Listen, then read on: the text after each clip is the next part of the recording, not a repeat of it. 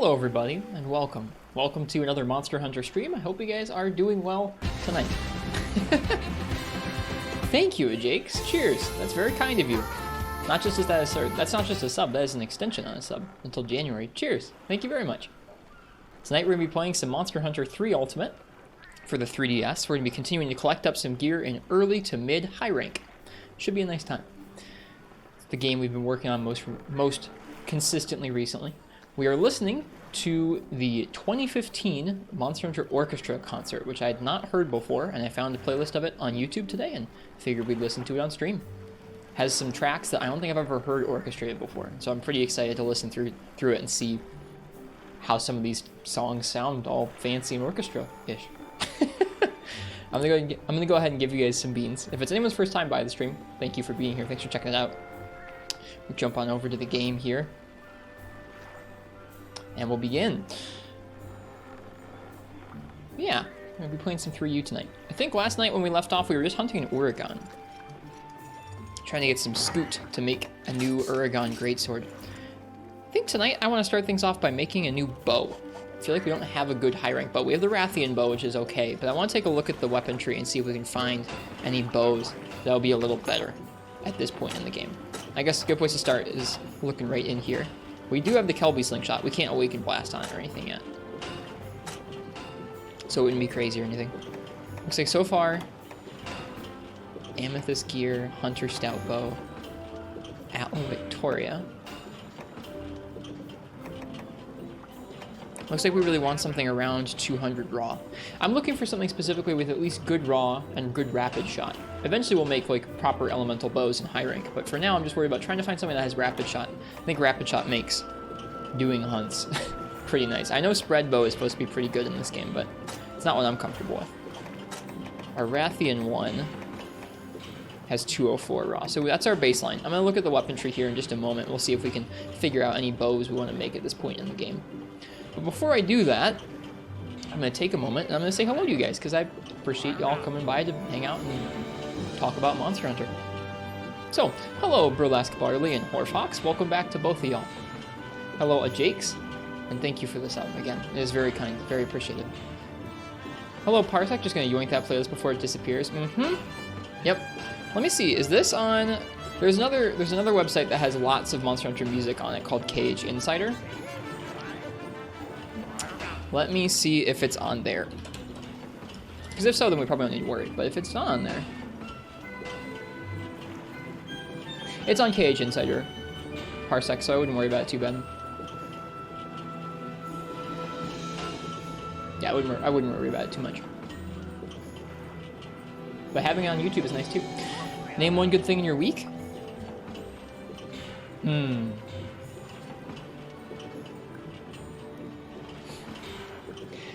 I started writing again for the first time in a really long time. Let me adjust this camera. This camera feels like it's just a little bit too tall. Yeah, I started writing again for the first time in a really long time. I haven't written about anything in particular for a while, and so even starting jankily on some ideas of writing stuff I wanted to work on was a good feeling, if weird. Like, it still feels odd, and like, I don't feel very good at it.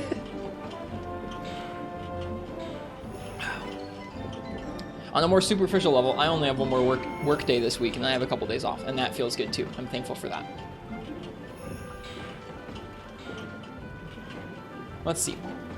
I said welcome to Parsec, I think. Welcome to Fish Kebab. Fish Kebab came in and immediately was like, I've never heard this orchestra concert before, or at least they hadn't probably heard it recently. Welcome to Biotech too.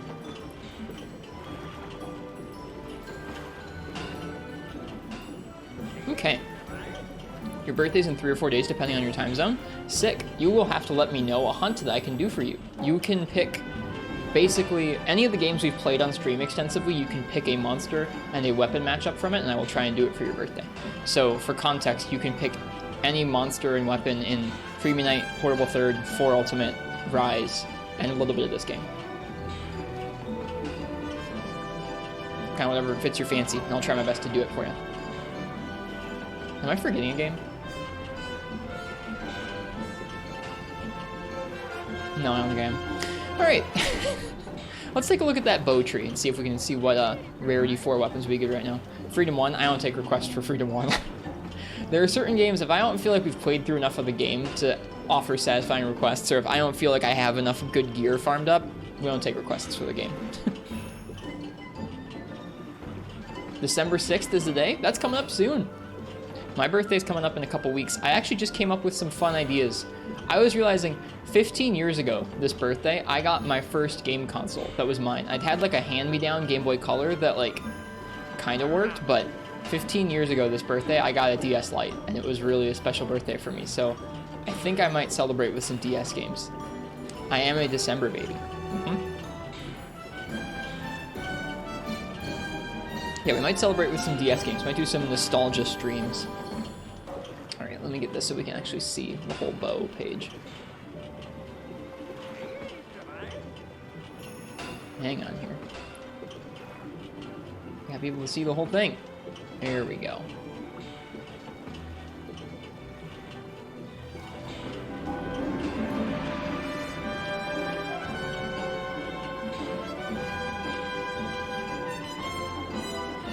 Hello, Chorito. Yeah, early stream. I'm trying to start a little bit earlier these days. All right, what we're looking for, what we want to look at is we want to look for... Here, hang on. I gotta find the Rathian bow first and see what its true raw is. Okay, the Rathian bow... Which one do we have? The 170 upgrade or the 180 upgrade? I wonder. Let me double check here. I think we have that first upgrade there, so we have 170 raw, I think. Do I have every hunt unlocked in 4U? 170, like 140s? No, I haven't done 140s in 4U, but I've done most monsters in 4U's G rank. Not everything. Like I haven't done Shah Dalamadur, Raging Brachydios, any of the G rank Fatalis. There's a couple others, but I've done most. Oh, 170 for raw. Thank you. Duh. Yeah, you're right. I have the 170 upgrade right now. So right now our number to beat for what we have access to is 170. So I want to find one that's a little better than that. Okay. I already fought 4th Gen... I fought regular 4th Gen Fatalis in high rank hub Fish Kebab, and I do like it way better than 2nd Gen. You're correct. Alright, so rarity 4. The bug is 130 with 18 fire. It's Pierce. Hi, Game God. Welcome to you. No more 10 p.m. streams. I was usually late for those too. I'm trying to shift us to like 9 p.m. Eastern.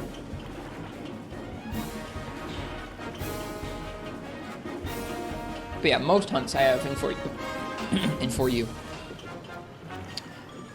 The ice bow is Pierce with ice, a lot of ice, and 130, which is low raw but high element, which is kind of cool. The Thunder one is Rapid with 35 Thunder, 120. Those are all really good. We should farm those upgrades. I know Gecko was lamenting how many Banabra Carapace they had to farm to be able to upgrade all these bows into high rank. It's a lot. Right now I'm just looking for a raw bow.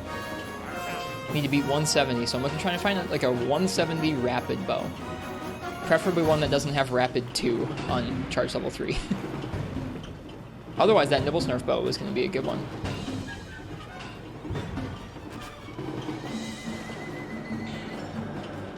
The Heartbreaker is a Qurupeco one.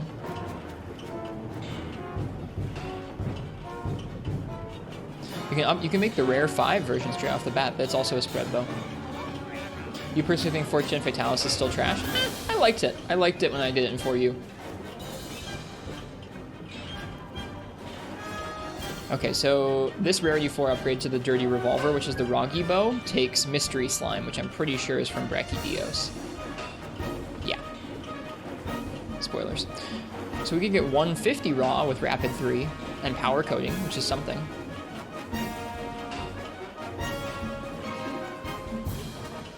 Man, Gecko wasn't kidding about that Rathian bow being like the optimal bow for a while. Okay. It looks like we can probably make the Arca Chaotica, which is 170 raw with Rapid 3, no Power Coating though, which is rough. The Ample Bowfish is kind of neat. That's the Plesioth one. Triple Slots is cool. Or no, wait, it's not a Plesioth one, it's the Fish Bow.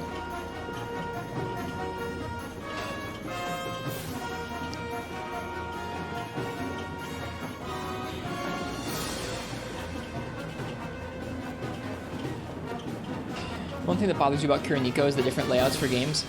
Yeah, it's kind of a bother. I prefer Qurupeco's tact of it, of being like, we're just going to make a different layout for each game. Like, it'd be nice if they had one layout that they kept for all the games.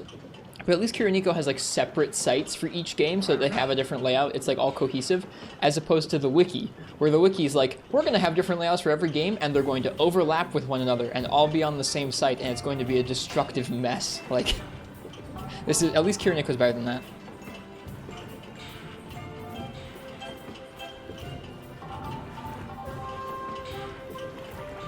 This is a fun orchestra concert. Man, we do not have much in the way of rapid shot bows.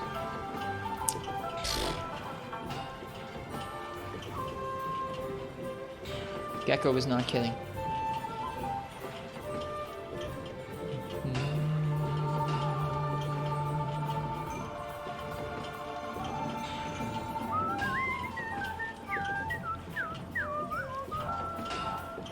This is a cool version of this song.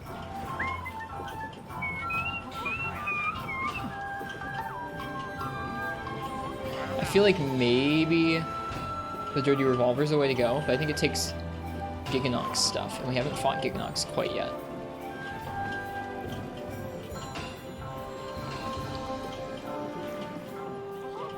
Yeah, we're in a rough way.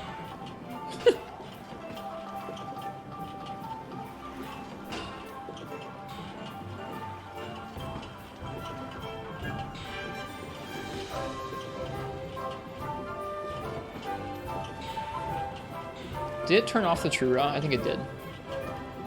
Yeah, it did. I was looking at some of those raw values and I was like, those are really high, what the heck? Alright, well, we might just have to stick with the Rathian bow and try and get, like, spread up. That might be the... I want to make a bow set tonight, I think. I was feeling like I was looking back at our last bow hunt, and it took us a long time to put down some pretty similar monsters. It seems like a lot of the bows that we're going to be using might have spread on them, so making a spread up set might not be the worst thing in the world. Why don't we go ahead, we'll kick off the stream by just looking at an Athena's armor set search for that. I promise I'll actually hunt something in just in a few minutes here.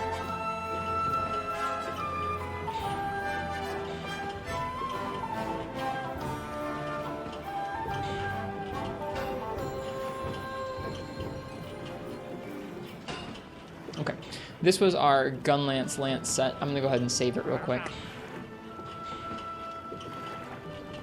Early, high rank, guard. Okay, now let's go ahead and let's look at Gunner. And we're looking at spread up.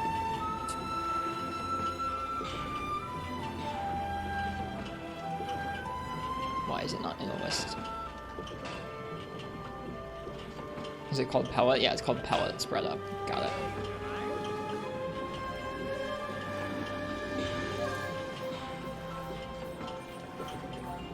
Okay, so we could make pellet jewels. That makes things a little nicer. Let's see if we can get focus.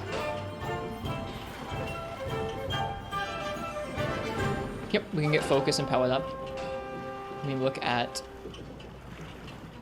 filter by extra skills. Can get wide range. Oh boy. Reload speed, wind res, psychic. Reload speed's kind of cool.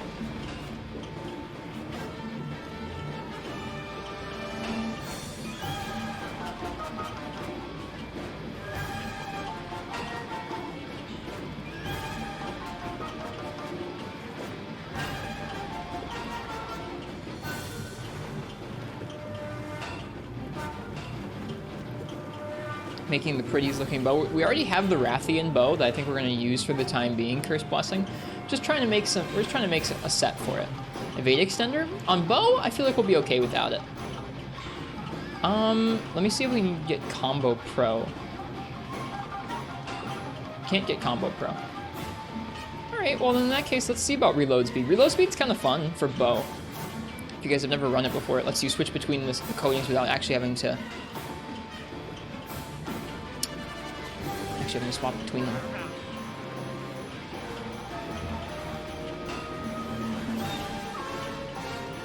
Qurupeco, Rhinopolos, Alloy, and Arzuros. That sounds like an interesting combination. don't know if reload speed plus 1 works like that, though. It might be like reload speed 2 or 3.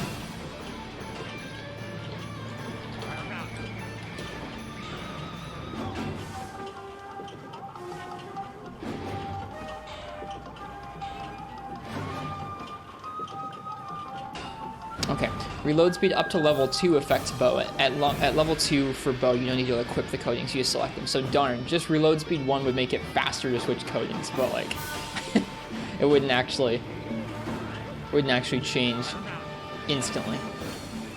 I googled it and I found it on GameFAQs. Still, reload speed 1's better than nothing. It's either that or psychic, it looks like. So I don't know. This seems like an okay set. Let's go ahead and let's take a look at what those pieces would look like.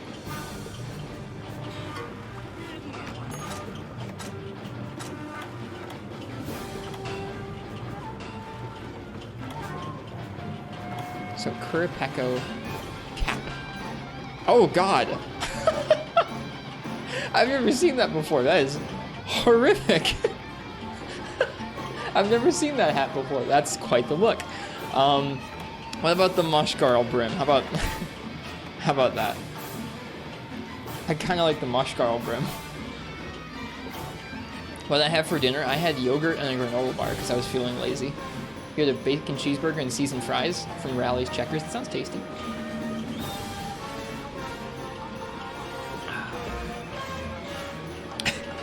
I don't know which one of those homes I prefer for that, to be honest with you. Those are both pretty bad. Let's look at the rest.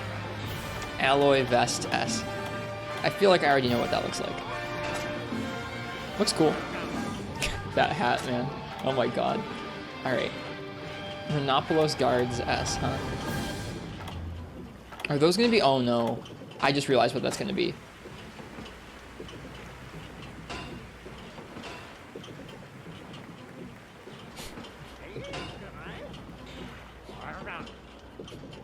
I can't do it.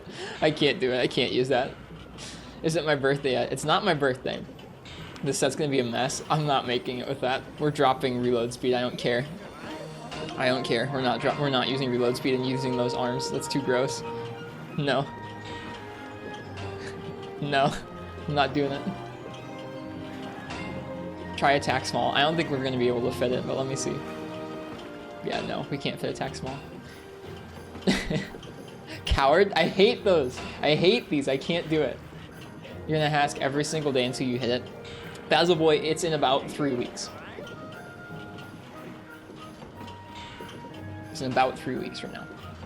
I came up with an idea of something to do for my birthday on stream. And that is about 15 years ago. I'm turning 25. When I turned 10, I got a DS Lite for my birthday.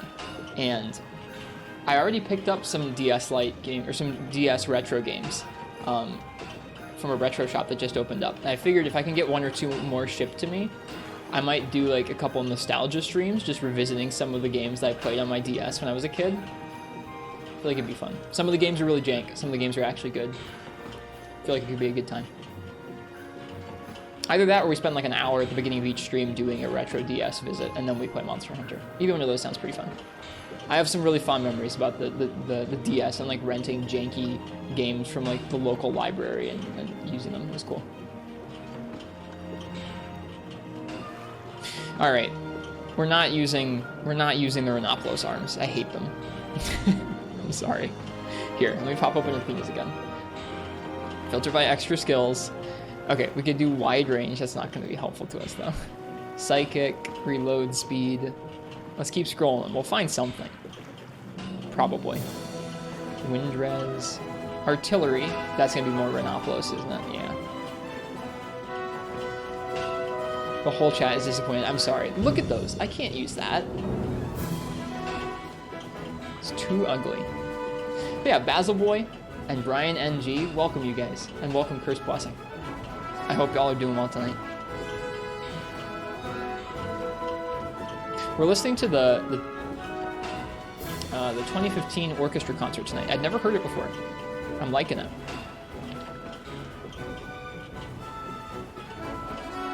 You know what we should do? Let's look at our charms. I feel like I have some coding ad charms that could be decent. Maybe.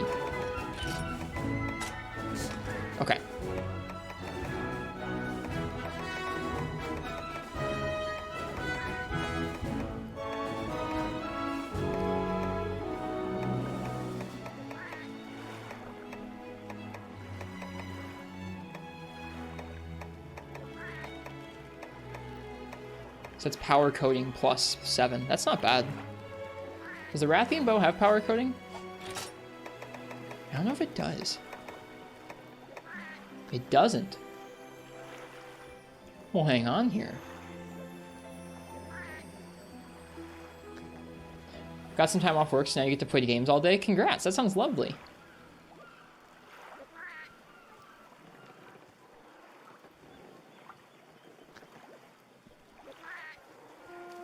Okay.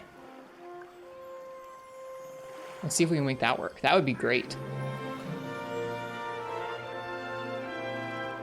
You can tell this is a year where they were promoting Monster Hunter Cross.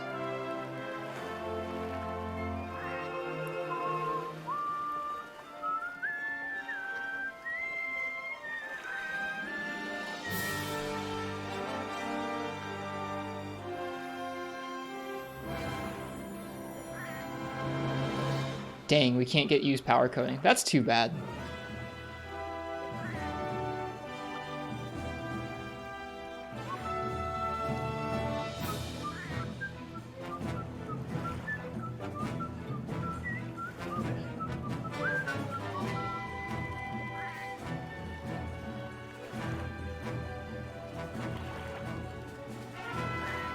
I wonder what's worth more damage-wise, focus or spread up.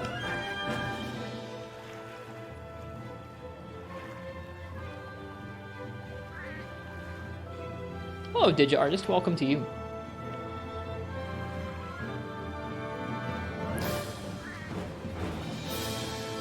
I don't know.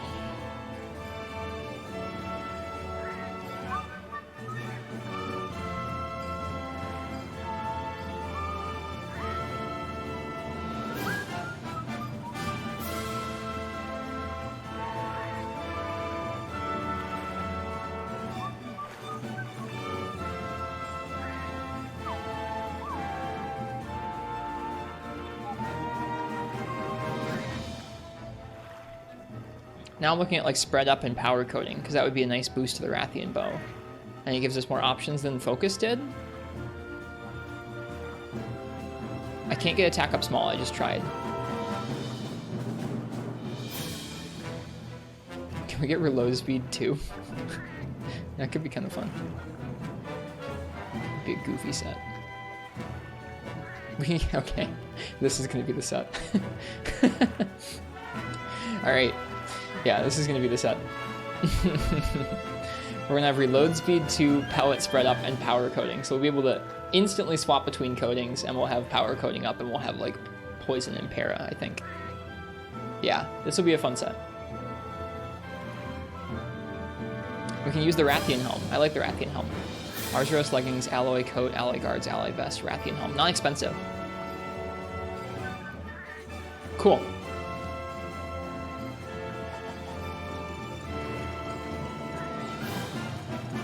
We have the Rathian helm already. So we gotta make the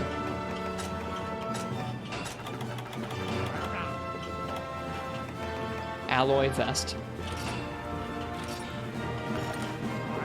My reasoning behind choosing spread up over focus is that we're already trying to make this a pretty specialized set because we have like we have used power coating on there and we have a couple other things. It's very much tailored for this specific spread bow, which I normally wouldn't do, but it seems like we don't get much in the way of raw bows otherwise until later on in high rank.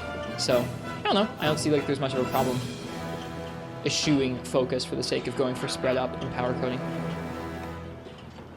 Right. It was low rank alloy guards.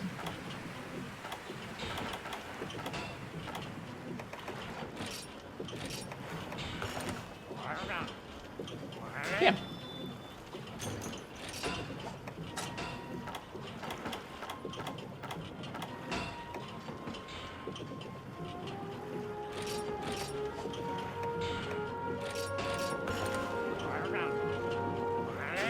This is a good concert. What fish?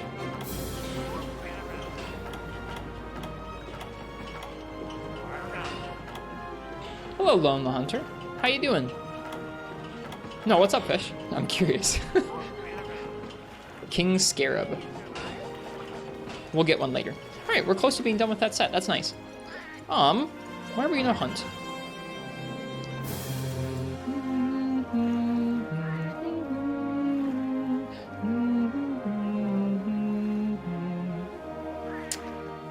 Let's hunt some Arzuros. I'm gonna let you guys pick my weapon for the double bear quest. Doing good? I'm happy to hear it. I'm doing pretty well tonight too. I had an okay day today. We're gonna warm up with double Arzuros. So, if you want to choose my weapon for our first quest of the night, go ahead and type !ticket in the chat.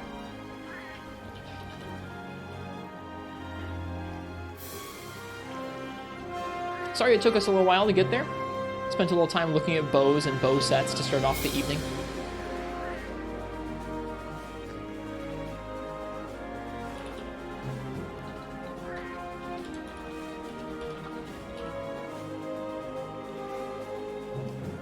You're looking for let it be known we carried to Arzuros on the first night, right?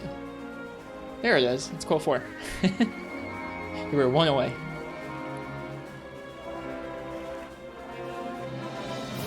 And we sure did.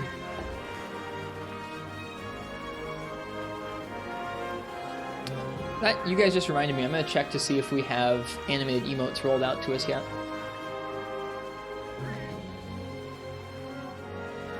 Coming soon, animated emotes. Your animated emote slots are coming soon. Okay, they added a message saying they'll have them soon, whereas before there was no message, but they're still not there. Okay.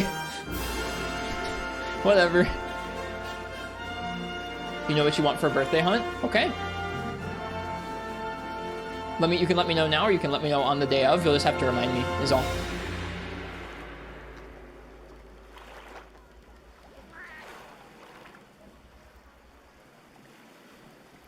That's a stop asking message? I didn't ask them at all. I've been patiently waiting and refreshing my emotes page every few days to see if I have animated emotes unlocked. Dual Blades Dalamadur? Hell yeah. We'll do that. For sure.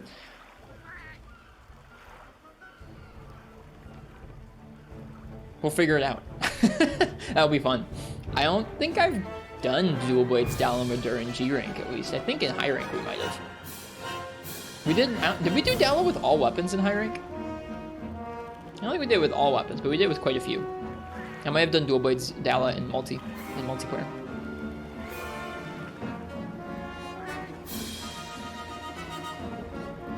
Alright, I'm gonna say last call. Last call for this weapon raffle. If you want to choose my weapon for 2 Arzuros in the Misty Peaks, go ahead and type !ticket in the chat. I think we need a rare scarab. Let me see where we get rare scarab from.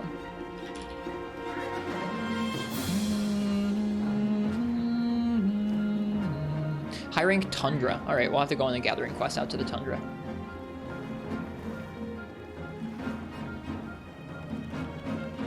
Dalamadur's one of your favorites? Then you should stick around. I haven't listened to it yet, but I saw that there is an orchestrated version of Dalamadur in this playlist.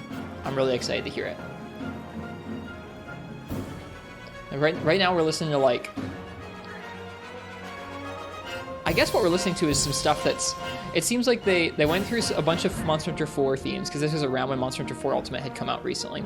Then they did a little bit related to Monster Hunter Generations. We're going through some different songs from throughout the series, and it looks like it transitions back over to a couple Monster Hunter 4 focused themes towards the end of the concert, which is cool. I'm into it. I like this one. I haven't heard this one before, I don't think. All right, let's see what we're gonna use.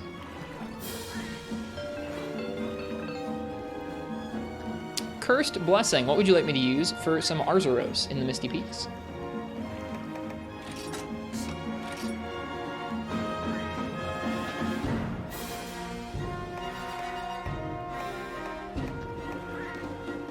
Longsword trash, alright. Dude, I like me some longsword trash.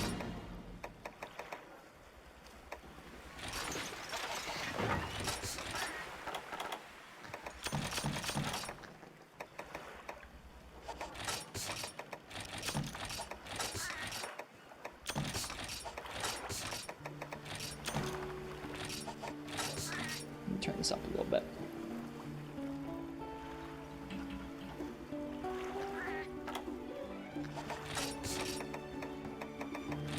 This series is so special. Tanzia chips. Tanzia chips act like immunizers or mosswine jerky in some of the later games, where when you eat it, it restores any red health you have on your health bar, and it increases your natural recovery for a small amount of time. Probably like between 1 and 3 minutes or so.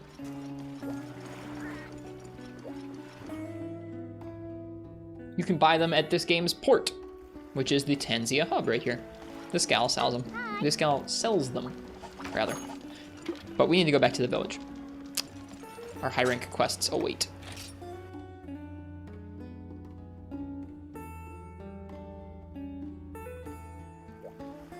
It's incredible that there's so many good versions of the music in this series. It's just nuts.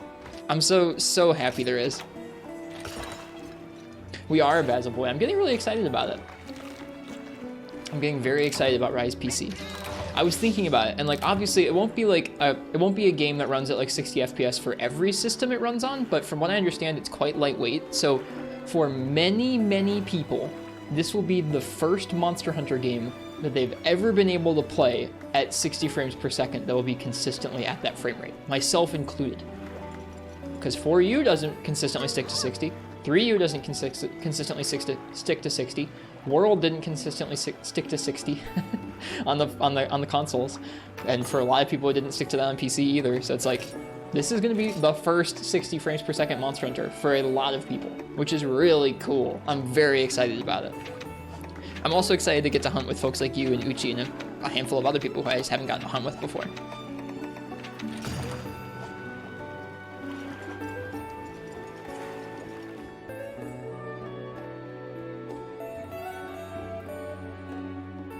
Can't wait to scare your friends by riding Rajang into their fights. There's some stuff you can do. Rajang's a beast when it comes to those wyvern rides, dude.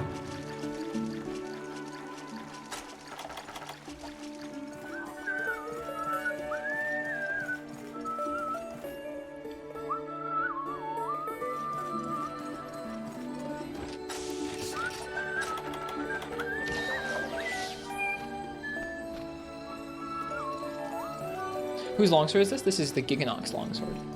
It has an early high rank upgrade for whatever reason, even though we haven't fought high rank Gigginox. So that's why we're using it. Bear. Bear.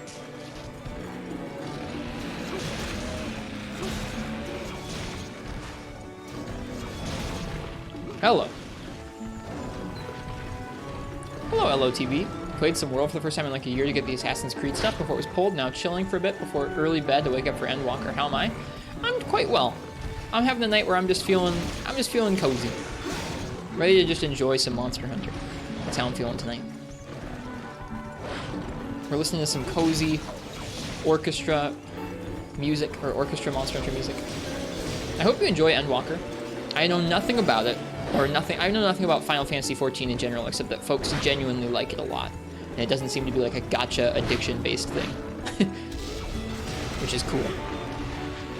I'm glad there is an MMO that's like, people genuinely like it, and they're like, yeah, it's actually good.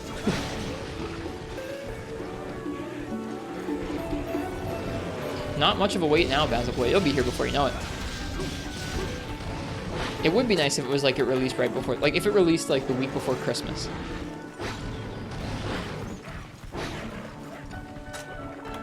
What's up? What's up, Poor Fox? Ah.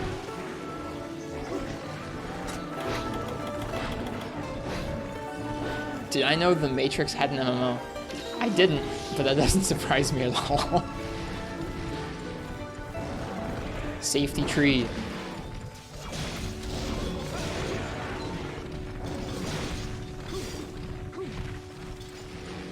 Are they going separate directions? No, they're going the same place.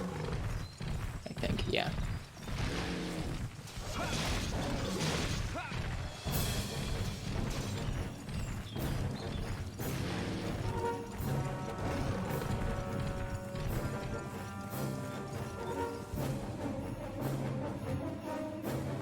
Not the most appropriate music for fighting Arzuros. Kept trying to use Wirebugs, not the greatest time. Oh, yeah, I've been going back and playing some World. I gotta make sure I do that. Not tomorrow night, but the night after. Saturday night, I need to make sure I play some World. It's usually something I do on weekends right now, and I haven't done it the last couple weekends.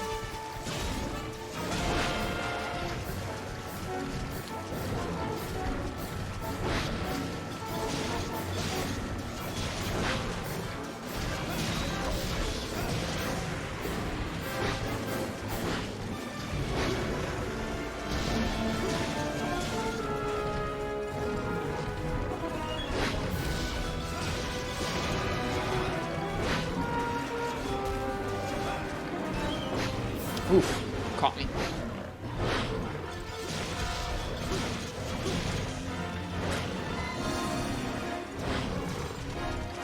I might still enjoy the Final Fantasy XI MMO. It's retro and still has players. I'm not really into any MMOs, really. I don't know. I know there's depth to the gameplay of many of those sorts of games, where like it's depth about building your character the right way, and it seems like running patterns with people and high coordination kind of stuff, but I don't know. I don't think I would enjoy it very much. I might enjoy some of the world-based stuff, or some of the stuff that felt kind of immersive, or some of the fashion stuff maybe, but I don't know. Something that doesn't have combat like this game probably isn't going to hold my attention very well right now. I can't play like any games that aren't Monster Hunter right now. It's kind of weird. Both like I just don't have time at all, but also like anytime I play a game that isn't Monster Hunter, I get bored very quickly.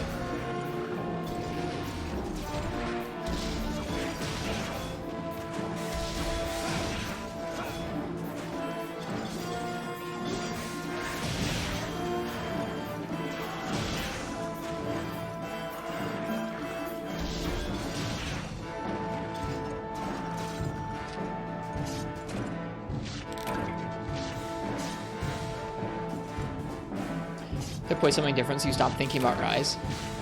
You can keep playing the Rise demo.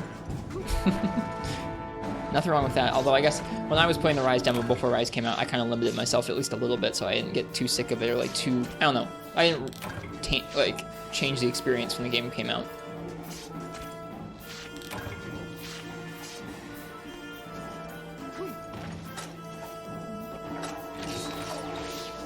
Okay, let's go get that other Arzuros here.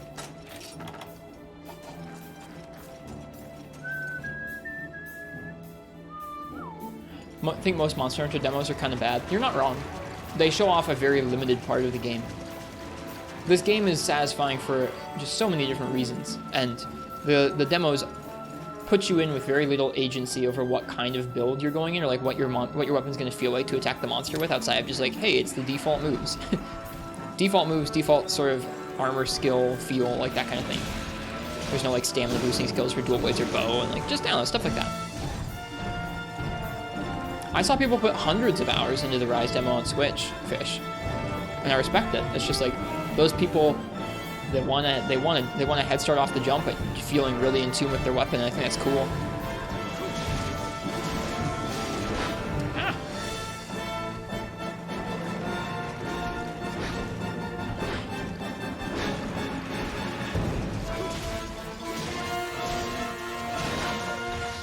Got Payday 2 really cheap during the recent Steam sale. Nice. I played some Payday, or I played, not Payday, but Killing Floor, which for whatever reason is, in my mind, is like similar. Yeah, exactly, LTV. It doesn't feel like something that's designed to draw in new players at all, which is, yeah, exactly. It's an interesting choice. I don't know if it's a good choice.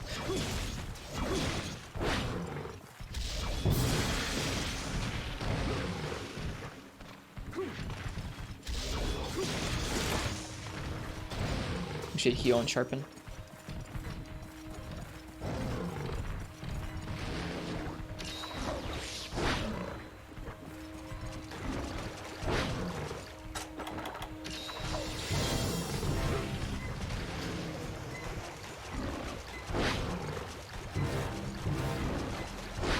So why is 3U considered cursed? It has some really weird decisions about drop rates, where like some rares are super rare, but other rares are not, and some things that shouldn't be rares, like common monster materials, you have to work really hard to get to drop consistently for whatever reason. Like certain shells or furs or stuff that should be like, oh, like you get a decent number of those. Like you don't get loads, but you get like 1 or 2 per quest. Sometimes you have to really work to get 1. I haven't seen too much of it in my playthrough so far.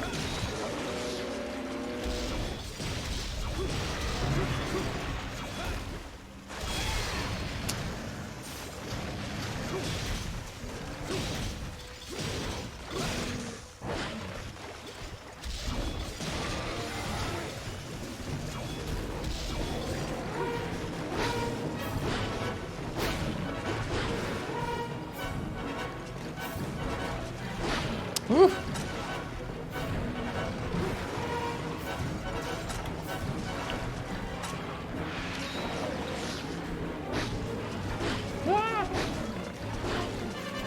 Rare drops aren't that rare for you. It's just a misunderstanding of drop rates. I mean, like, I don't even think it's like the drop rates are really all that different from other games. It just ends up where like the game feels a little different in terms of drops. It's a little weird. I couldn't tell you exactly why it is. I felt a little bit of it. Where like the example I would give you is you have to get King's Beak from Rocky. It's something where you break his head and you get a King's Beak.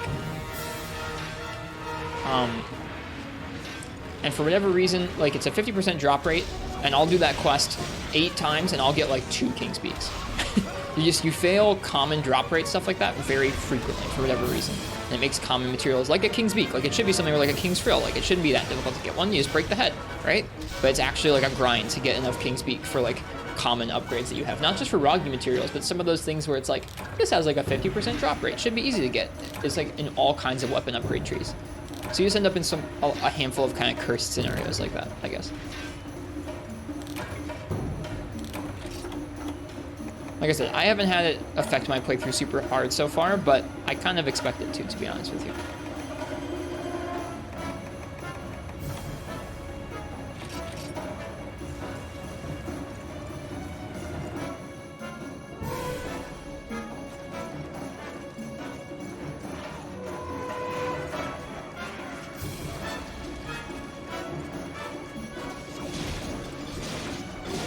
Rathtail cuts to actually get the tail is not normal. That is fair. Another example for me was sharks. The little sharks that you have to get in this game to get like shark skin only spawn in a couple gathering quests, and the actual shark skin is like a 30% chance. We spent 45 minutes killing them to get 1 shark skin.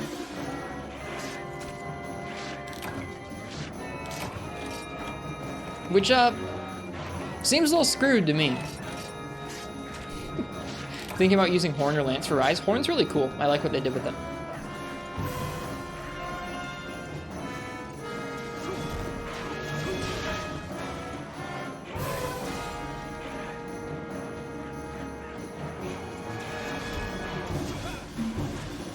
Yeah, I had fun with Rise Lance as well. It's my favorite weapon for one of the final monster matchups in that game. Right, that was Arzuros. Or 2 Arzuros. Don't think your shark skin experience was exactly standard. Well, no, I'm sure you can get one faster than that if you're lucky enough. Enough people have had experiences similar to that one in this game that, like, I think it's a meme. I'm sure there's just as many cursed experiences in other Monster Hunter games, but a lot of people experience it with this game. I think it's like there's not really that much of a difference in the drop rates of this game. And there's some things where they're probably more generous than the games that came before. Like Free Unite probably has more cursed drop rates for certain items than this game does. But I think they probably shifted enough drop rates in kind of a weird way that enough people have kind of weird experiences like that in like a little bit more, like a little more frequently than you'd think, which is why so many of us think it's cursed.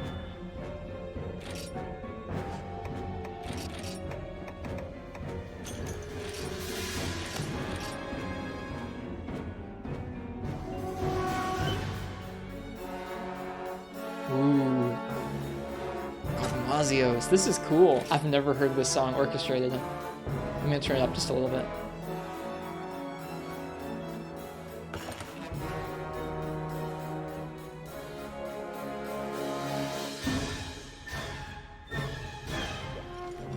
I hope it has phase 2. I think it does. I'm excited to hear it.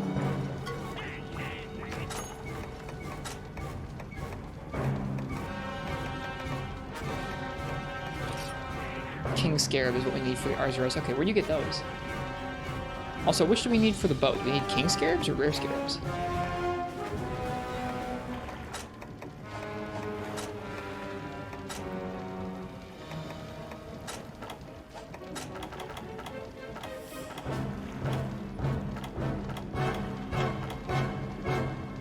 Need King Scarabs, not Rare Scarabs.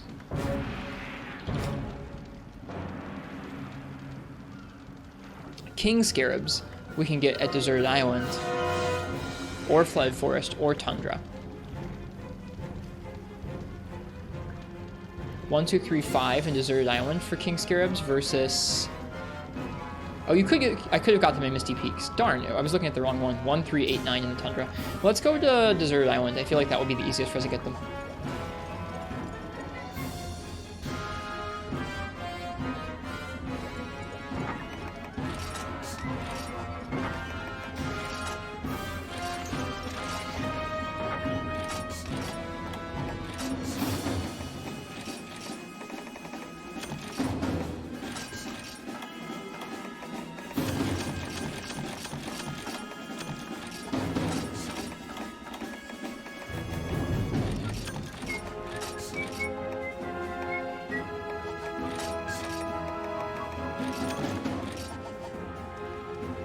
Me neither, Fish. He's a lot closer to an Incantor Ucanlos for me.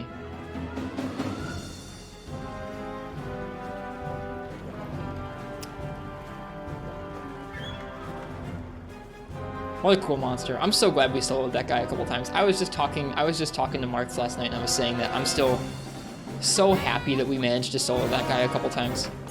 Some of my favorite part, like truly a fun way to cap off our year of 4 Ultimate and just like some of my favorite memories from last year. Huh, you don't get a harvest tour for Deserted Island. That's really interesting. In high rank. Hello, Major Guns. Welcome to you. Well, I guess in that case, we could go do like Misty Peaks or something. 1, 3, 8, 9 in Tundra. 1, 5, 7, 9 in Misty Peaks. Let's do Misty Peaks. I think the Tundra, one of those areas, might be off limits to us. Grinded Gog armor set, both gunner and melee. Never want another Gog ever again. That's fair. Isn't harvesting Desert Island just leaving the village? They have different drop rates. Mocha Knight should work like Desert Island. If Qurupeco is to be believed, you can see in the maps here for King Scarab, you can see in the maps that Mocha Woods has 2 spots you can find it, whereas Desert Island apparently has 4 spots, or 5 spots you can find it, including the secret area. So, seeing as we don't have a harvest tour for Desert Island, and I don't want to go to Mocha Woods, Tundra might have some secret area stuff going on. Misty Peak seems like the next best bet. Next best bet.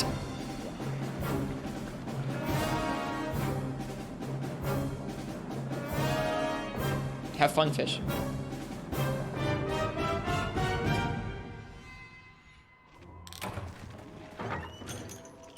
Okay. So it was areas 1 to 5, 7, 9. Should be a bug gathering spot somewhere in here, huh?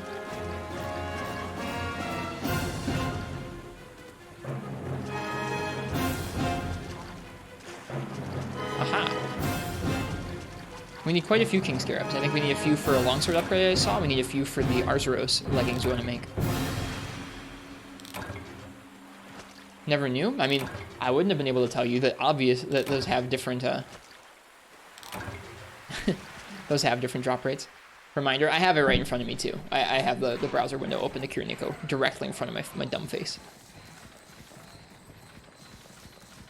Enjoying Rise so far, but finding low rank players and multiplayer is rough? Yeah.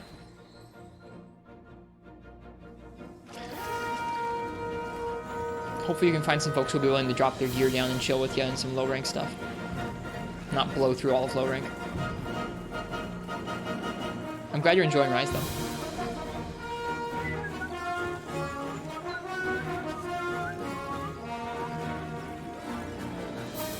Some coworkers of mine had like a video game playlist on Spotify at work recently, and this came on, and I like heard it from across the workplace, and I was like, "That's my song!"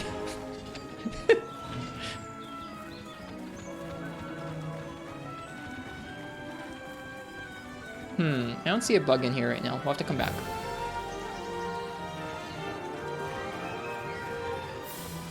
Been soloing low rank at 3-star right now? Nice.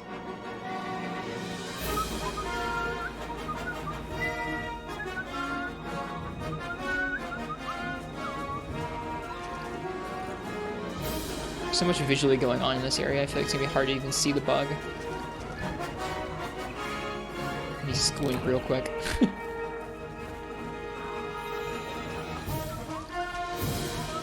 Ah, right, the bugs are these. It's not a little butterfly. Well, there is a little butterfly, but it's also the thunder bugs there. We got 1 or 2 King Scarabs from the first gathering spot. There we go.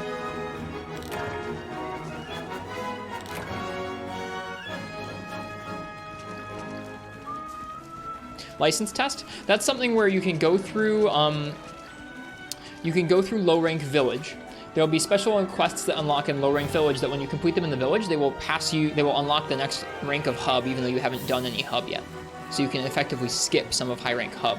Like the quests will still be there in hub if you want to do them, but you don't have to do them to unlock the next rank. So if you're playing solo, you don't need to do low rank multiplayer through hub if you don't want to. I did all of the village and then all of the hub because I just liked the game a lot. Most folks probably won't do that though.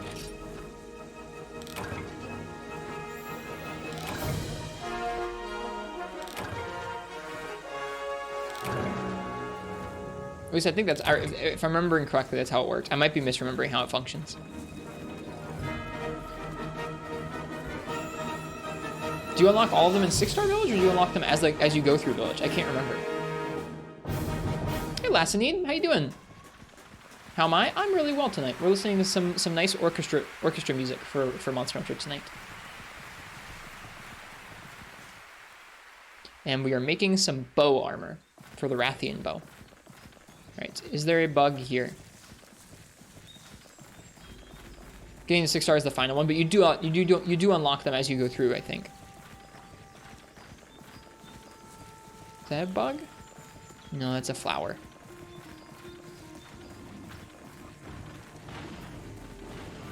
Finished studying today, so watching you before you sleep. Well, cheers, lass. Nice job. Nice cozy music. Yeah. This one's going to be pretty cool, I think. Yeah, this one's going to be cool. I don't know if I've heard this orchestrated that many times.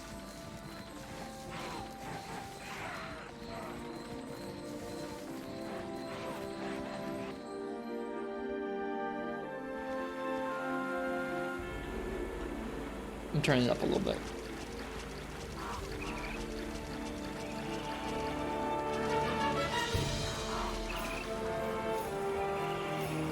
Dude, just listening to motifs from these music pieces being orchestrated is just so, man, it's such a treat.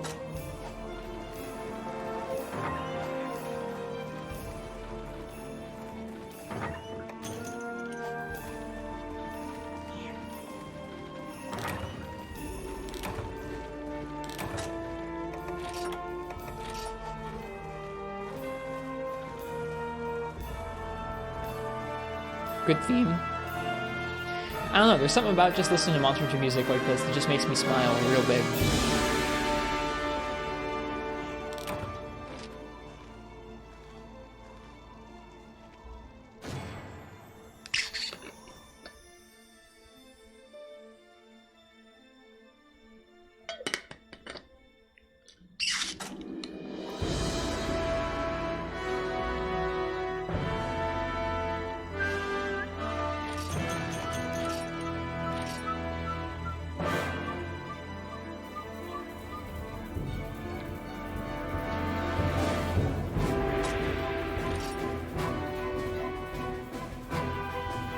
Misty Peaks is a really cool map, Last. That's one of my favorites. It might be my favorite. It's up there with Desert Island and like Second Gen Snowy Mountains.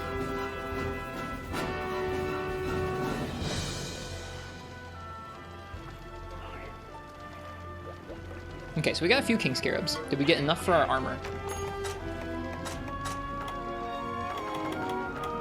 We did.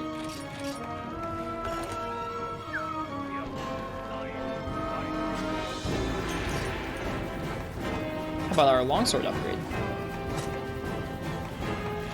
Yep, we just need some Zenny. Sick. We're broke.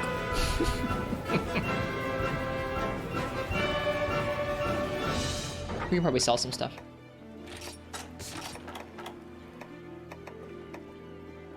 Yeah, we are running out of the crowns. We had so many incomplete crowns, but now we have too many gemstones.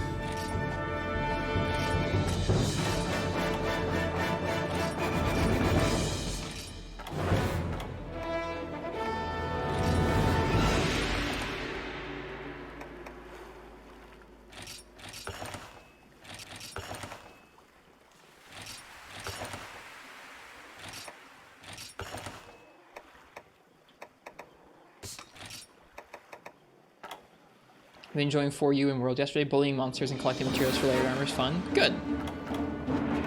Okay, Okay, let's see. Do we have any monster materials we can sell off? Probably. I'm gonna turn this down just slightly. Here it is. Here's Dalamadur.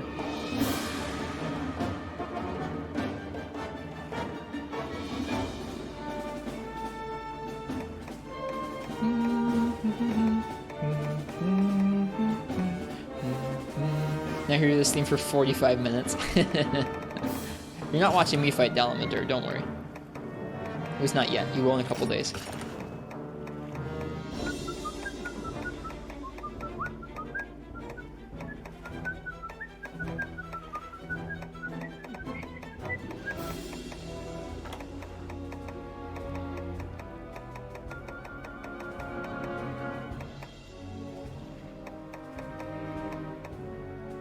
For You is pretty great.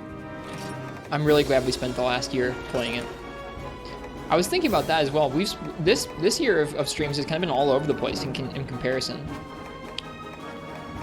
3 Ultimate, Freedom, Monster Hunter Rise, some 4 Ultimate in the beginning of the year, just all over the place. Whereas last year was like just solidly all For You, like basically the entire year. We did play some Freeman Knight and a little bit of Portable Third, but it was a lot of For You last year. Yeah. They're all really good last. It's hard to pick which ones really are truly the ones you think you prefer the most. It's kind of nice you don't have to pick. You just get to keep playing whatever you want to. Okay. There, we got some Zenny.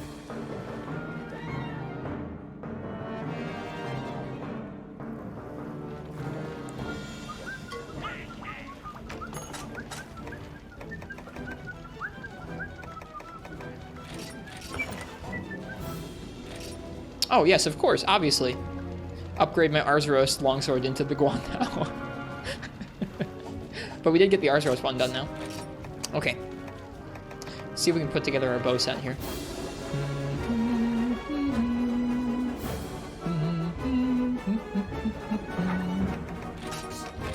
Okay, we're going to be using the Rathian cap. We're going to be using the Rathian bow. We're going to be using the alloy vest. Low rank alloy guards, high rank alloy coat, and Arzuros leggings. We're going to be using our power coating charm. I hope I didn't have like a better power coating charm. No, I didn't. Cragshot Bust is kind of nice.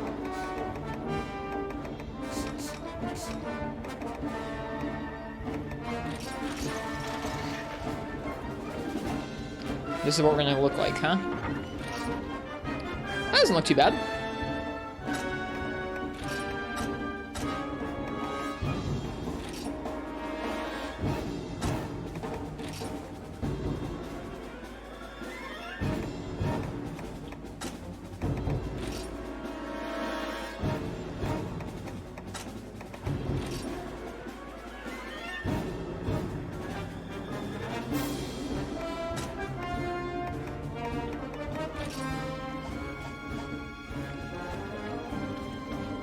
Okay, and then we need 2 power coating jewels, a quick load jewel, and a pellet jewel.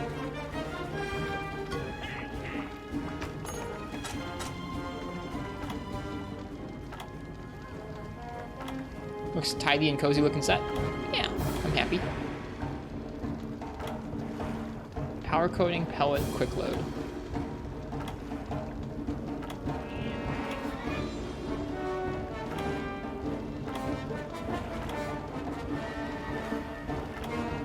Okay, pellet, we need a Cesium. We can go get some. Just need 1 of those, so we just need 2 Cesium to make that. Wow, they really make you wait until high rank to make pellet up jewels, huh? It's kind of mean. Power code jewels. We need 4 Eructor scales. Okay.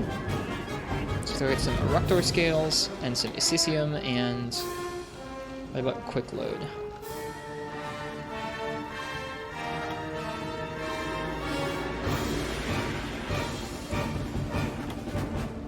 Must have passed quick load, huh? Hello, FPS. We'll show you ramen. What a meal to make. Didn't even make noodles from scratch. Was it a lot of work? How was it? Hopefully tasty. Quick load. It's probably with the bowgun stuff.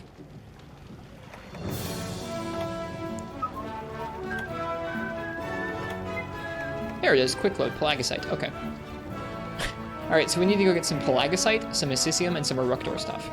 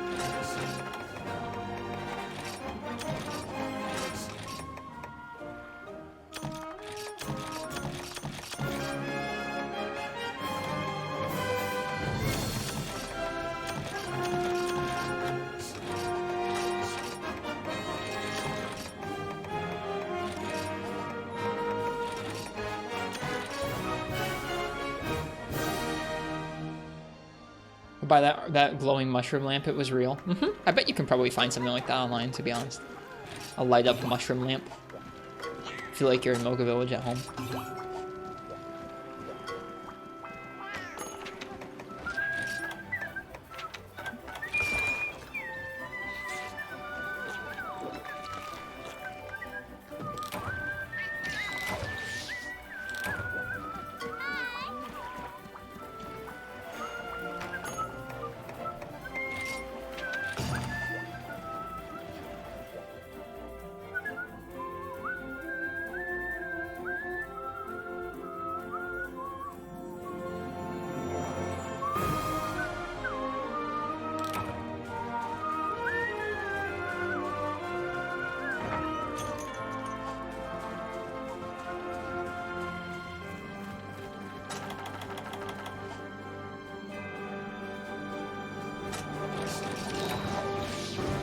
Alright, Assisium.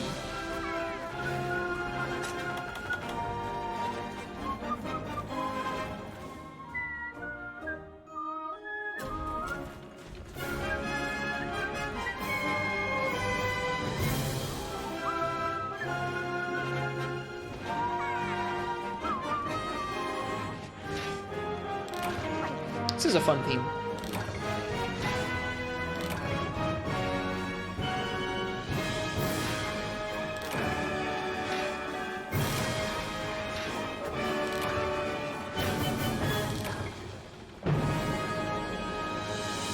Very different feeling than To One With Life or Hunter Go Forth or Prove of a Hero. Just a very different feeling in those songs, which is kind of cool.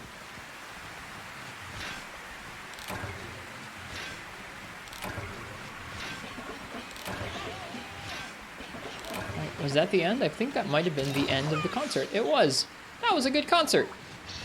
Only an hour long, but still pretty nice to listen to. I think there might have been one other concert. No gore theme? That does feel kind of bad. Here, let me see if I can find... 2014. No gore theme does feel bad, doesn't it?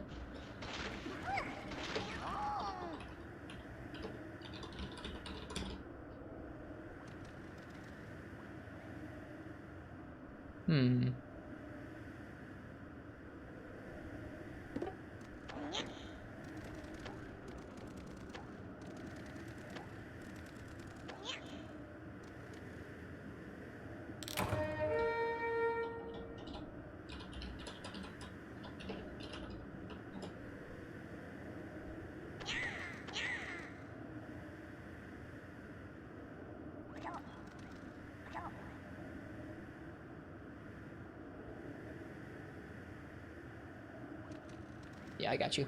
I think I got you.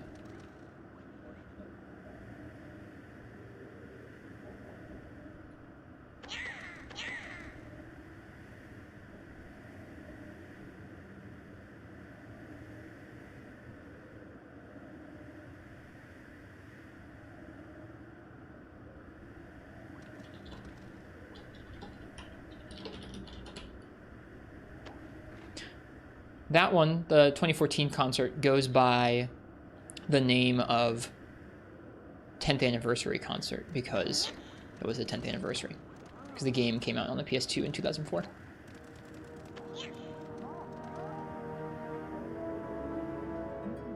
And we're going to listen to it now.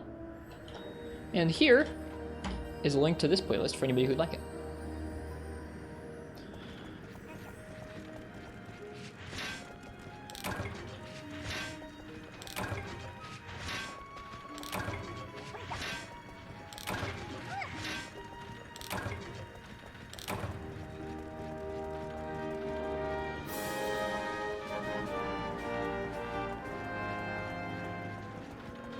This isn't gore theme. I didn't just play the gore theme, but it is in here.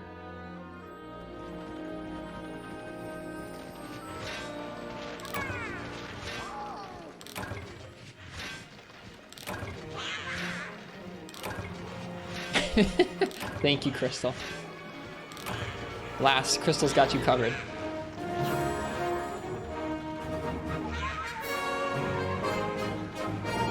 Have a good one, Crystal. Enjoy your lurk.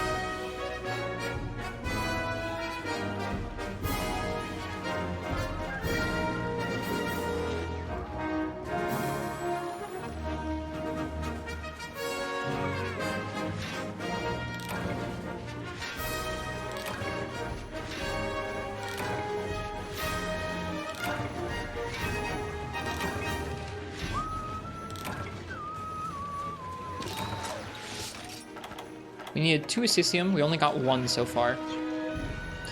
I hope we get 1 more here.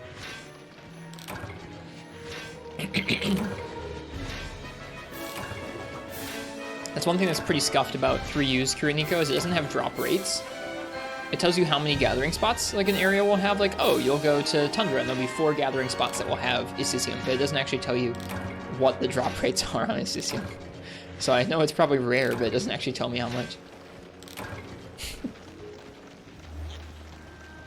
And we didn't get 2. We'll have to hope that one of the Shakalakas got one. Because I think we don't have any more mining nodes. Assisium's messed up rare and used in everything. Well, good thing we like the Tundra map, right?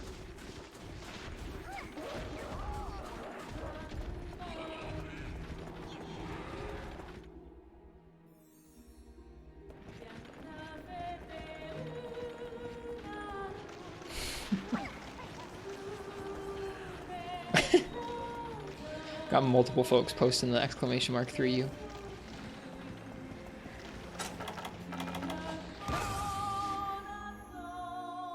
Well, that's that.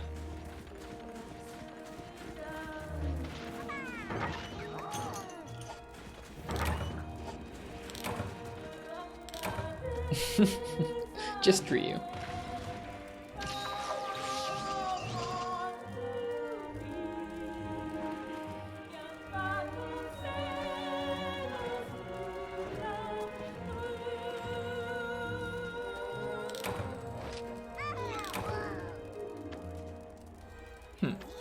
My Twitch activity feed isn't working. Like the thing that usually shows me people's follows and subs and stuff isn't working properly on the website or in OBS tonight. It's weird.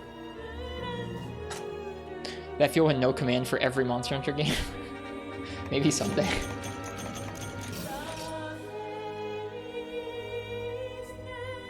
All right, let's see. Are we saved by the Shakalakas, or do we have to go back to the Tundra? Let's find out. Nice major guns. Goss is hard.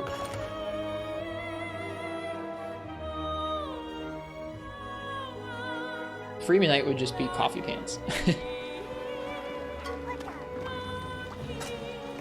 Okay, Cha-Cha didn't get a damn thing. Kayamba didn't get a damn thing. Y'all are worthless. Alright, let's go back out to the Tundra to get 1 Assisium.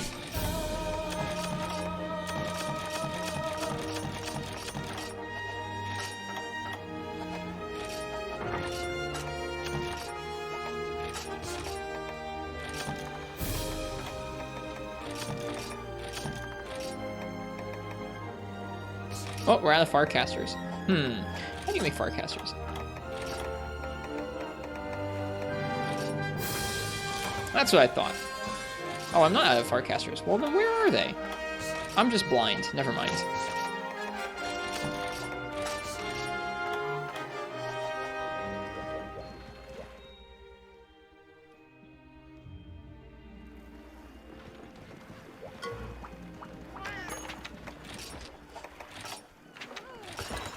They definitely have more character to them than the cats, and they tie into the story a little better than the cats usually do.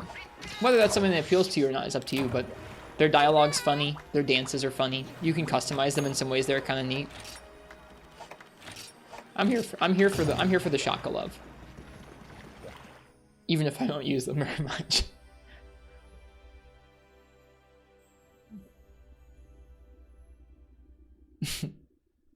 Fish kebab. What about funny cat?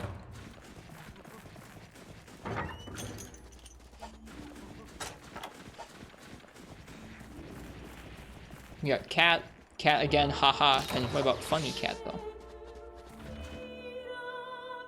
How could you forget? All right, one more Assisium is what we need currently to finish our bow set. I'm pretty happy with how the set turned out. I feel like spread up, power coding, and quick reload 2 is going to be pretty fun on bow.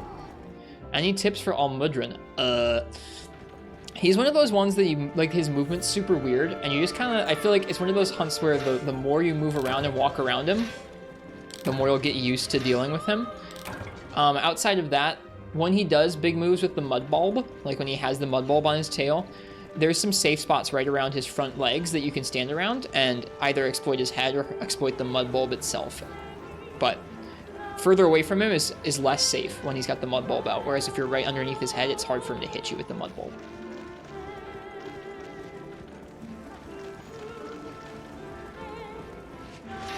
But yeah, it's one of those hunts, especially where, like, in 5th generation, he's got animations that are so fluid and fast that it kind of takes a minute to really understand what all the different kinds of attacks are. And once you kind of can start to see which, like, once you just sit there and watch which moves are which and kind of go, okay, so that's a move, so that's a move, oh gosh, that's a move too, like, it gets a little easier to walk around them, or, like, to not get hit by all of the moves when you start being able to tell what's moves and what's just fancy animation and that kind of thing.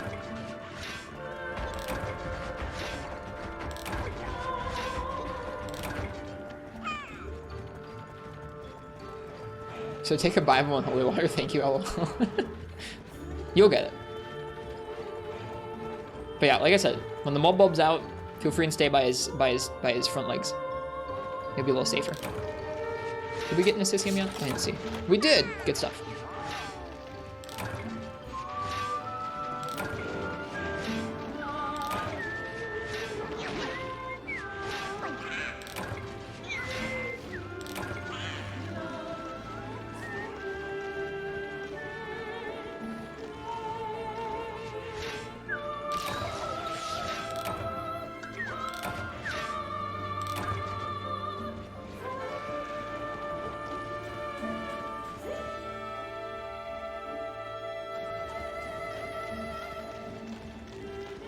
What a good song.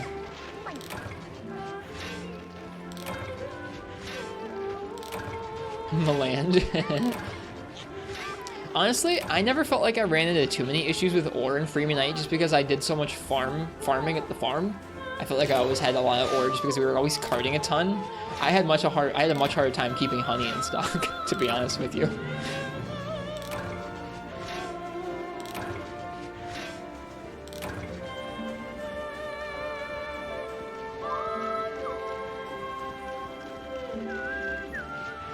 At least from memory, that's what I remember it being like. Because you were failing a lot of quests? I was. It was my first G rank.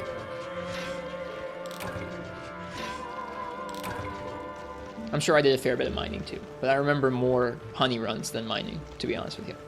Hey, Jack McBride, welcome. We were just finishing up a bow set. An early high rank bow set. I wonder if Gek will be proud of us with it or not. Gek might be like, you dummy, why doesn't it have focus?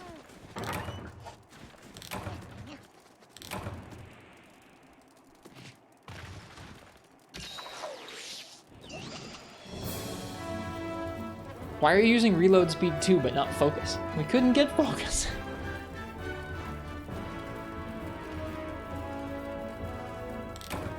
Also, Renopolo's gloves are super freaking ugly.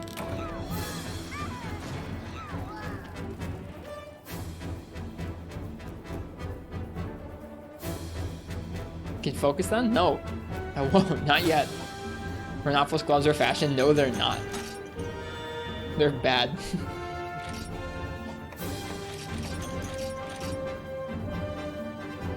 We actually already listened to a different... This is the 10th anniversary orchestra concert, or the 2014 orchestra concert. But we listened to the 2015 orchestra concert, and I'd never heard it before. It has Gogmazios and Dalamadur in it. It's super rad. And like Amatsu, it was really good. Highly recommend. Highly recommend 2015 orchestra concert. I'm sure some of y'all had listened to it before, but I had not. Okay, so now we have the Assisium we need. I'm rad? I don't know about that. But thank you.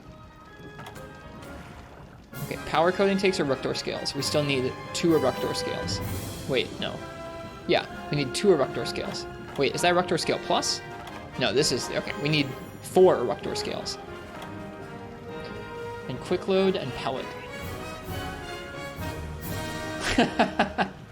You're thinking of a different cat.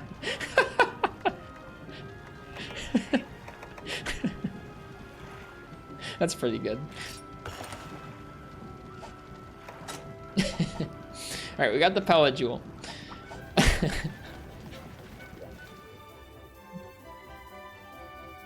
Let's go get the Eructor scales.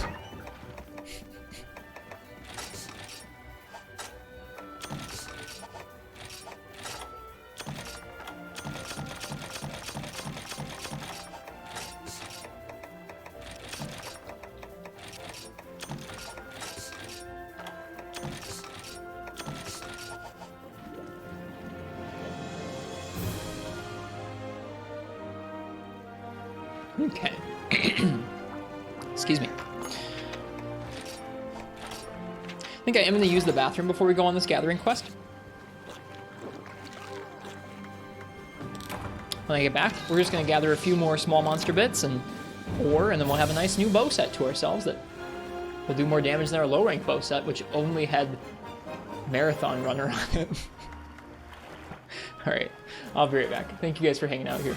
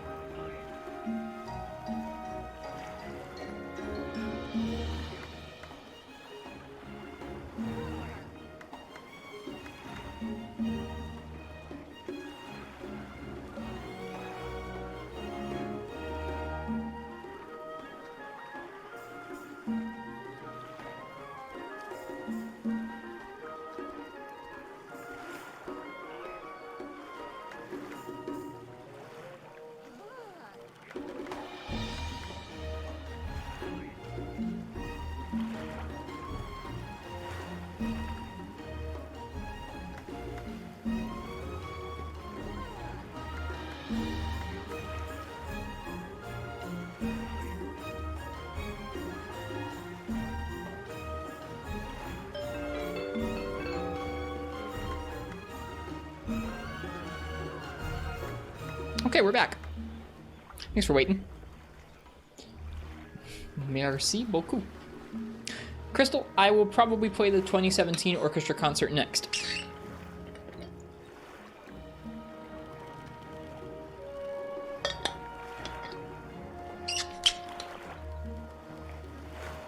I'm assuming that's a generations-focused one, so it should be pretty fun. Because that was the year before Monster Hunter World came out.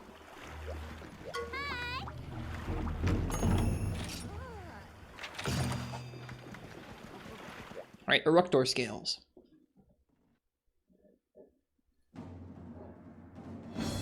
Here we go, folks. It's got the world main theme. Ah, they were teasing it.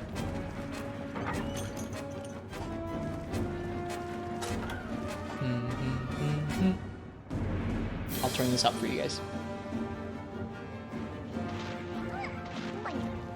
You're using me, Nox? How are you using me? How does it feel? It's okay since I'm still here and I'm still just fine. What's up?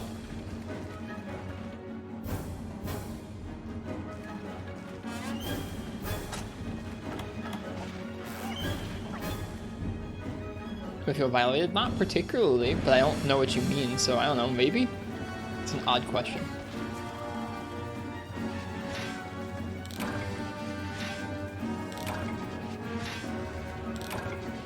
Alright, we're gonna get some Eructor parts and we're gonna get some ore. You're hearing my chat? That's true. Corrupting my chat? What are you doing to corrupt my chat?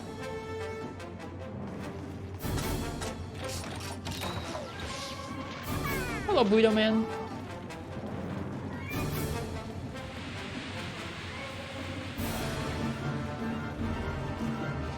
Imagining all your Monster Hunter characters are the same person in the games because of their same names. Some of them are male and female, so this person has a long and complex history, but I don't know, one way or another. Could be the same bloodline of hunters, the same name. I don't really have a headcanon for all that.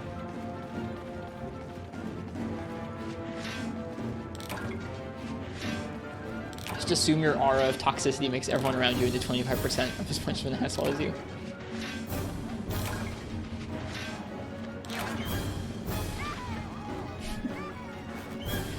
I don't know, Nox. I think you're okay. I think you're pretty okay. I hope you have fun with Endwalker. I know it's coming out like soon. Soon.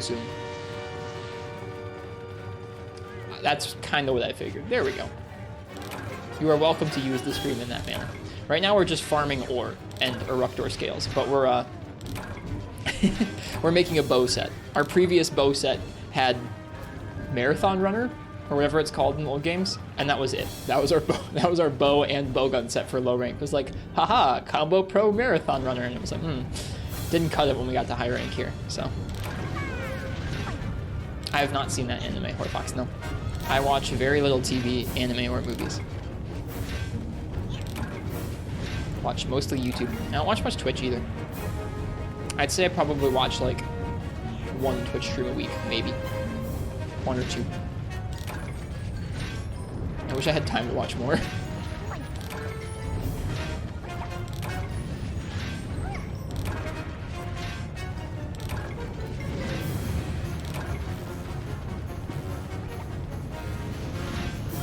It's an old one. The anime that I've seen are Samurai Champloo, Evangelion, and recently I've watched most of Cowboy Bebop. The old one.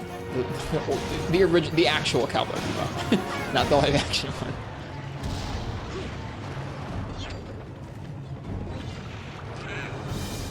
I may have binged like all but the last 2 episodes in a single day and then not finished it yet. I need to go back and finish it.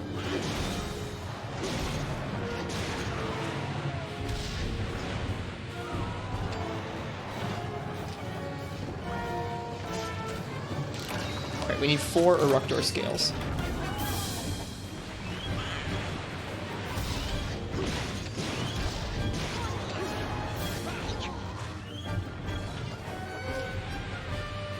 Is that greatsword a longsword? It is a longsword, dude.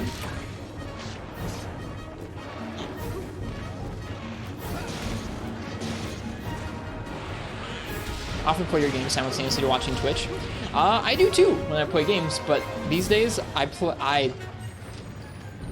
don't play games off Twitch at all.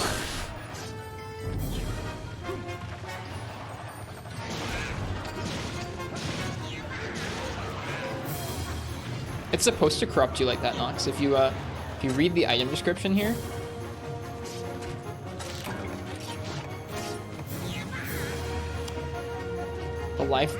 the dark blade that pulses with the life force it saps from any who wield it. It's supposed to corrupt you. So it's having the desired effect, I think.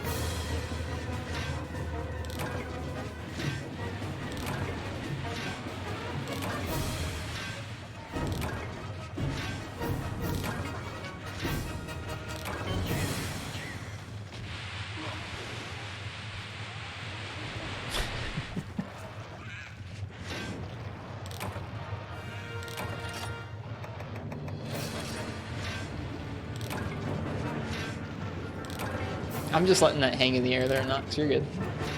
I'll just let it hang there.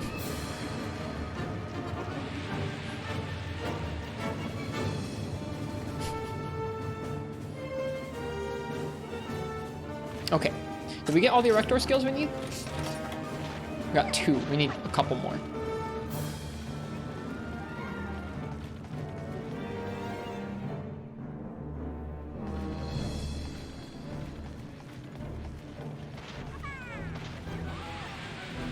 Give me Erector bits.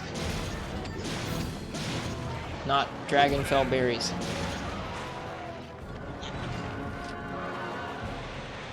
I forgot that they were also up at the top of the volcano. I feel like I've been only farming them in this area and then resetting the quest when there is a whole other area of them, and I could have been mining the whole time. That's silly of me.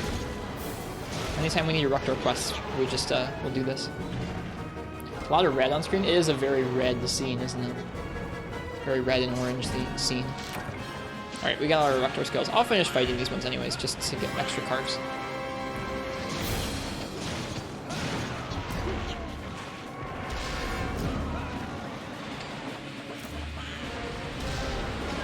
Aw, he got me, not the other way around. You're pink? It's true. My name is Pink in chat as well.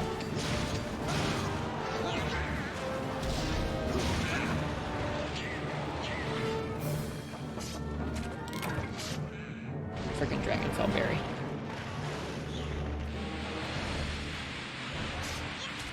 You're a person? You are, I'm a person. Thought I was red? My name is usually pink. On my end, at least.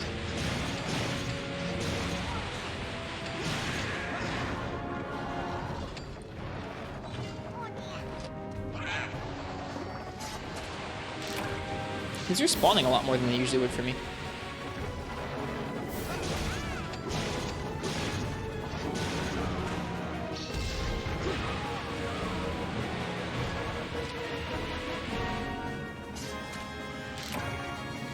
Alright, we're gonna call that good.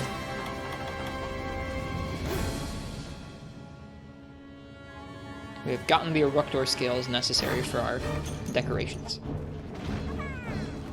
Now we just need Pelagisite, and we should be done with that set.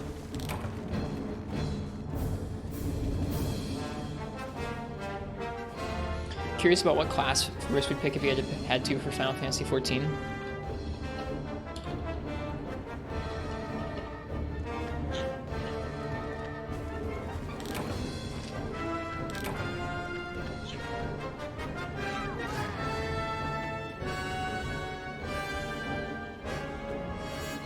This website is awful. I just googled this.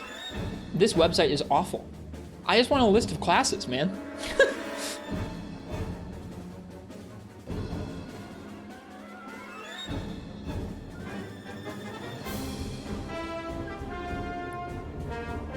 There we go. Oh wait, there's way more. How many are there? There's a lot. Disciples of War and Magic, Disciples of the Hand and Land.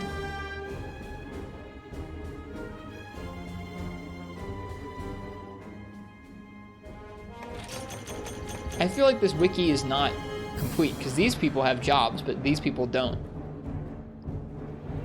Maybe War and Magic have jobs and Hand and Land have, like, goods? Yeah, that looks like maybe the case? I don't know.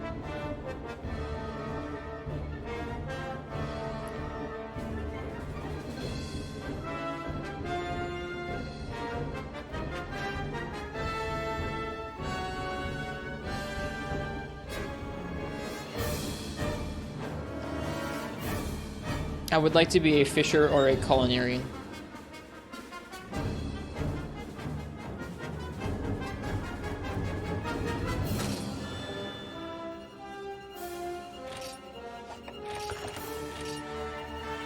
Hello, Cripwalk. Crafters don't count. It says class, dude. Right there. Class.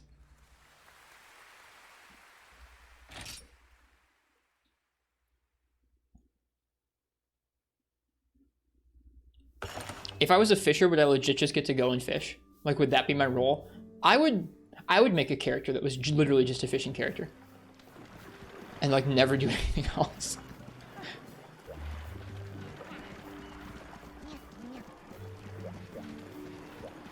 Maybe we'll think about that sometime. Straight fishing? Dude, that sounds great. Crafters don't go into combat? That sounds great. I want nothing to do with MMO combat at all. That sounds perfectly relaxing and a good way to socialize with friends that didn't involve playing an MMO. Sounds great. We might actually, like, I might legitimately do that.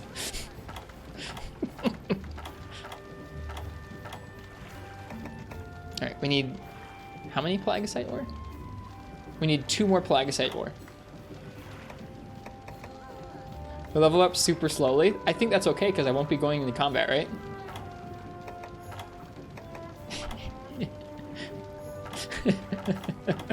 I actually really like that idea. Maybe I will do that. Maybe I will do that.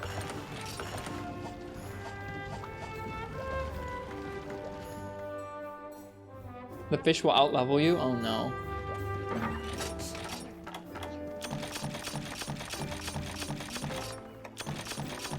Alright, we need 2 Pelagisite ore, and then we're done with gathering materials for the time being.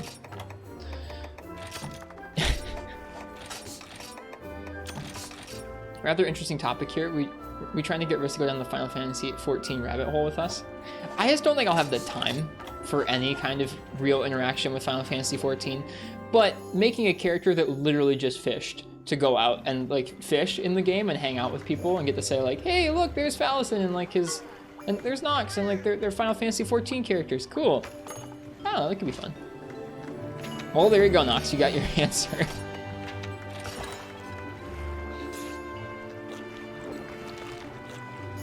I am incredibly uninterested in ever partaking in any MMO combat. I'll be completely honest. Cooldowns make me vomit. Like, just stuff with cooldowns is not for me.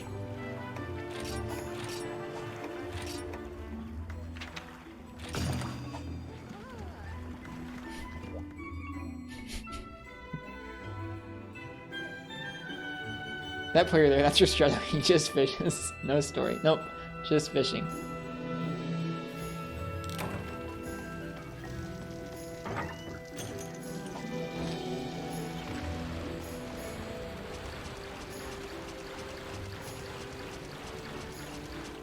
I don't know. I'm aware there's like the depth from what I've seen from the combat looks neat. It doesn't look like it's for me, to be honest. Don't be mean to Gunlance. I did think about that as I was saying it last. I was like, poor Gunlance. Gunlance is fine. I'm so glad. See, like, that will be like the end times when we have a Monster Hunter weapon that literally just like stands back. It's like the Monster Hunter caster. It just stands back and like manages freaking cooldowns. Like, ugh. Those are the end times.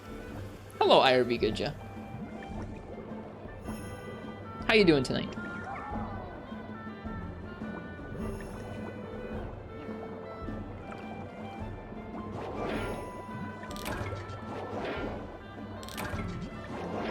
Is that what it's called when you don't do the combat, Nox? You just do crafting and stuff? That's called omni crafting.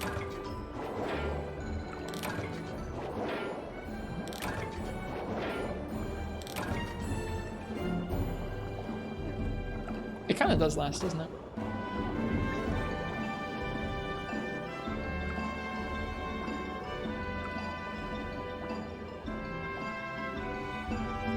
Omnicrafters are the players who level up every crafter? Oh, so they do like all the crafting jobs, huh? I would just do fishing. Maybe cooking. Doing great today, much better than yesterday. Was yesterday really bad? I'm sorry to hear it.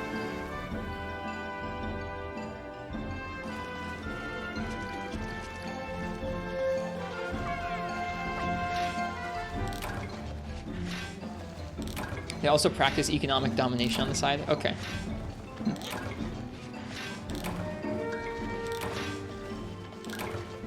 Omnicrafters can be freaky. I would just fish and cook, I think.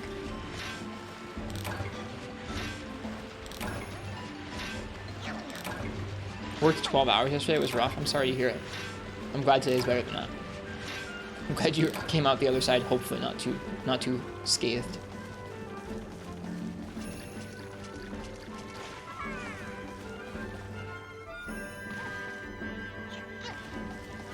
I was just joking around, Dragon on Fire, but yeah, the more magic there was in Monster Hunter, I feel like it'd feel a little off, personally. Also, Quill, I don't know if I said hi to you, so hi.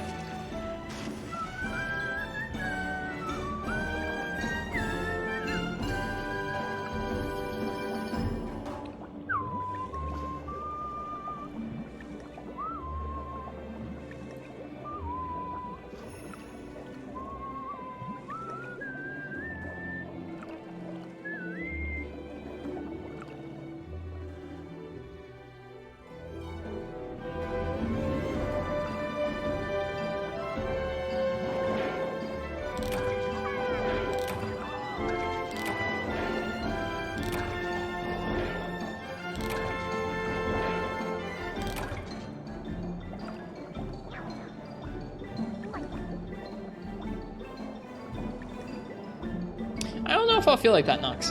I only started being completionist in Monster Hunter, like, semi-recently, in the last year or two. Prior to that, when I first started playing Monster Hunter, I really just did whatever I felt like. I don't feel like I would have the... I don't feel like I would care about Final Fantasy in the way where I'd want to get everything completed like that. Maybe I want to get every fish. Hi, Patty. Welcome to you. We're talking about Final Fantasy XIV and how I would only fish if I played that game.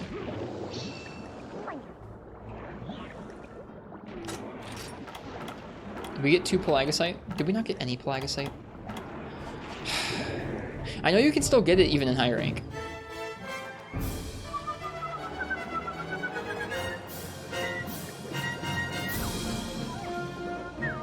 Oh, you've been here for a while? I apologize then. You get 2 hellos. Here you go.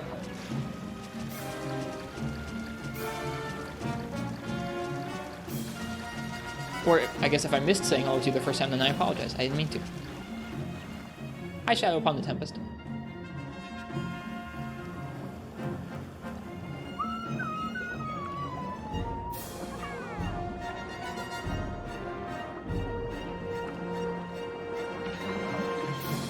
Yeah, if I miss messages, I promise it's not on purpose. You want 2 hellos? Hi, Lassini. Man, we didn't get any Pelagisite. Fine, I'll go do low rank. I'll go do low rank Flood Forest Gathering. Darn it.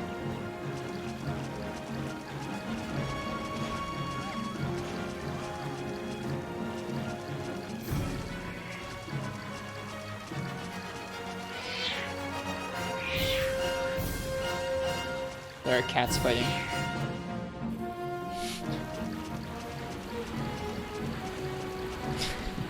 I'm assuming you guys could hear that.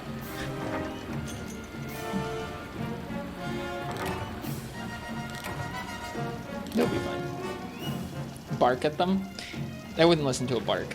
I could make them stop by going and being like, what are you 2 doing? But they'll be fine. The one cat's just really loud. She's not actually getting hurt.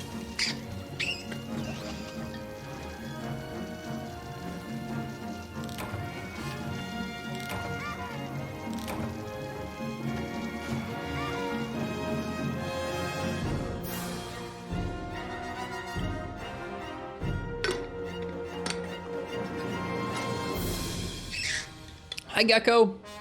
Welcome. I'm making a bow set. It might be a bad idea, my bow set. Good night, lass. Cheers.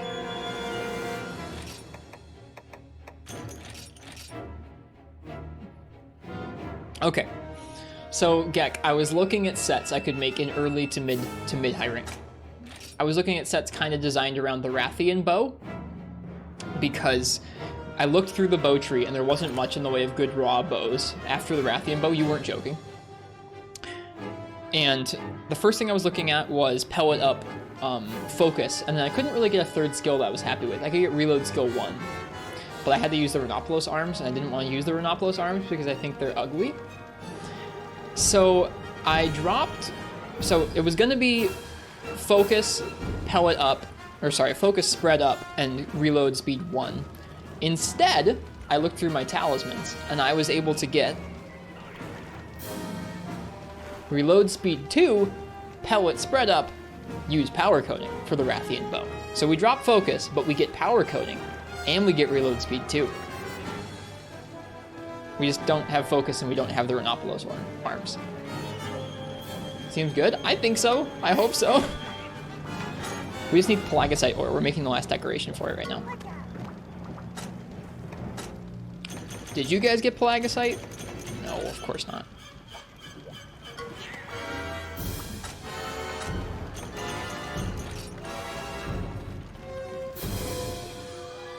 The only con is not using Rhinopolos arms. I hate the Rhinopolos armor so much. It's so gross. Alright. Let's go to low rank Flood Forest and see if we can get some Pelagicite to spawn. I could have sworn it was available in high rank too. I think we just got unlucky. Maybe it's more likely to spawn in low rank. You think you do much transmog in GU? Only at the very, very end. I don't particularly like... I don't really like transmog and layered very much. I've talked about it like a lot in the past, but like they're okay. I'm kind of glad they exist, especially in some of the games, because like when they're there, I kind of like using them. I find them entirely less satisfying than making a mixed set that's actually a balance of looks and skills that I want. I'm just not somebody where like I want to optimize for like the best possible set, and then I want to mog over it with like exactly the fashion that I want. I don't know if I'll be very good at that. I like making mix sets like we're doing right now. That's like a mixture of fashion and the skills that we want is like one of my very favorite things in the series, and it's one of the things that got me into the games, and I have a hard time enjoying games that don't have that or focus on transmog instead.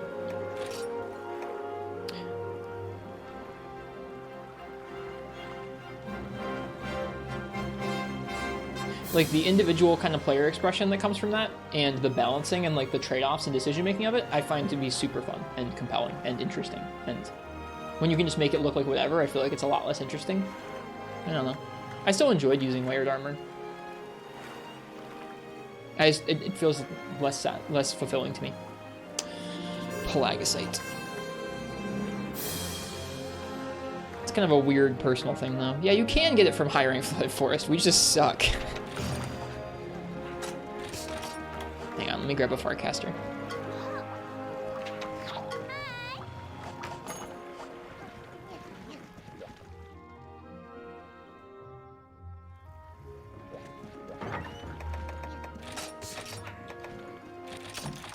You don't like transmog or layered armor for that reason as well.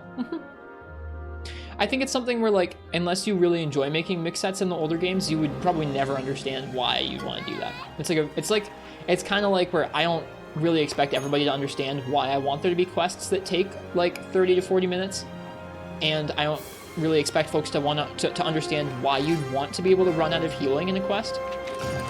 But if you know, you know. Like, if you know like a 35-minute quest where you're on your last cart and you had no more potions and you still freaking pulled it out, like, you want a game that at least is able to have those moments occur, right? If you know, you know.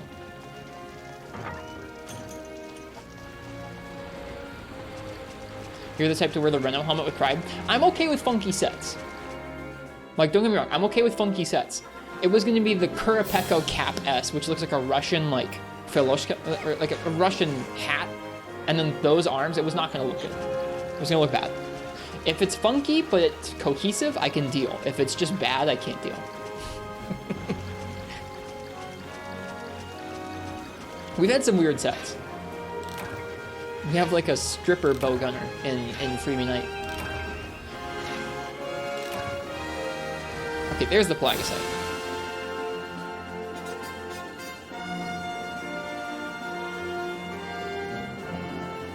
Where are you at in Village? We are at 6-star Village. Not quite done with it yet.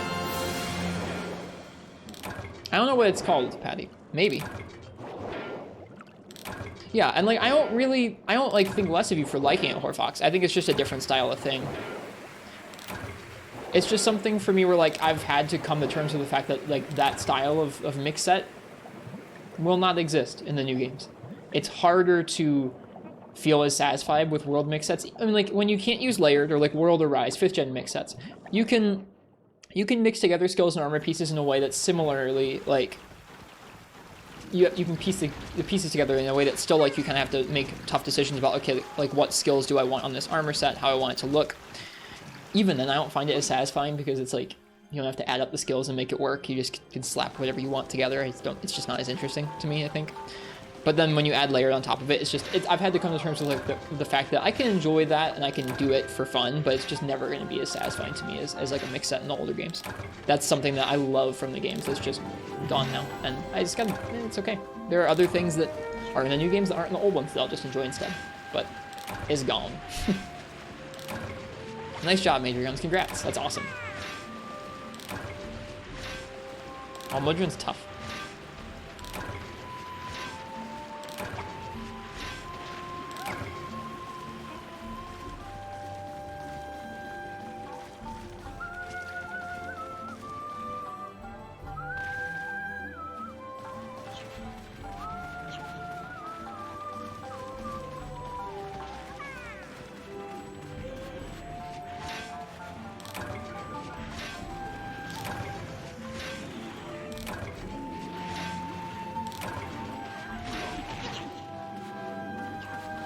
Excuse me.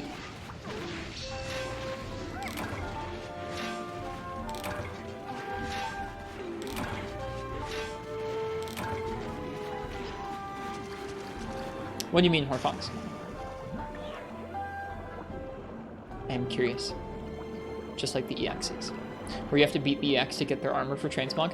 Yeah, I feel like for me, I would feel better about layering in Transmog if there were a little bit more strict qualifications to unlock it and make it. I feel like if you had really had to kind of grind it, I feel like that would make it feel better to me. If it wasn't easy to make a bunch of layered armor, I think that would go a long way towards it not feeling quite so free-form to me, or like at least, hey, I put a lot of effort into this mod or into this thing. And I know that in GU it's a little bit more like that than World or Rise. Even in World or Rise, in Master Rank, you gotta unlock all of them, but I would prefer it to be even a little stricter, I guess.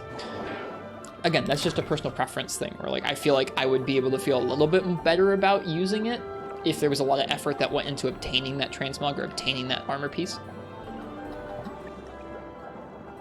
Even still, it's a different thing.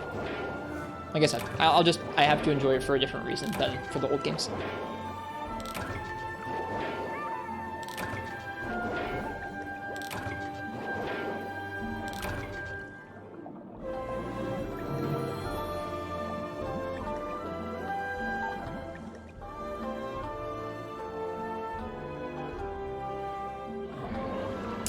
A Plesioth. Hello, Plesioth.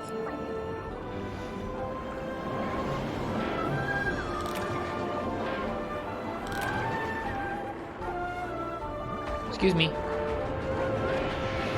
Oh, God.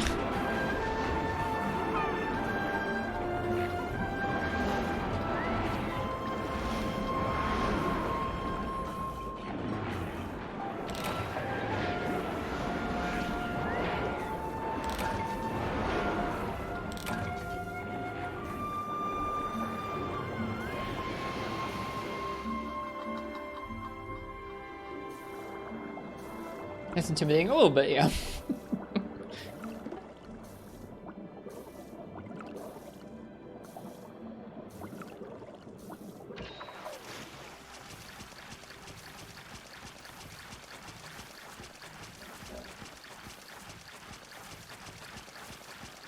All right, back to camp we go.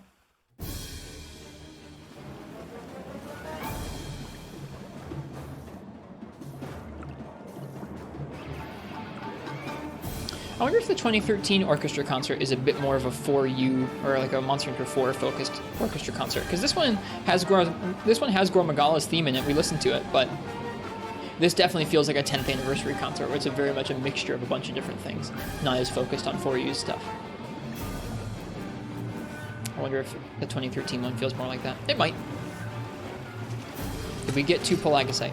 We got 3 Pelagisite. Oh boy. Well, we can make our armor.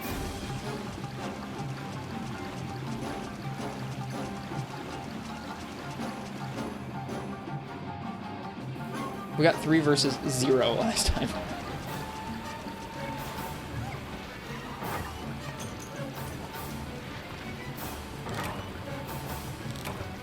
Okay. Lots of small monsters and mining so far this evening.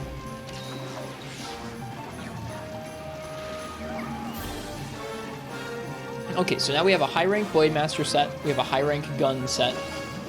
I have another variant of that gun set I'd like to make that has recoil down. Right now I think it has attack up medium, recovery up. And one other skill? I forget. But I think there's one more variation on the gun set I'd like to make. We've made a bow set, we've made a guard set. I don't really think I have many more sets I want to make at this point in time.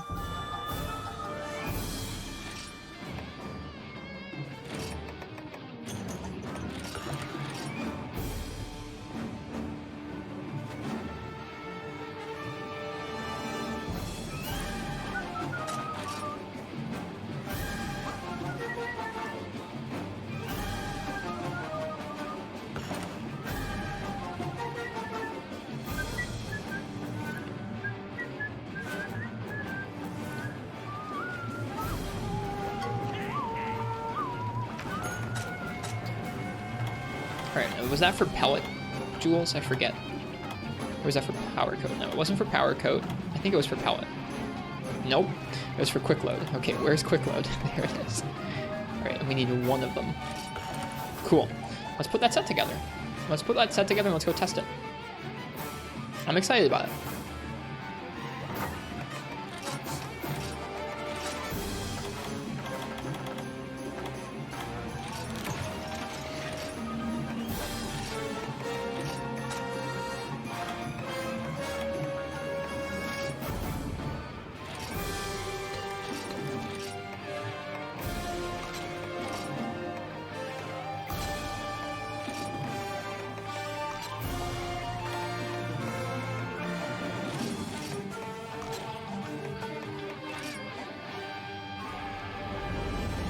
Yep, we do indeed have 1 slot spare. All right.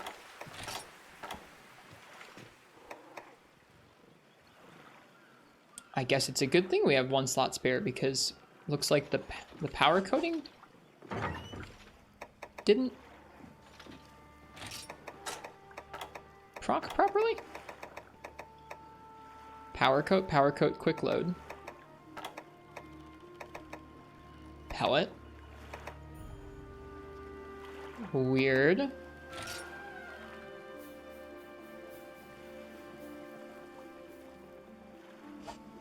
Well, good thing we have 1 more slot, am I right? That's weird. Chronico must have got something wrong. Or we must have got something wrong.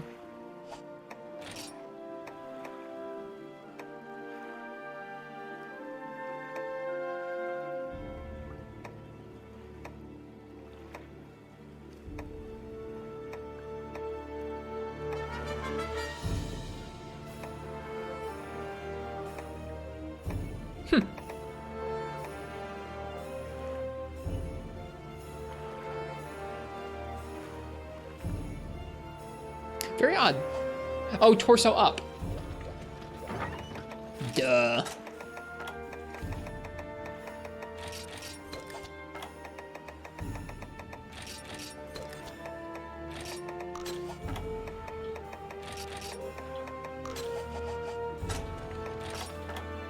There we go. Reload speed 2, use power coat, pellet spread up. Nice.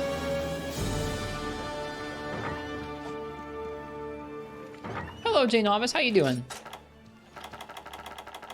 Hope I'm well. I am well. We just finished a nice bow set. Our first proper bow set in the game, which feels nice. And I think it looks nice, too, which I'm really pleased about.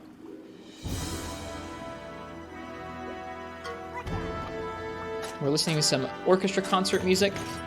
It's a good time. Does reload speed load your coatings automatically when you switch to them? Reload speed 1, I looked it up before making this on GameFAQs. Reload speed 1 reduces the time to switch. Reload speed 2 just changes it automatically when you switch coatings, yeah. So it's going to be really nice for the Rathian bow between, I think it's power, is it close range too? It's at least power, yeah, it's power, close range, para, and poison. It's going to be nice. It's going to be nice for the gen bow. Cool. Which can use most coatings. Sweet.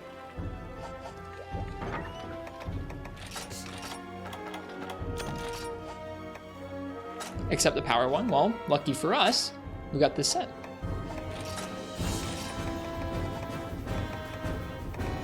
Why give bows power? It's bad, man. I'm grateful we got that power coating plus 7 charm. All right. Remove from Blademaster pouch. Power, or potion rather.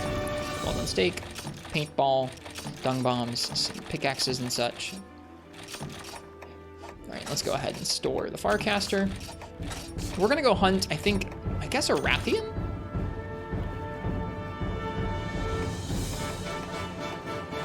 I'm gonna go hunt a pink Rathian just cause. I feel like that's a good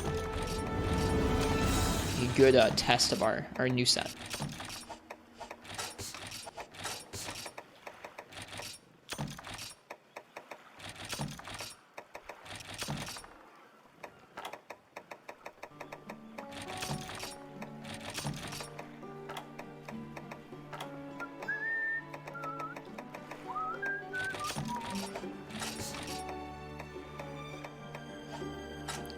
I'm also going to do it without bringing any combines. I'm going to try and see how it feels to just use a full set of all the coatings that we can bring with us.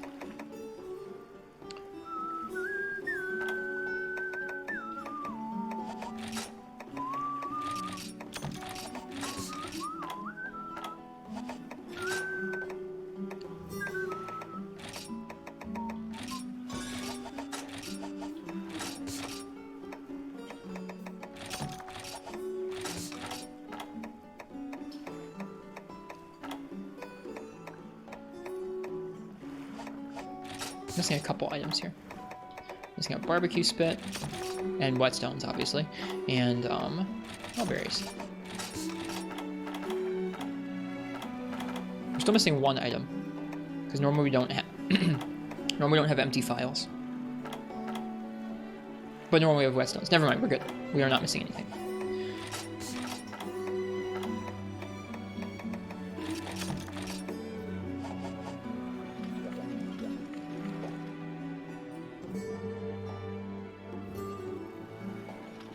How much defense does this have? 133. Could be worse.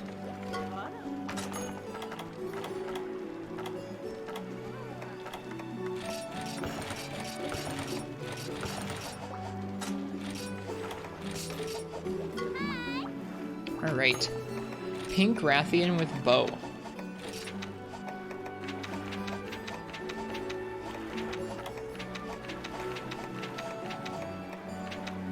Pink Queen of the Peaks.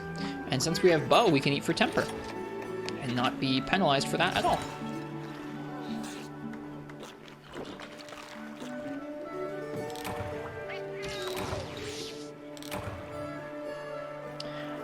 All right, for Pink Rathian, she's weak on her head to shot, weak on her belly, weak on her back, wings, legs. So the things we want to avoid are her neck, tail, and tail tip, but everything else should be pretty fair game. Belly's going to be hard to hit with spread, but everything else being equally about as good is great. That means we just basically shoot her.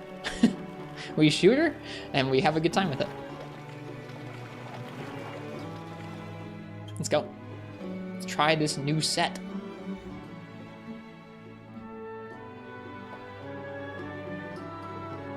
We might get rolled. We'll see.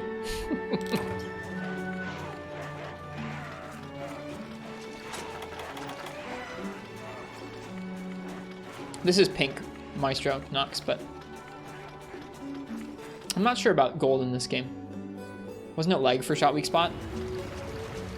Depends on the game. It changes a lot game to game. Even in 3rd gen, I think portable 3rd gold works different than 3 gold. Have you upgraded it? This is the first high rank upgrade, Gek. So there's one more upgrade we can actually do to it, I think, right now. That's probably the main bow upgrade we'll work on for this part of the game. It's awkward when you use your full name. I don't think about it. I'm sorry. Nox. I do it sometimes when my brain doesn't even think about it. Every once in a while I'll call Uchi versus the world, and it does seem weird, doesn't it? You even stuttered it, did I? Cool.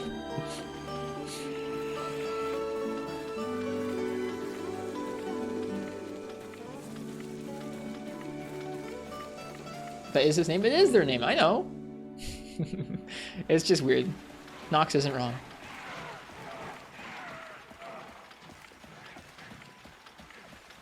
I think it's like that I'm reading, and maybe sometimes my brain just says what I'm reading. I don't know. Hello. She's huge.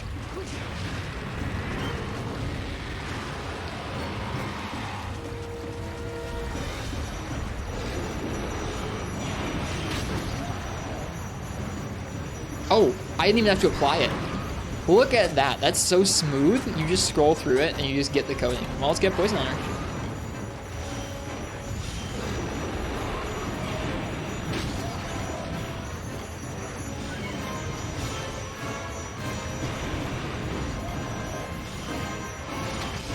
Triangle dude's going crazy.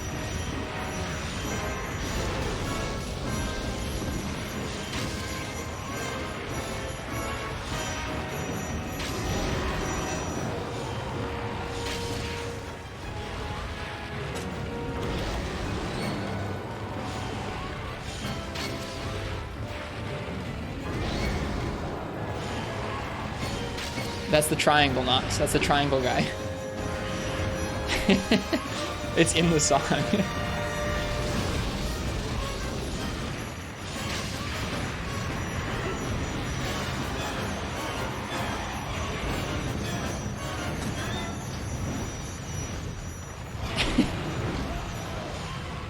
I know what he's going. Imagine being that guy. Like he's literally just doing this with, I guess, probably proper rhythm, you know, but like still. Like that's your job. I'm sure he plays other percussion throughout the concert, but in this one track he just goes freaking ham on the freaking triangle.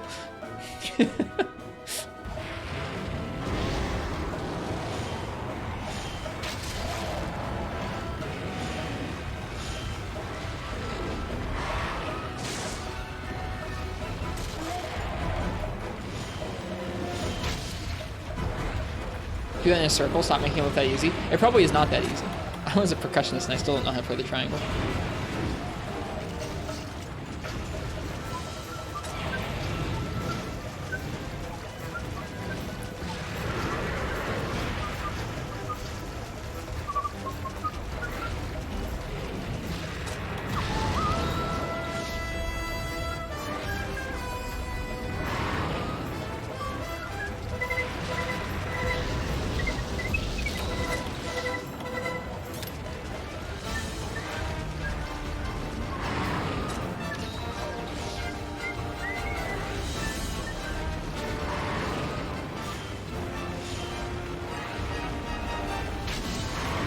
Oof, yeah, we shouldn't be on that side of her.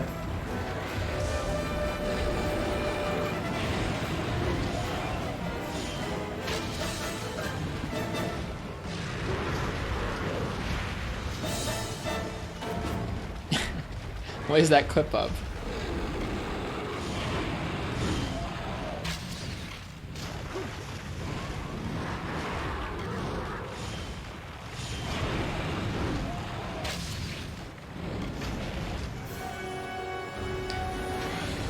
I would just like you guys to know that I've resorted to clawing the 3DS's C-stick. Oh, we're very close to dead.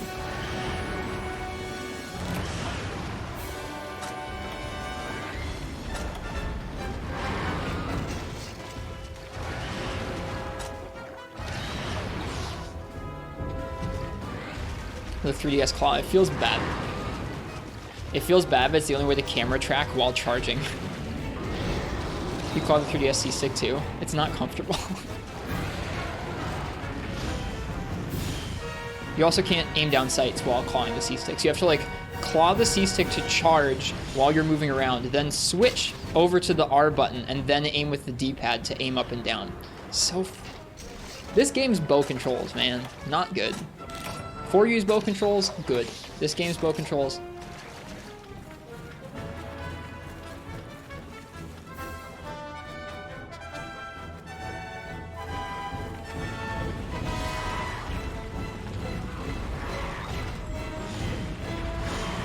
I imagine we'll only get more and more familiar with that as we get through the game. There's more monsters where I want to keep my eye on them while strafing around and charging.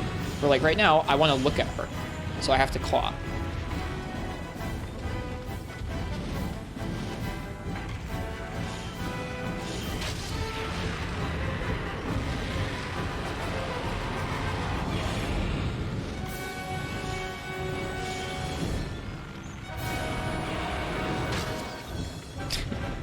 Good shot, huh?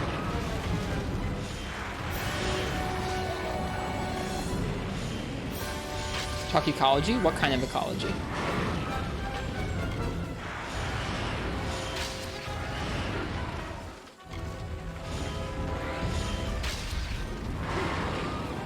you think Rathian poisons her babies every time she brings them back food? No. Likely not, as there are still Rathians around.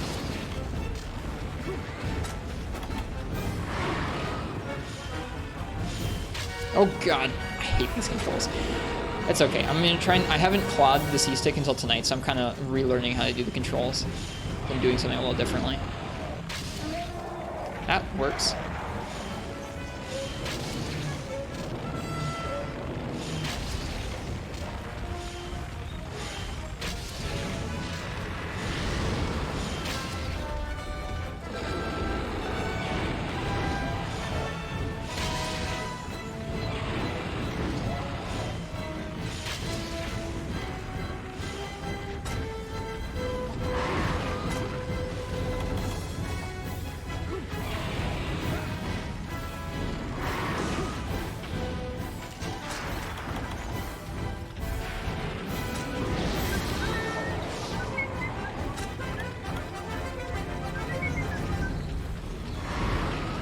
I'm so scared of that.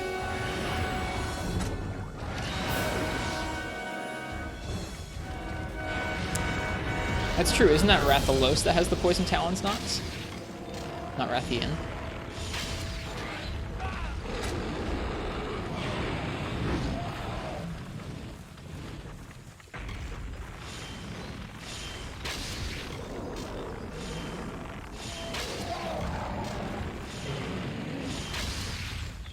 It's true.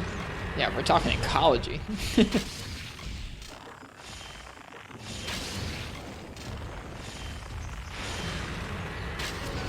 Whoops. Rathian also hunts for their young.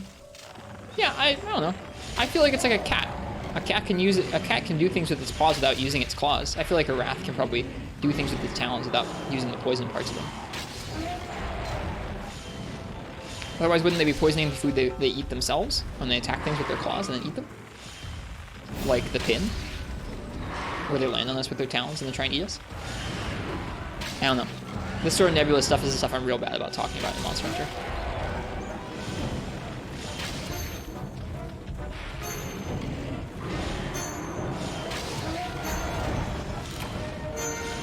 This feels like I'm doing a lot more damage than I was with my previous bow set.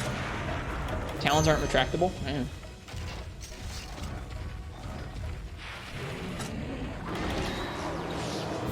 Maybe it's just something where it's not harmful to their own species, but harmful to other species. Here we go.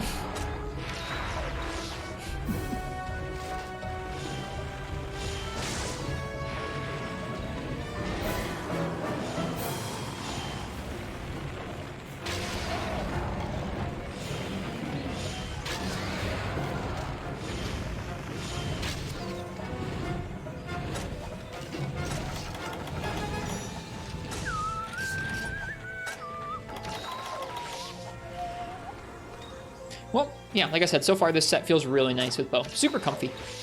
Between the extra damage, boosting spread and everything, and the extra coatings, and the ability to switch between them so quick, this feels quite nice. I'm into this.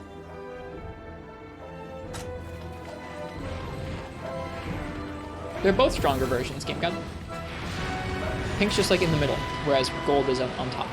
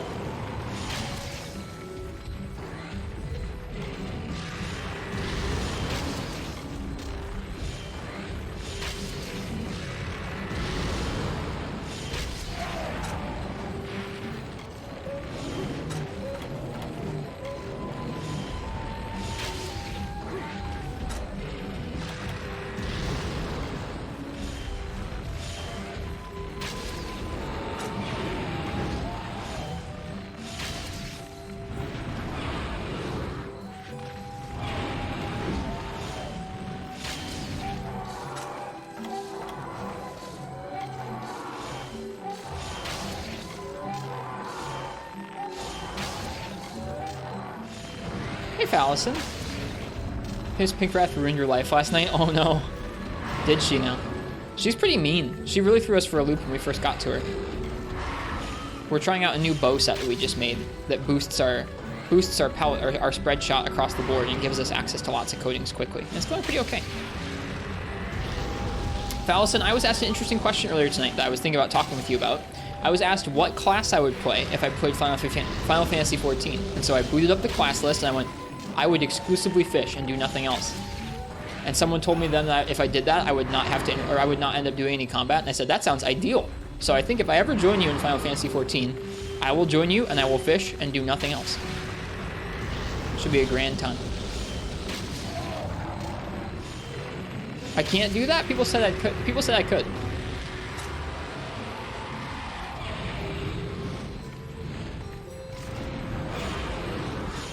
Oh, it's so fast. Screw you, Wrath. I'm gonna die to that. Yeah, dead. You need to play a real class before you unlock fishing. Are there any jobs that are crafting jobs that you unlock from the beginning, or no? Nope. Aw. Need to do the main quest to unlock further fishing content? Can I do the main? Can I somehow unlock that purely by only fishing?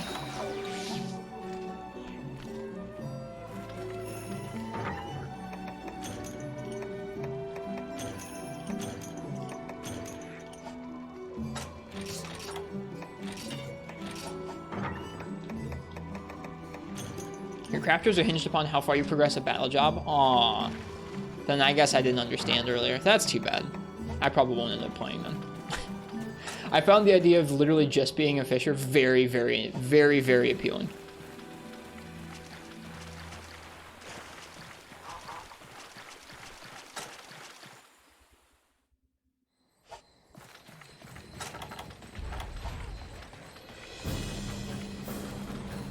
Could do a couple fishing trips. I think I would like to avoid as much MMO combat as possible.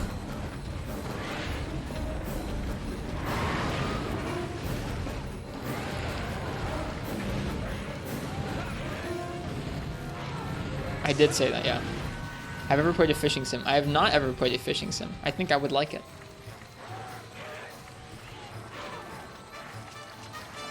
Let's go into area 2.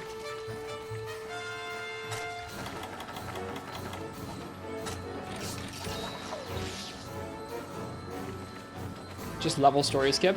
Sounds okay to me.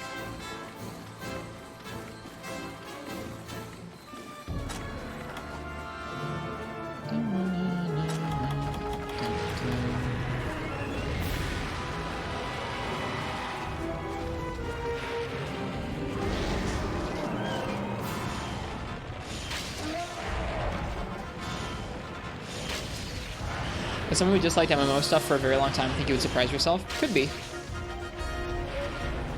Hey, that's a very fast pink Rathian. I'm pleased.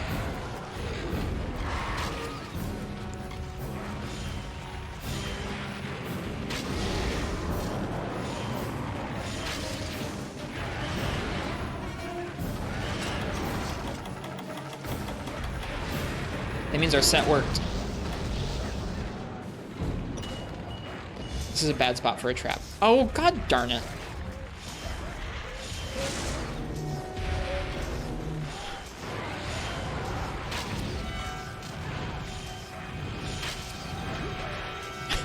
Well, I guess I'm not capping, or am I? That was a dumb spot for a trap anyways.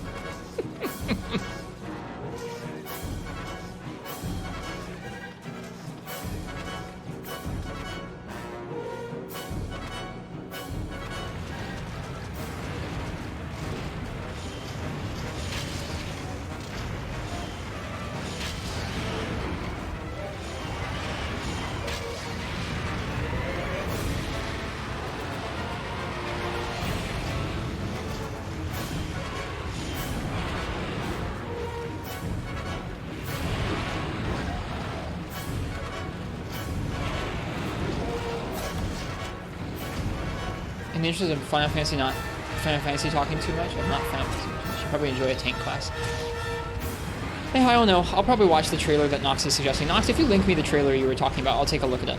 I don't anticipate enjoying much of the combat mechanics of that game. But Foul said I might surprise myself. Gosh darn it. Are we gonna double cart? Purely because that freaking tail whip twice? We are. That freaking tail whip, dude. How about we watch it next Tuesday? Why Tuesday?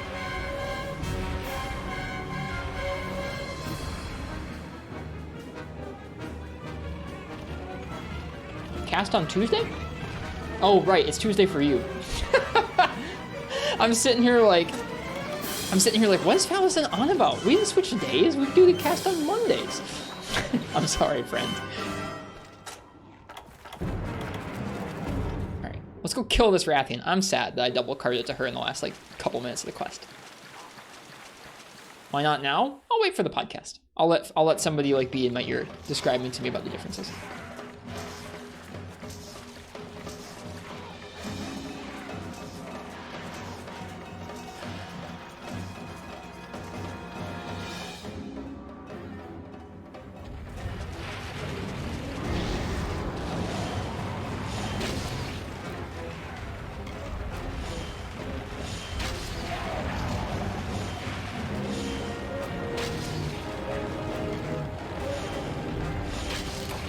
There we go. We finished the quest at least. Still quite quick, but I'm sad that we carted twice. That bums me out.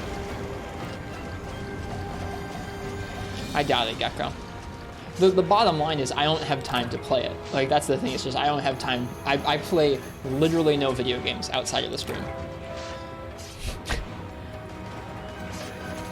I like the idea of being able to show up and just be like, hey, I'm fishing, and just get to wave in game at like Val's character or Nox's character and be like, hey, look at these fish I got, and be like, that's the only thing I do in Final Fantasy XIV. That would make me very happy. Knowing I'd have to actually play the game makes me less into it.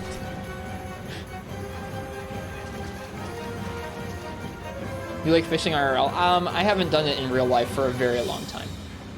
Fishing just seems like a chill thing to do in a video game where you can just kind of hang out, and I would probably enjoy doing that more than actually partaking in the combat of Final Fantasy XIV and like the actual gameplay of it.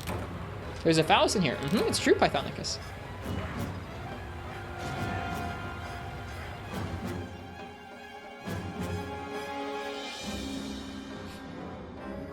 IRL fishing over video game fishing? It's been a long time. I haven't done fishing in real life since I was probably like 10 or 11 or 12. Well, we managed to take down the pink Rathian, and it was much faster than our time would have been with our bow set before, so I'm pleased. And I think I like that we went for reload speed too. This follows some of the stuff, I don't know, this follows some of the things I try and go for in mix sets when we're not like towards the end of a rank, where it's just like, try out some skills that you normally wouldn't see. Thanks, Val. Enjoy, Pythonicus. Enjoy the gift substrate from Val.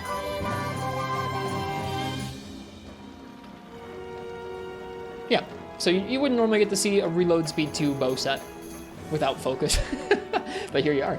All right, I need to use the bathroom. When I get back, we're gonna go ahead and hunt some monsters. Let me go ahead and figure out what we're gonna hunt so I can do a weapon raffle while we're away. I wish I could be kayak fishing, but I cannot. It is cold, very cold outside. All right, what do I need to make?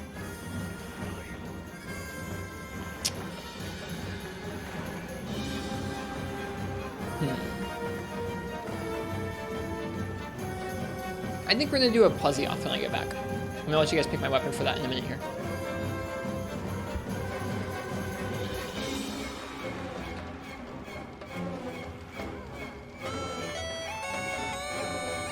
So, if you want to choose my weapon for a Plesioth, go ahead and type !ticket in the chat.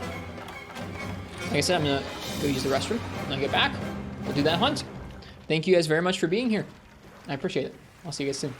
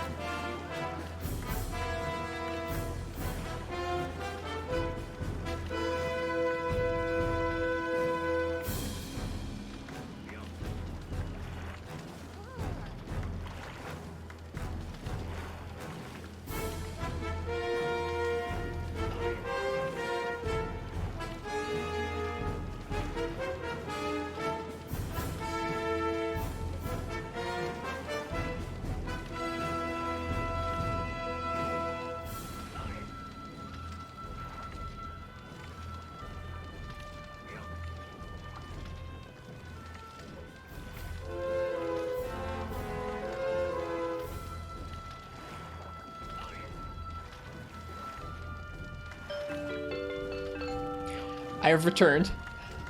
Nox, I believe that's the first time I've ever been like sitting on the toilet using the bathroom.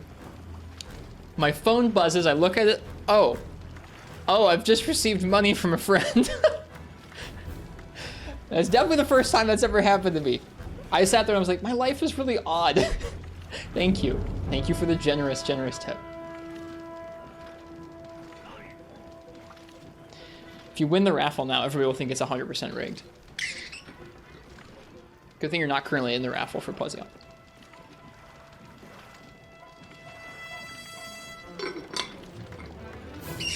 Let me look at, there was probably a message along with that. Let me look at what it was.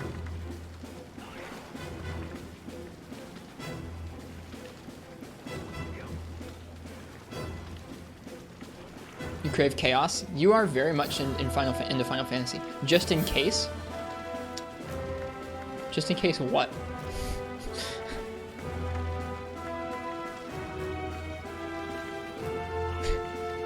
I liked the name you put there. Nox the Fish Dwayneson. Thank you, Nox. That's very, very generous of you. Does Final Fantasy XIV cost money? Does it cost $150 of money?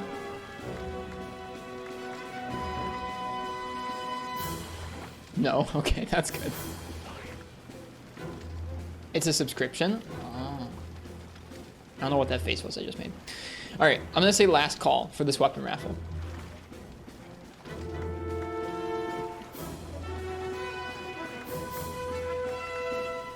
You can buy Endwalker and get all the previous subscriptions. It's like $15 a month.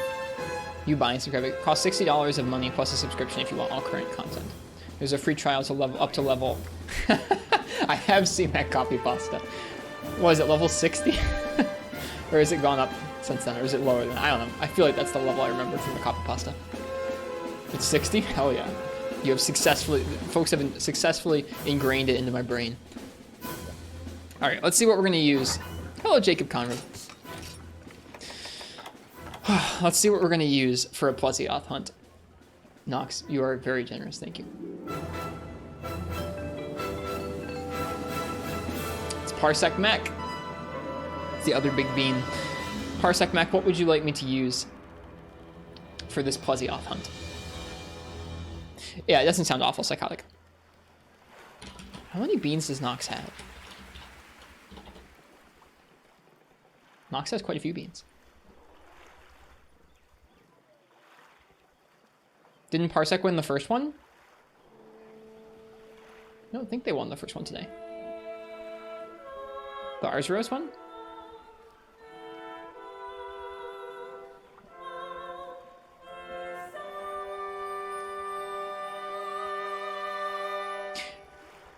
Lance? Cool. I want to rematch that anyways. We've done Lance versus Puzzy before, but it hasn't gone super well. And we also have a guard set now.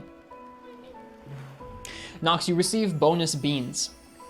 You receive bonus beans for donating to the stream. So that's part of why I was curious, is to see how high the donations you've consistently given have boosted you.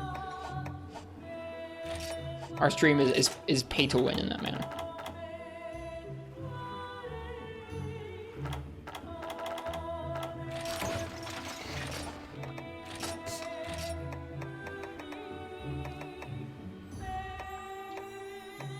Gamble. There's no gambling. We don't have gambling on this stream.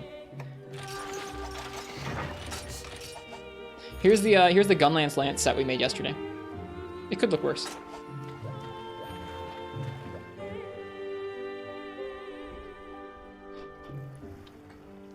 Yeah, Cursed Blessing on the Arzuros.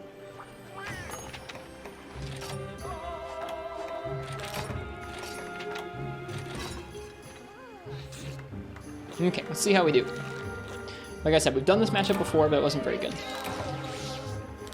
Can you flip a coin and either double or remove all your beans just this once? I think people would be quite upset with me for that.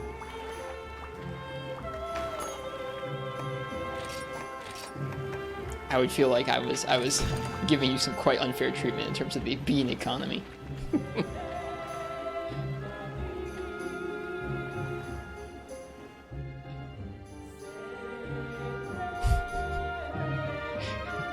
The horridly ruined already bean economy, where Parsec has the monopoly on beans forever. Oh no! Okay, I almost fell off. Sorry for the yell. I almost fell off the secret area.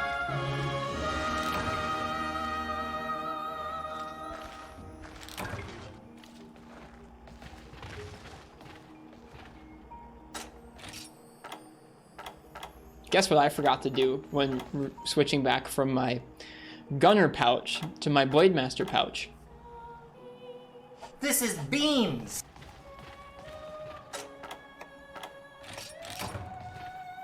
Sometimes you get the same spawn when you abandon. Freaking gunner blade master pouches.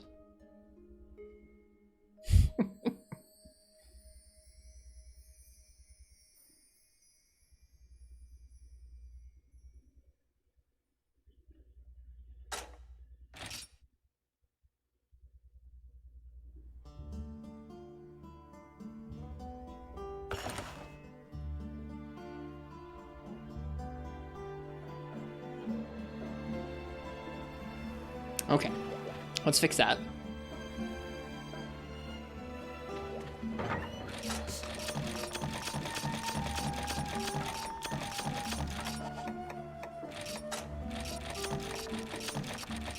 That was a nice pink Rathian hunt. I'm pretty pleased about how that went with bow. Even though we almost triple carded it.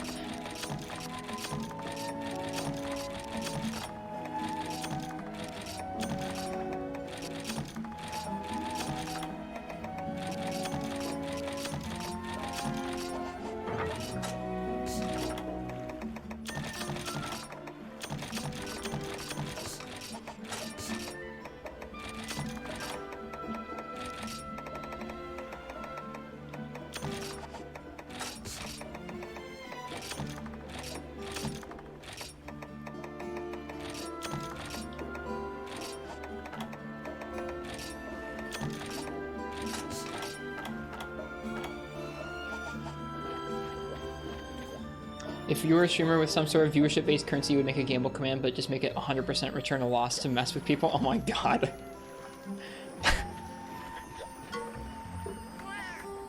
Man, that's a great idea.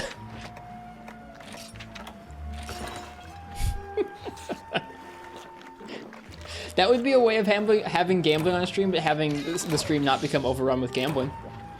That is a great idea. Please do it, Lord Castellan. If you ever, I won't take that idea, but if you ever do stream, you should totally do that.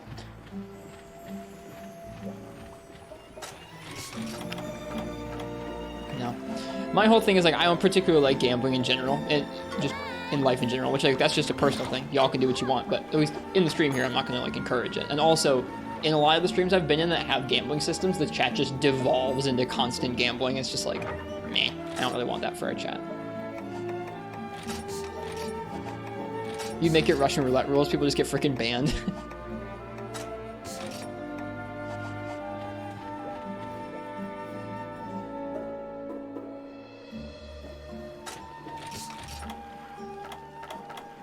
Okay.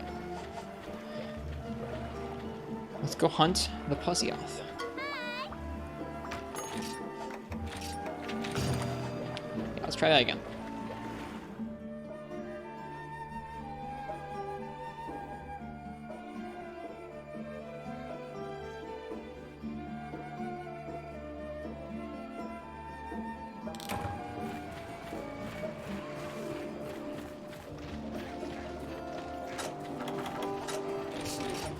We did not get the secret spawn. That's too bad.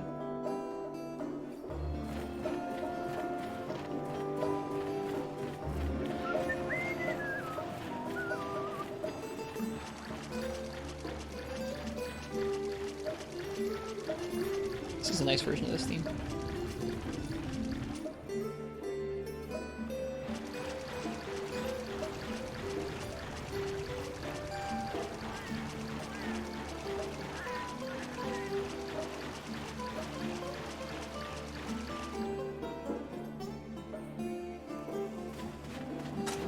Should have brought a frog with me to fish him out.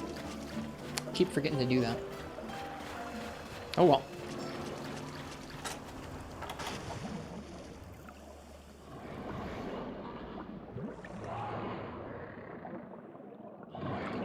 This fight with guard 2 should feel pretty nice. For those of you who missed yesterday, we made this set yesterday. This set is guard 1 razor sharp artillery up on gun lance. On lance, it's guard 2 razor sharp. We could also do guard 1 razor sharp speed sharpening if we wanted, but I feel like that will be unnecessary.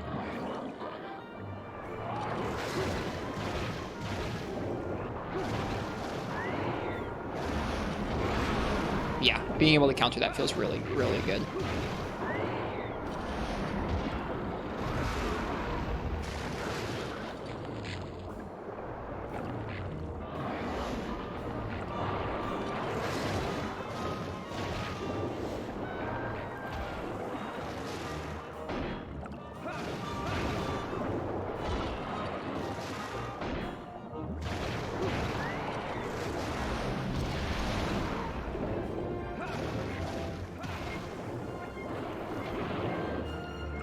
Too close to the surface of the water. Let's get down. Wait, I got hit by something. I couldn't tell. Oh, I got hit by the tail whip, which came out very quickly.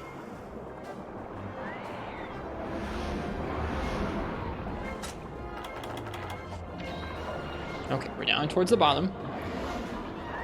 You can go ahead and heal.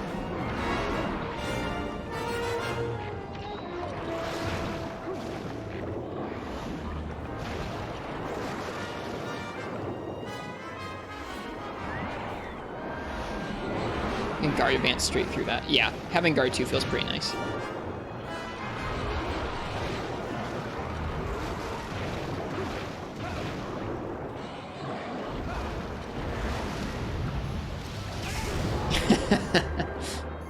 Bad decision there. I have a pretty bad habit across a lot of the games now of just like pre-countering when I haven't even seen what the monster's doing. Just going a little too quick in that way. It's a pretty bad habit. Just expecting the monster to throw out a hitbox like they do sometimes, but it's not good. Oh, okay. So he actually moves around quite a bit with that move. I didn't realize that previously. The Rise effect? It's happened to me in a lot of games, even before Rise. Shoot. Gosh darn it, man.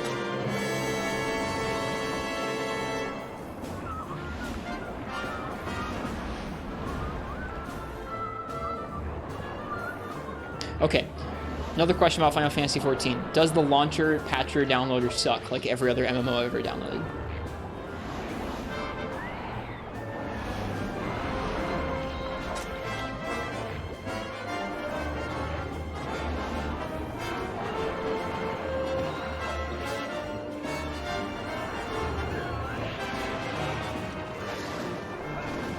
Patcher's good enough. Okay.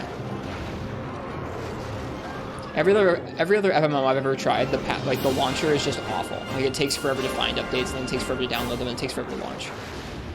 Also, fan launchers. Interesting.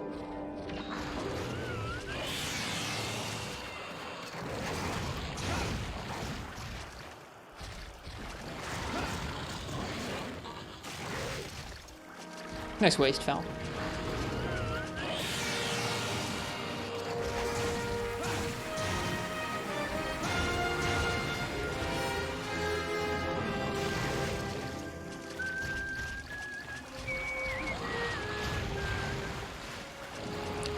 I remember way back in the day trying to download and launch the Star Wars KOTOR MMO, and its launcher sucked, and then Frontier's launcher sucked, and then Warframe's launcher sucks. I think every MMO's launcher I've ever used has just been awful, to the point where sometimes it keeps me from even trying the game. Most recently I tried Star Citizen for like a day when it was free to try out. That game, by the way, I said I was curious about that game recently. That game feels like an Unreal Engine tech demo. It was, I'm sure like the actual like flight part of it is kind of neat, but everything surrounding it, like I got into a ship, I flew a ship, but everything surrounding getting into the ship felt horrendous. Which bummed me out, because I was kind of hopeful that it was going to feel more cool than that.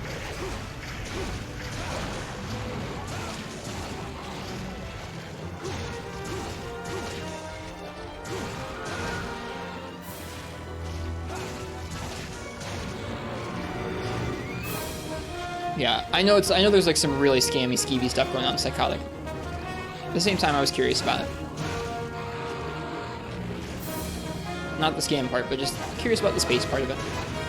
The idea of a space sim online games is still pretty cool to me.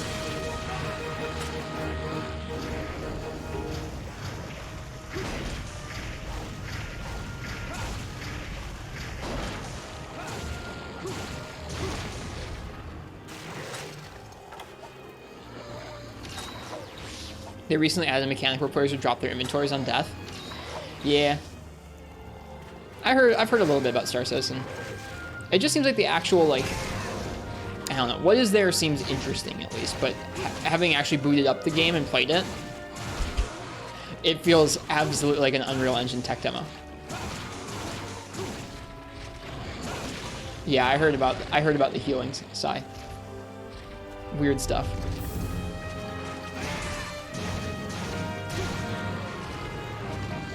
Or is it CryEngine? Well, whatever engine it is, it feels like a tech demo.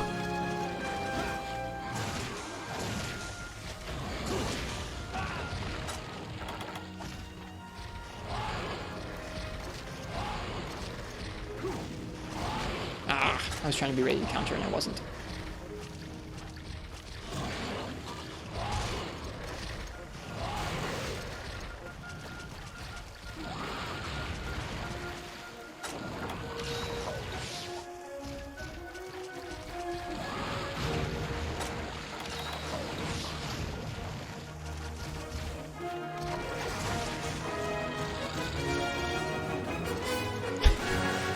That run is so good.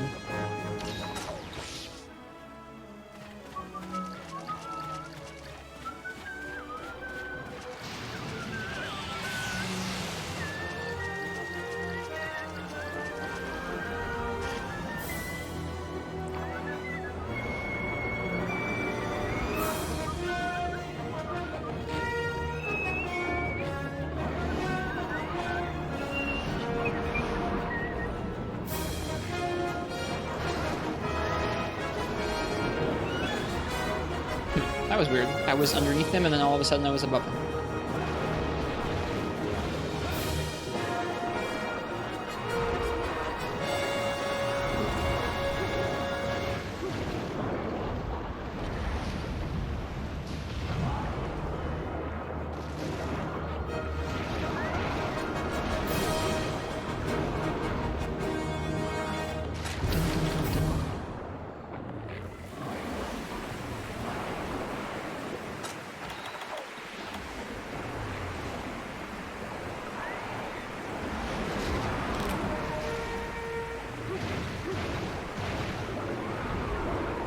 Woo!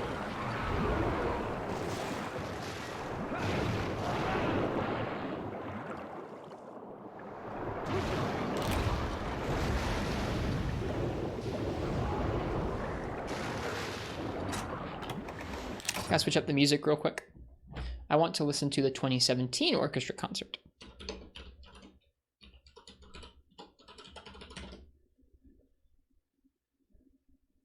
I have the 2018 concert.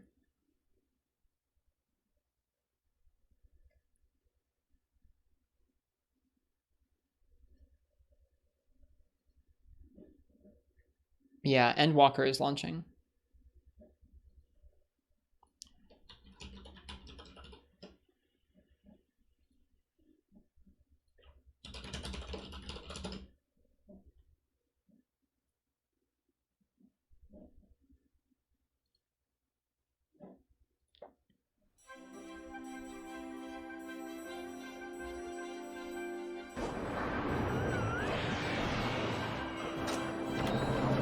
We don't have speed sharpening.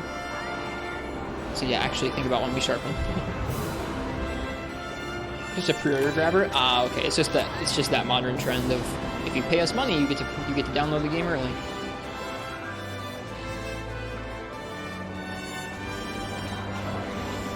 Hello, Bursted for Days. How you doing?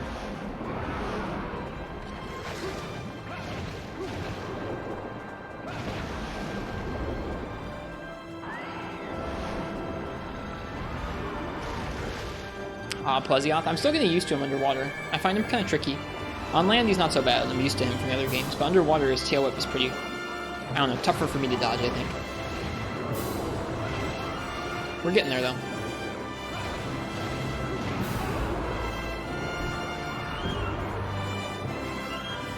We've had a nice night, Bristol. We made a new bow set, which I was pretty amped about.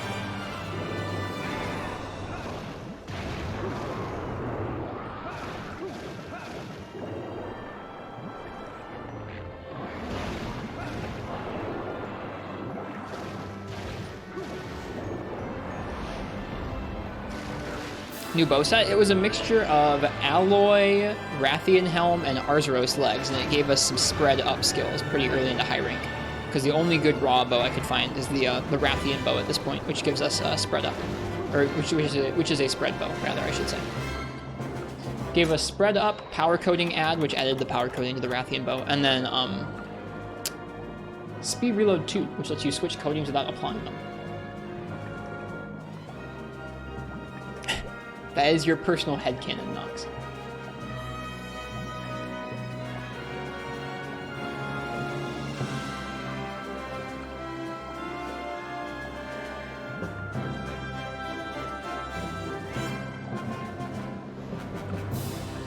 It is canon.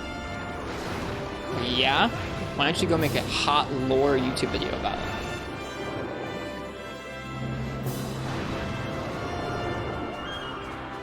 I hear those do very well.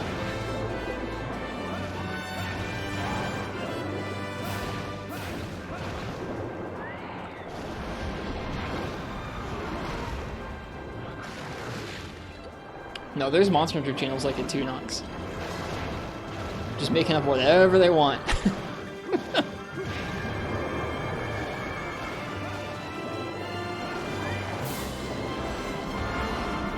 This is a night version of this theme. I was countering. I'll have you know.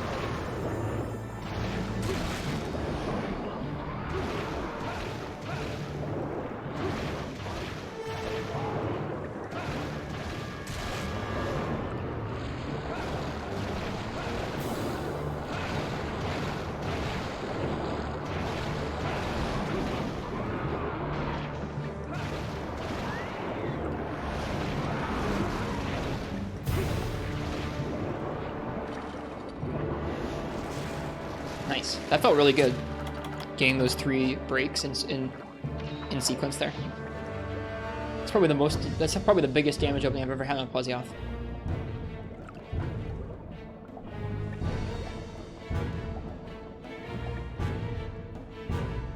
This theme is technically spoilers for me, but that's okay. I'll hear the actual version in game someday.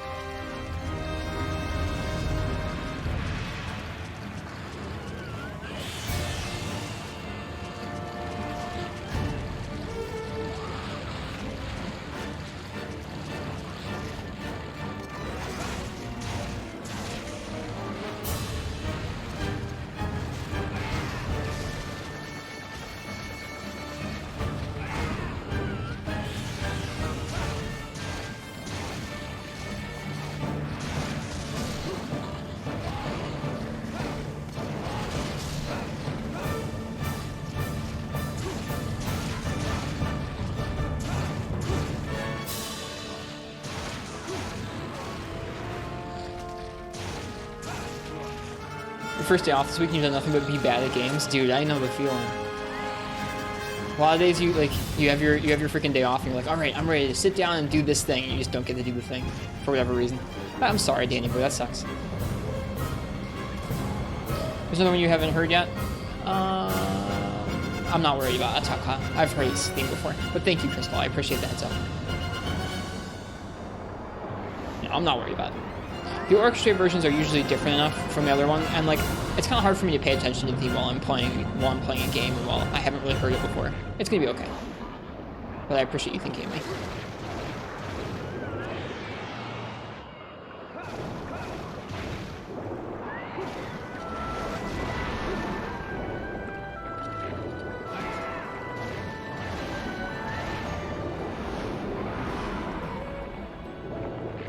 Yeah, congrats on getting Animal Crossing. I saw you pick that up in the Discord. Yeah, and like that's yet another person to make me think about starting a new Animal Crossing save. Another game I won't have time for. We're just gonna get wrecked by that. Thanks, Plesioth.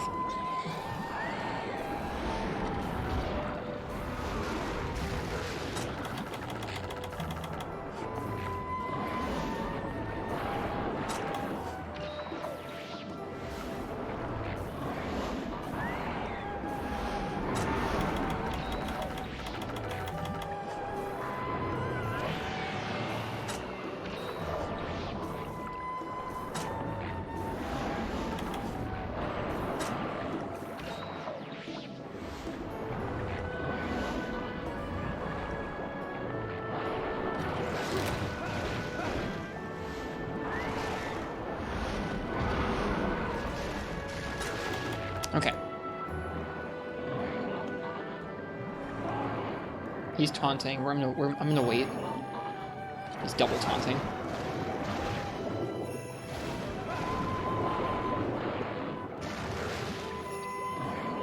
He's triple taunting. Okay, whatever. We're just gonna sharpen.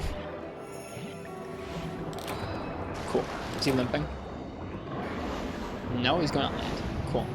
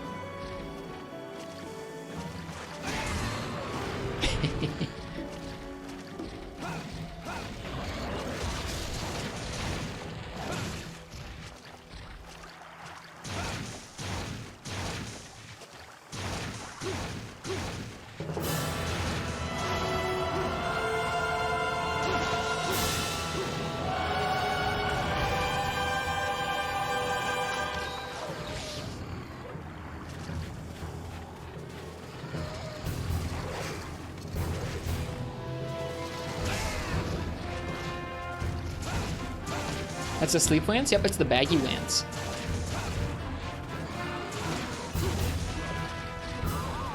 Nice. Pretty fast Plesioth. I'm pleased. We're getting a little better at this fight. This set definitely helped. Having guard on your lance would help Lance feel okay.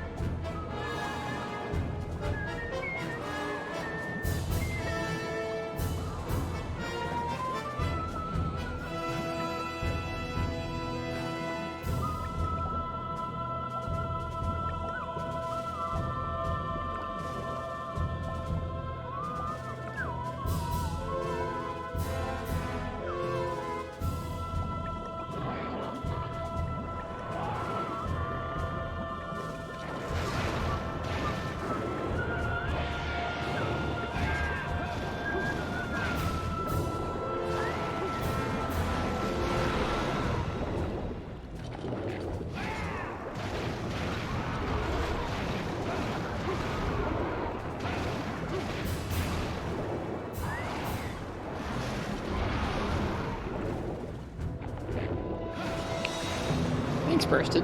Cheers.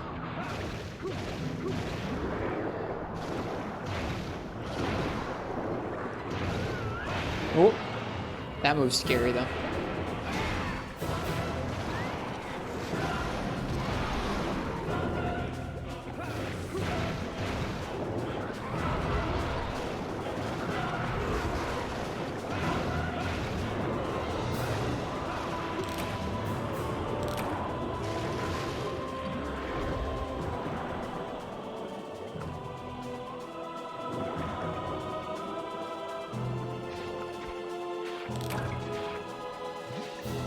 Go. That was Plesioth with Lance, a rematch. That was pretty good.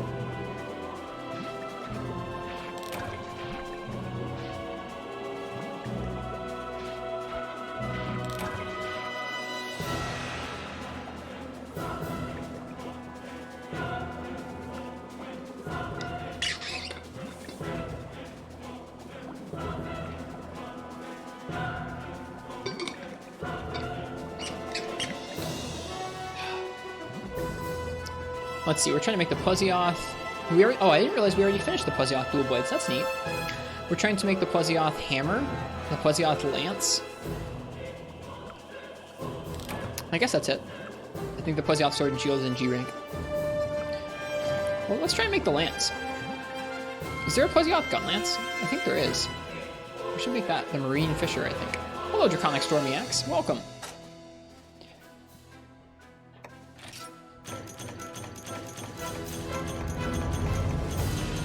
Lots of fins.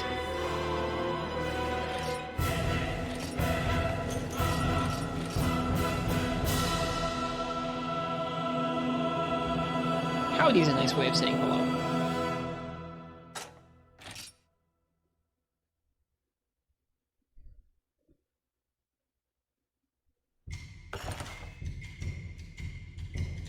I didn't know this was on this. Oh, this is good.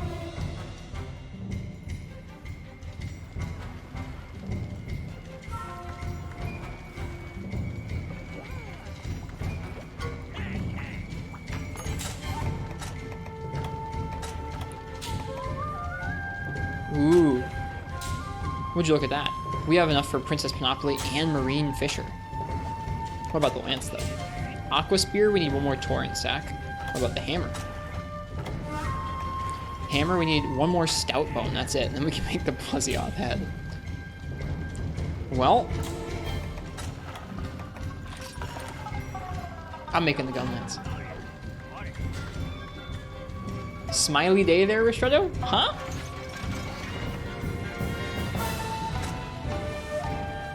How you doing? I'm quite well. I just made one of my favorite gun lances, so I'm pleased. What type of gun lance is it? I didn't even look. It's a long gun lance. I like this gun lance in this game. Or it's just in general, I like this gun lance, rather. It's got higher raw. No. It's slightly worse than the Thunder Feather, but I don't really care. Can't continue this bit. Are you trying to channel the energy of Howdy? Alright, well now we need some Zenny.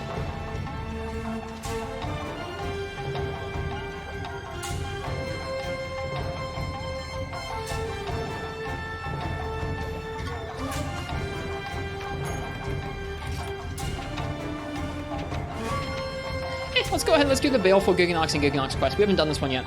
It's a new quest for us.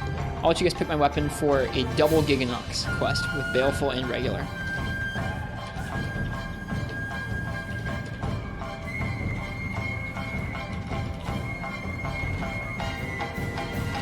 How do you choose which weapons you're going for? It's a mixture of things.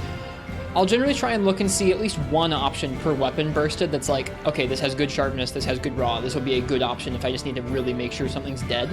After that, for certain weapons like sword and shield, dual blades, some longsword, some bow, some light bow gun, I like having elemental options, like one good element per. That's not required, but I just think it's fun. And then after that, I just collect stuff because it looks cool, or because I think it's neat. But it's not everything. I don't collect every weapon, just a lot of them.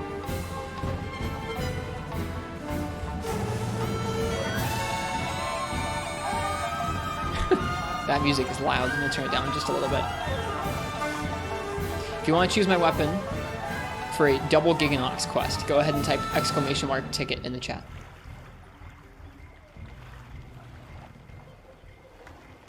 A lot of it is like, does this look really cool? Is this weapon available in other games, or is this like my one chance to use it? That kind of thing. It's just kind of for fun. And just because it's just fun to get to fight the monsters a bunch of times and get to use their gear. Like, we're about to make an Uragan greatsword. I've never used an Uragan weapon in my life, but I'm excited to get to use the greatsword because it's got the highest raw we can get right now, and it's like a cool design.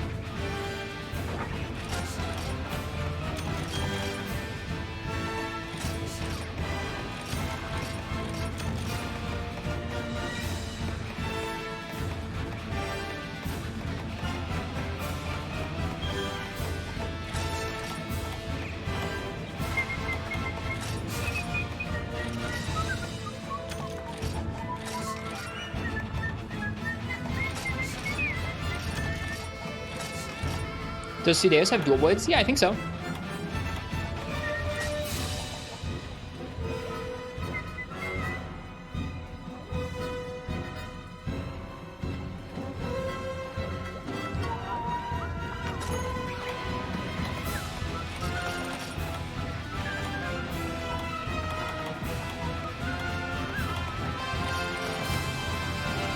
Shady Nox tips $10.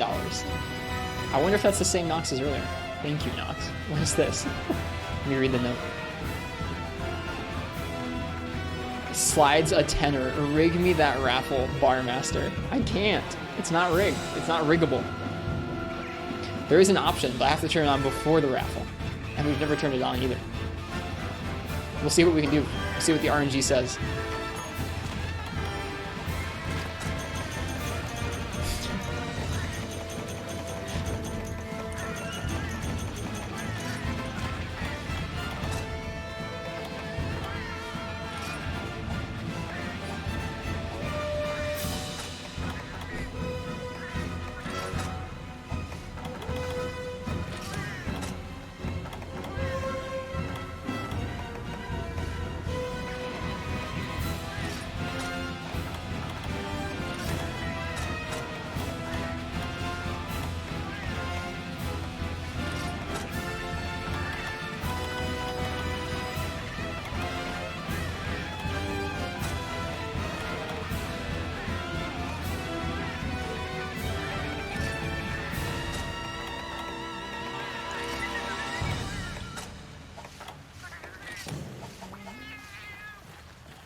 So hard to get hits on Kushala with Charge Blade.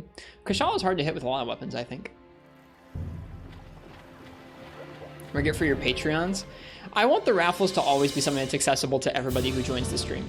I don't really want it to be something that's specific to any affluence tier, I guess. Mr. Mace, thanks for the follow. Hi. Hope you're enjoying the Monster Hunter.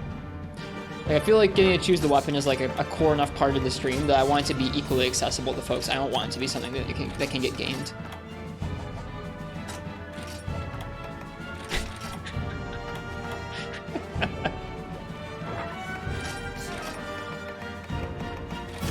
I'm gonna go ahead and say last call. If you want to choose my weapon for the double Gigginox quest, go ahead and type !ticket in the chat. And when you do that, if I draw your name out, you get to pick what I use.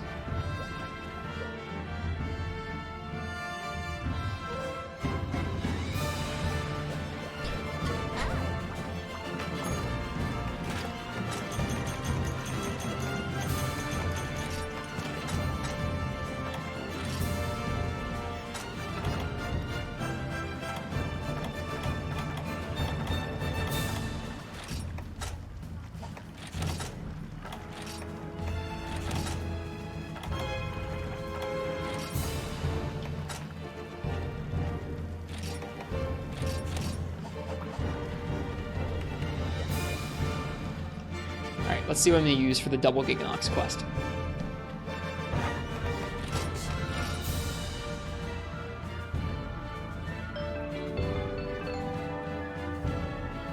It's Cursed Blessing. Cursed Blessing, what would you like me to use? For 2 Gigginox.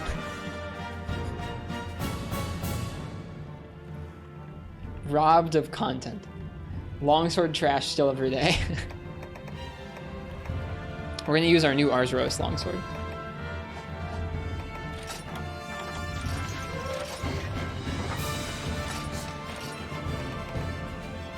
Are there any hunts where you fight Gigginox and Kezu at the same time? Those two monsters never exist in the same game, unfortunately. Only in our dreams, Psychotic. You really wanted to start a raid flatline? It would have been bad if you won.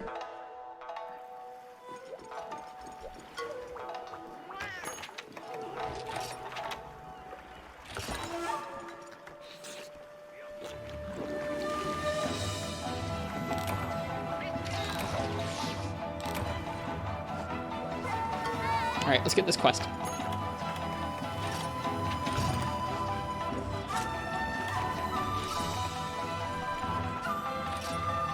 Hunt a Gigginox and a Baleful Gigginox. Egad! Oops. Shoot. Egad!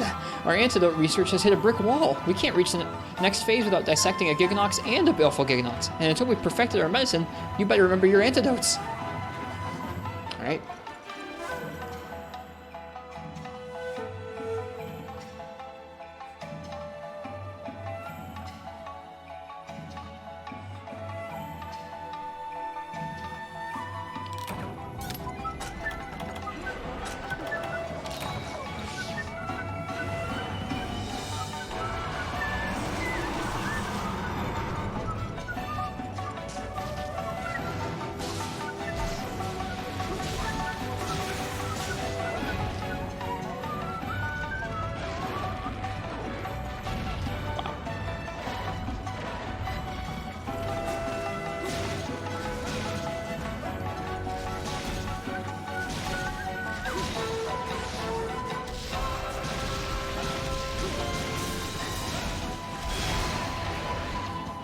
Nice, that.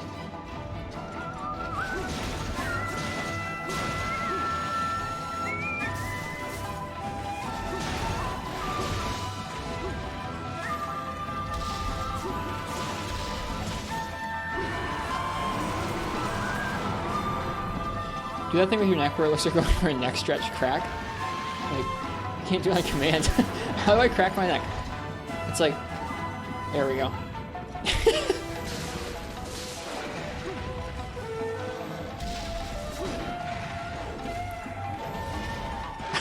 I couldn't physically think of how I normally do it. I had to like actually need to crack my neck in order to crack it.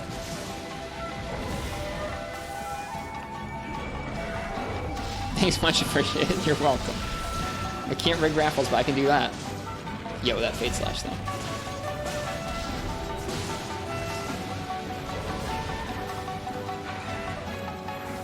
Oh, the other one's here.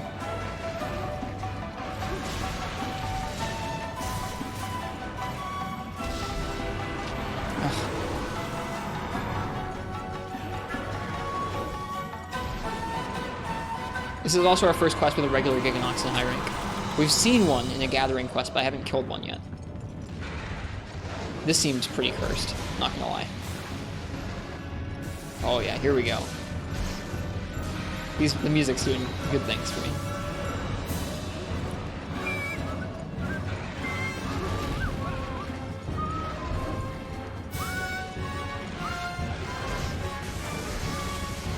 Is the other one leaving? No, the other one's still here. Ever seen a flatworm? Yep. Looks like this.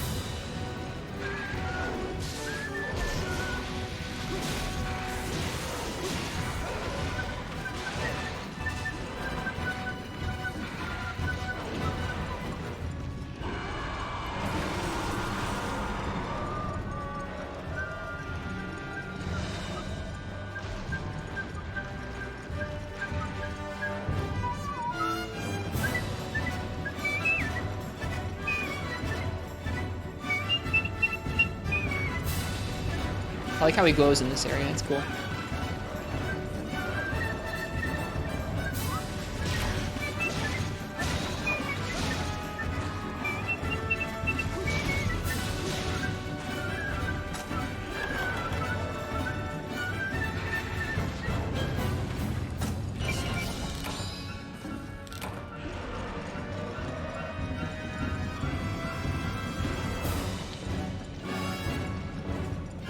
What's this? This is a Baleful Gigginox.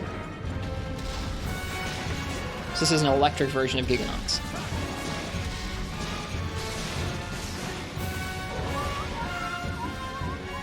Or strictly upgraded Kezu.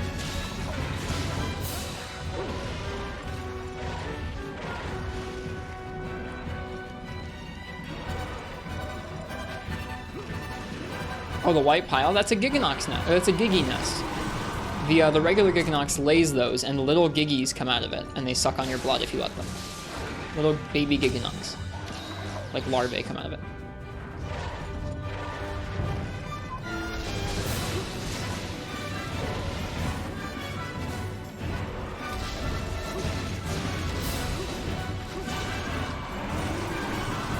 It's disgusting? Yeah.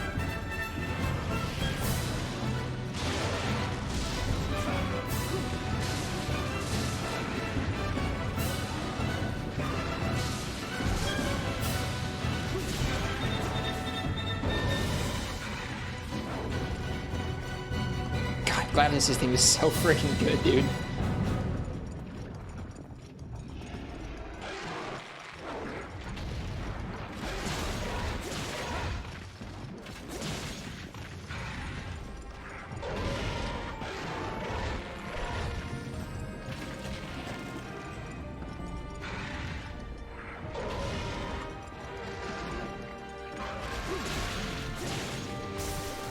Yeah, that one would make sense, Skiffy, I guess.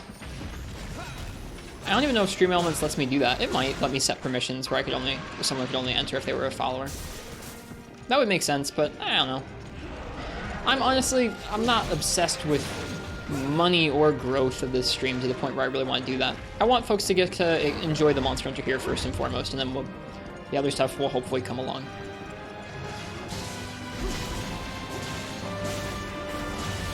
Oh god.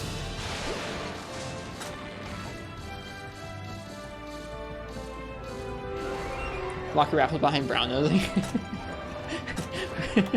Every time you do a monster, he goes, okay, whoever can compliment me the best gets this. It's just a competition of who can suck up the most.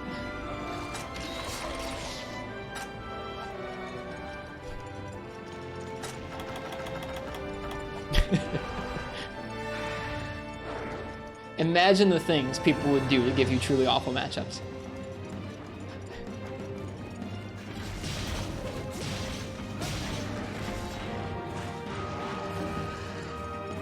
Did we just lose our paintball on him? I think we might have. Yeah? I don't know. Let's see.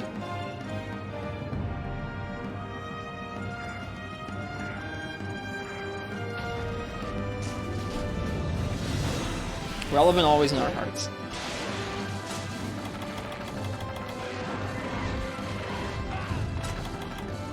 Relevant to me.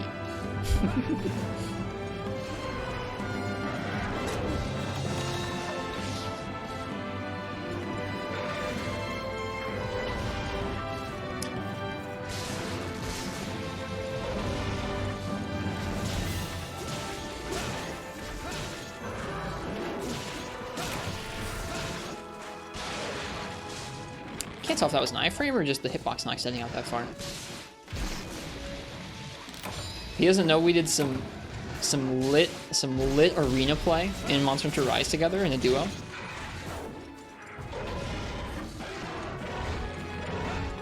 He doesn't know about our hot Rajang sessions. Our hot Rajang Helmbreaker sessions.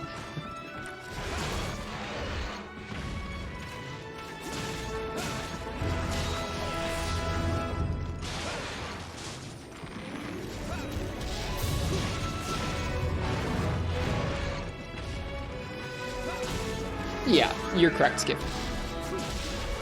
Oh, gosh darn it. I wanted my white gauge.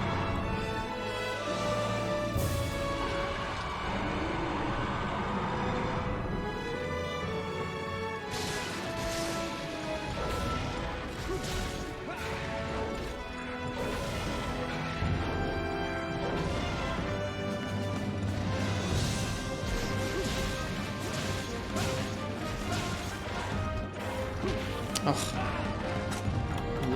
long hitbox.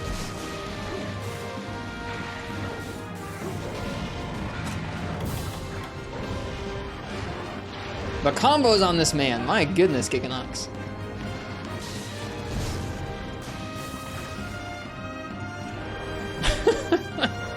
Surprised we're not dead.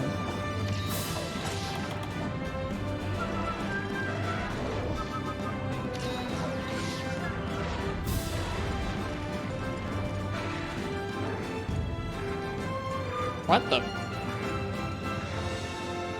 How often does he just do flip into fly? What? That's weird. Although I kind of dig it. He just kind of flips and just, I'm out. Bye-bye.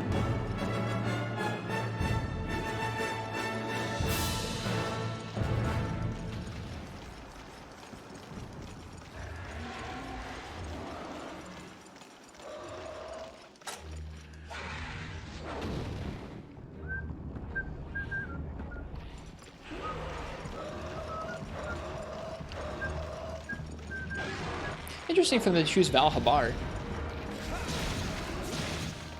Even though this is a concert based around generations primarily.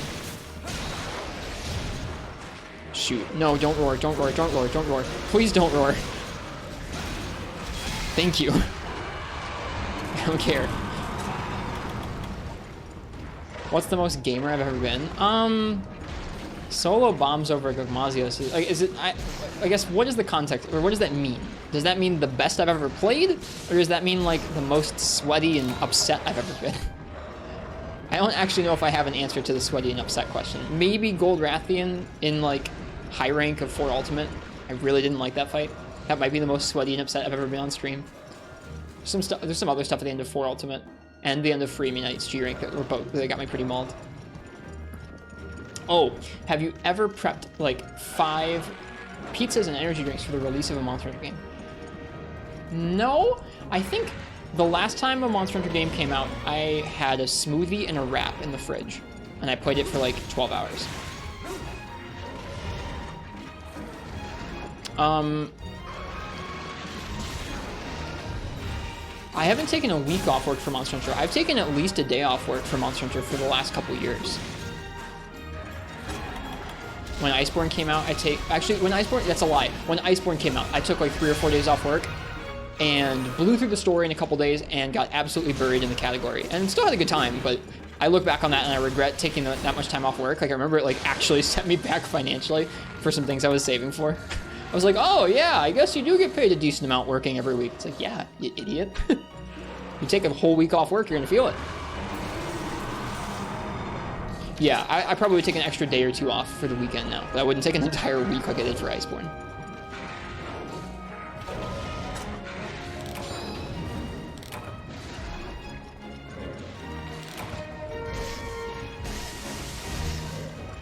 Okay, so now his Thunder will just give us Thunderbolt and damage us. It won't actually paralyze us because we've destroyed his stomach, his head. You took a week off work before you came out? Someday again, I'll do that again someday. Maybe Sunbreak, maybe Monster Hunter 6. I'll do that again someday. I'll take an actual week off work for one of those. And like it'll be a staycation where I'll probably spend some time during those days, like with Annie doing cool things too. But I'll do that someday again.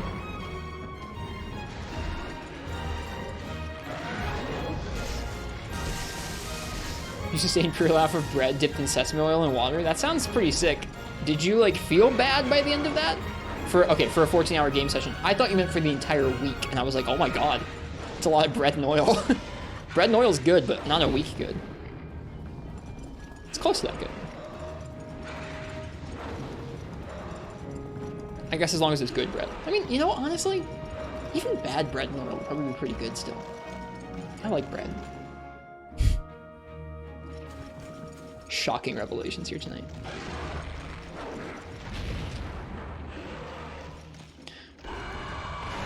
My go-to midnight snack is like cheese crackers and instant ramen. It's bad. I've been trying to switch to rice cakes and peanut butter, which is better, but I ran out of rice cakes and peanut butter, and so I've been back on the ramen.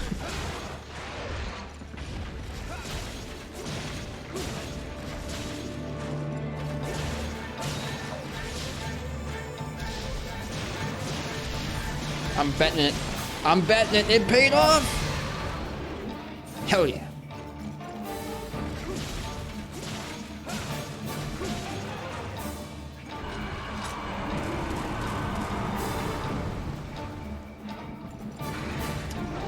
I'll probably take a day off for the Sunbreak launch if I can. We'll see. I will have just taken some time off not long before that for holiday stuff, so maybe I won't, but we'll see.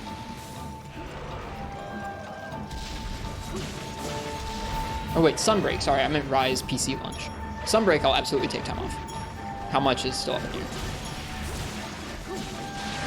Aw.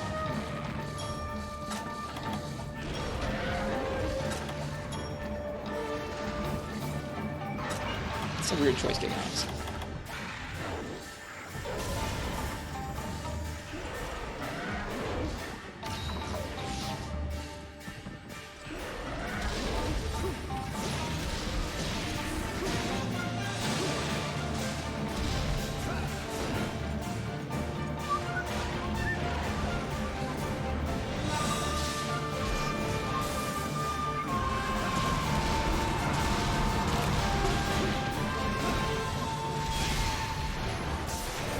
Ooh, that was close.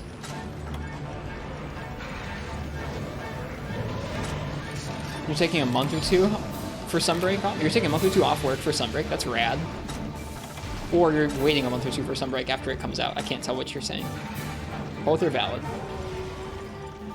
I'm, like, after playing through Iceborne and Rise both at launch, I think I'm pretty torn about playing games at launch. I think I know about myself that I vastly prefer playing through them after they've been out a while and once everybody else has experienced them, so people can kind of like look forward to different things we get to in the playthrough and stuff like that.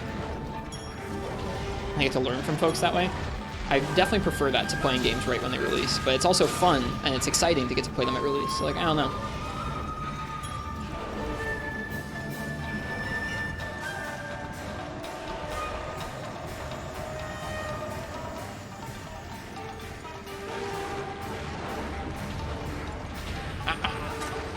Like being blind for all the things. Yeah, it's hard to stay blind for things if there's like title updates and such.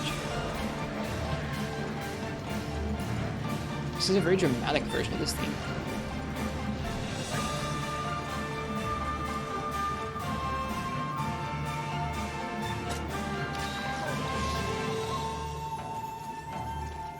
Is Sunrise a free DLC update to the game? Sunbreak? No. Sunbreak is kind of like the old Ultimate games, where you had 4 and then you had 4 Ultimate, or you had Generations and Generations Ultimate. Each one of those Ultimate expansions would come with an entire new rank of difficulty, several new maps, new monsters, returning monsters, new versions of older monsters, etc. And Sunbreak will be similar. It will cost $40 probably.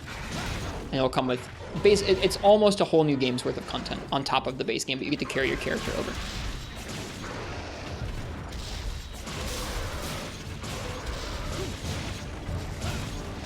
Shoot.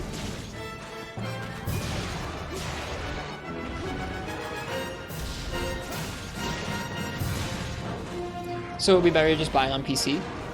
Yep. I mean, it's up to you. If you prefer to play on PC. It'll definitely run better on PC and it'll look nicer. Depends on if you want it portable or not. Will it be a Master Edition like it was for World Iceborne? You mean, will it be Master Rank Game God? Yeah, I think they've already said it will be called Master Rank in Rise Sunbreak.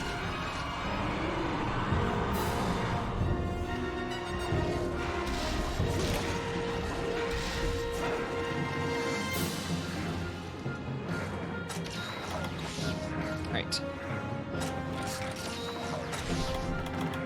Taking us 15 minutes to put down the first Gigginox. That's not terrible. Gonna miss it being called G-Rank. Me too. I'm used to G-Rank, but it doesn't bother me too much. I care a whole lot more about how it's balanced and how it feels to play through that G-Rank or that Master Rank than what it's called.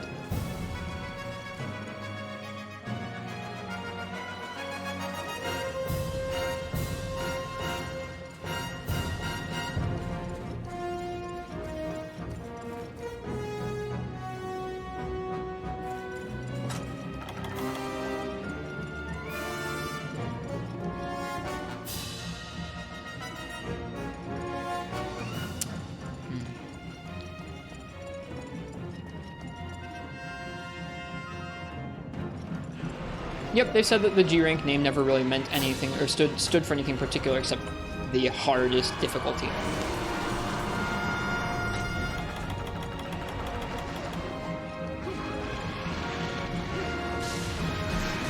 Wow, wow, large hitbox on that poison.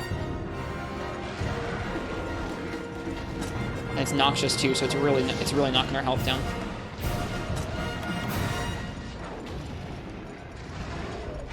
He's limping. Okay, we're gonna be alright. I think why they swapped to master rank. I don't know why you could say they swapped to master rank. I mean, you could say it's easier to understand. I think it definitely, I don't know. To me, it's kind of like some of the other things in World where like they tried to take it kind of seriously, like very seriously, make it sound dramatic in a lot of ways. Like a lot of beats of the story in that game are meant to sound dramatic and end up sounding more generic for it. I think that Master Rank is another good example of that for me personally. It's meant to sound more dramatic and epic, and for me it just ends up kind of sounding, I don't know, a little less cool. It doesn't matter to me too much though.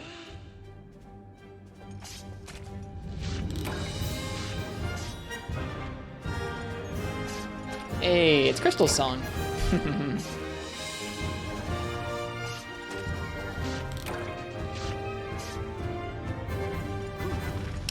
Yeah, Grand would have been a pretty... I think Grand would have sounded just fine, personally.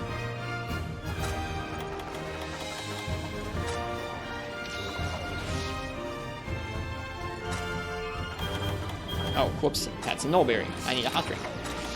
That's just a personal preference thing. The whole, like, over-dramatized, like, kind of... I don't know exactly how to describe how I'm feeling about Monster Hunter World's vibe upon re-experiencing it recently. It's very dry. It takes itself quite seriously. I think they tried to be very cinematic with many aspects of the game. Names, dialogue, cutscenes, even just the acting and composition of those cutscenes and like the beats of the story are all very dramatic and cinematic. And I think that doesn't really mesh well for me personally with Monster Hunter, at least not the tone that they hit. Oh shoot.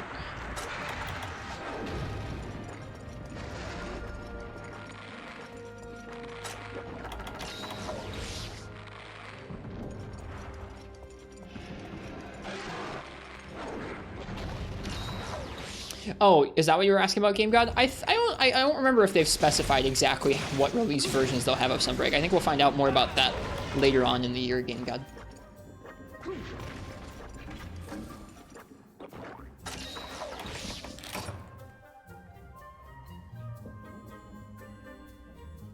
This is Still Stories. Cool. I was gonna say, I don't recognize this song.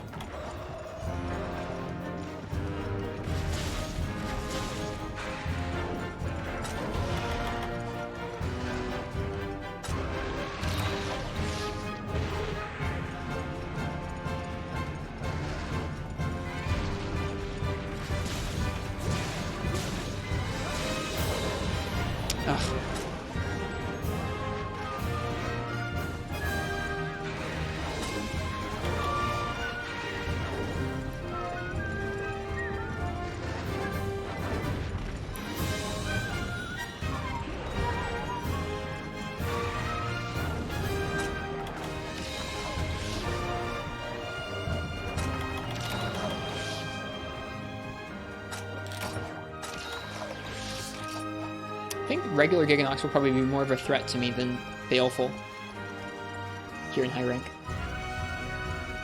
The persistence of noxious poison is a lot more scary than getting paralyzed, I think.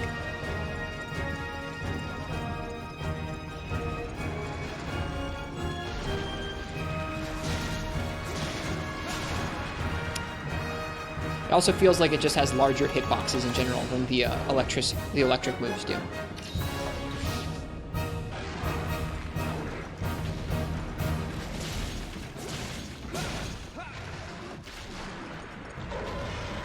Gotta learn to avoid it.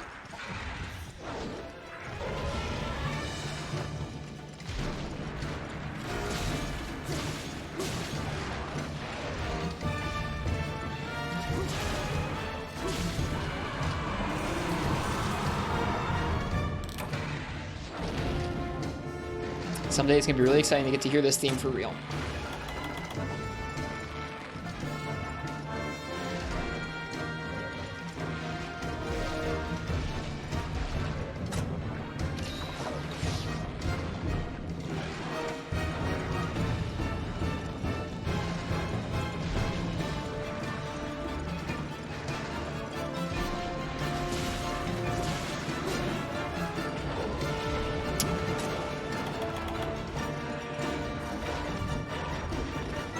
Get him out of the corner.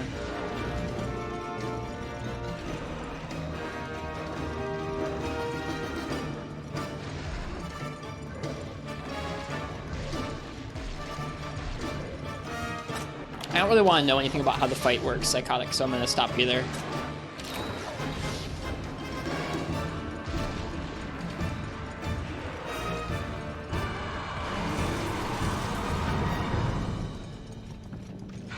Okay, I figured. All good.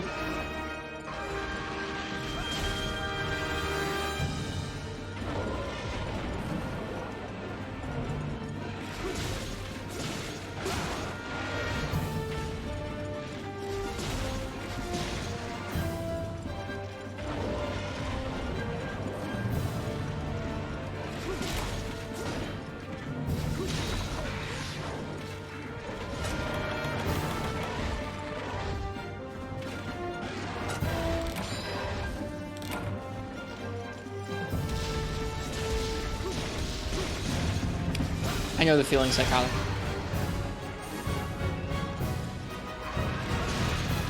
God, the animation work on that is just stunningly gross.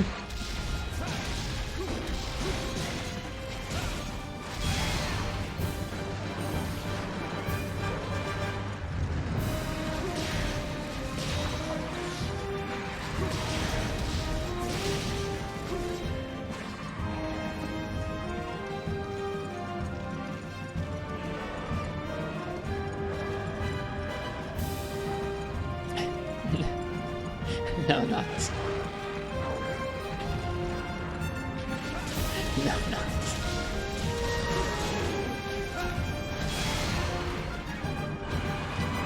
Nox, I feel like maybe on average you've brought up talking about toilets more than, I mean, like, I know I brought it up earlier, but I feel like on average you maybe brought up talking about toilets more often than anybody else, any other single member of our stream.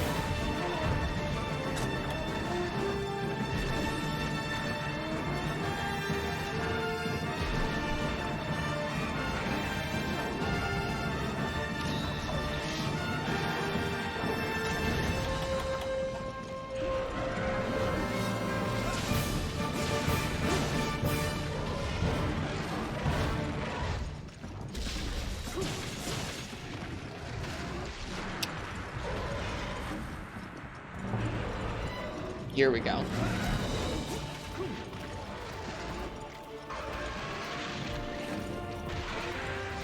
I want one Burlesque Barley. I'll get one eventually when I don't rent a garbage apartment. Well, it's not a garbage apartment, but when I don't rent kind of a broken down apartment, I'll actually buy one that's like nice to put in.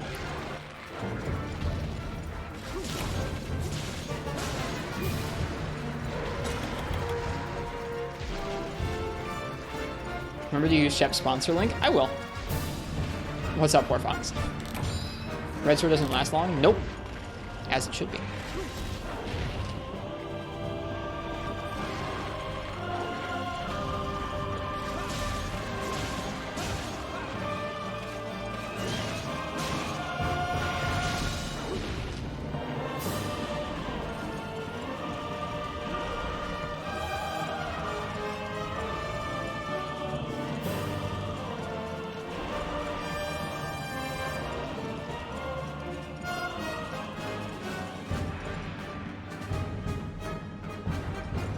Rise Longsword, like, I wouldn't even know how long Red Gauge lasts in that game because you're always getting Red Gauge over and over again. It's crazy.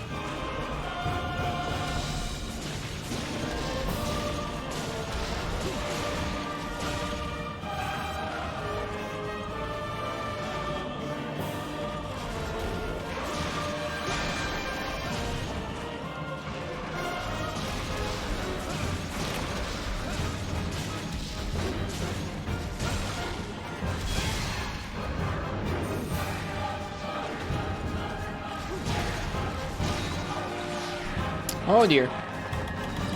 Alright, chat. No, I was gonna mash out of it, but sorry, I don't want to die. I'm really bad at mashing. I was gonna mash out of it because everyone loves to suck. But I'm really actually quite bad at mashing, and I probably would have died.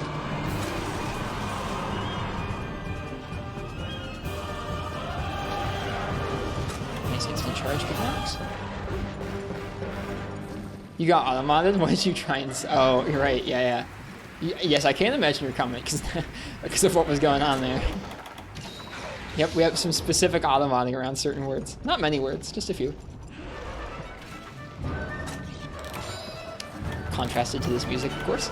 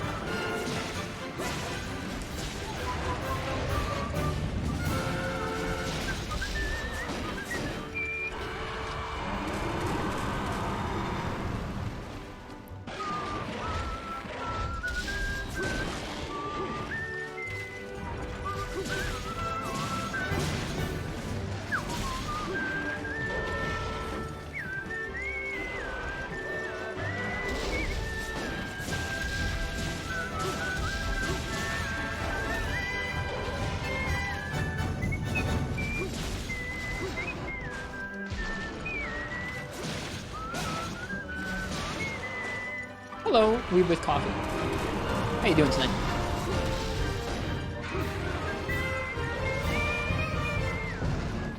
Oh, I'm gonna get wrecked by this. Never mind. We're good. It was slower. It was slower because we broke his part. I forgot that was a mechanic. When you break his parts and he tries to lay the poison bombs, they take longer to explode. I'm an idiot.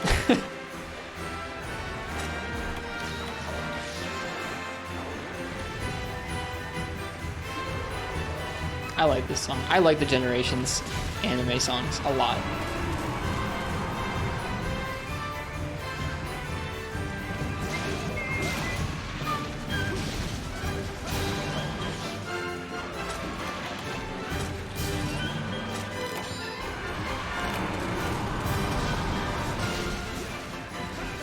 Ground cracking visual effects on ground. I would be okay with monsters having ground cracking visual effects. That sounds hype. What if they made an actual Monster Hunter anime? I'd probably watch.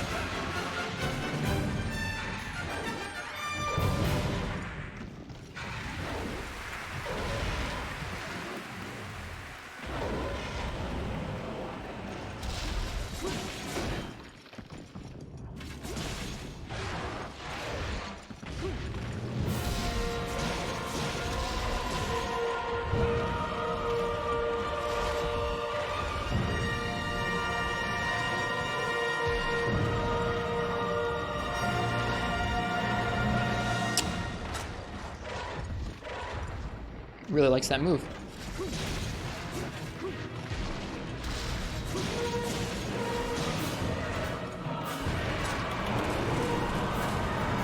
I was actually entertained by the Monster Hunter movie. Which one? Did you watch the one that's on Netflix, or did you watch the actual Monster Hunter movie? I haven't seen either of them. I just don't really watch TV or movies.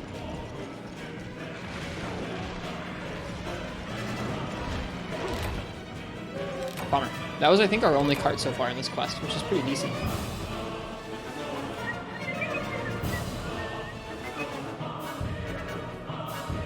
Yeah, I don't know. I like watching old movies, but I don't really watch any new movies or much TV. There's a Monster Hunter on Netflix? Yeah, there was a direct-to-movie TV special kind of thing. It's about the Ace Cadet, Aiden. It's got more monsters in it than the Monster Hunter movie does.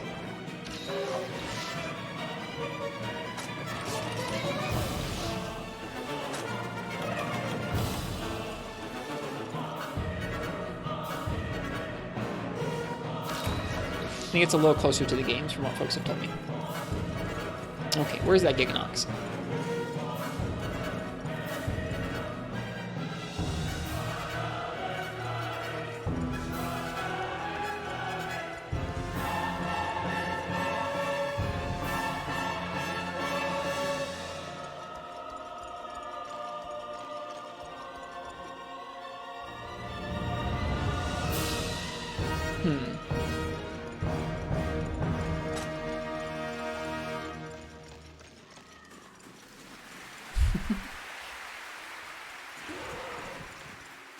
Oh, no stamina left to Superman dive.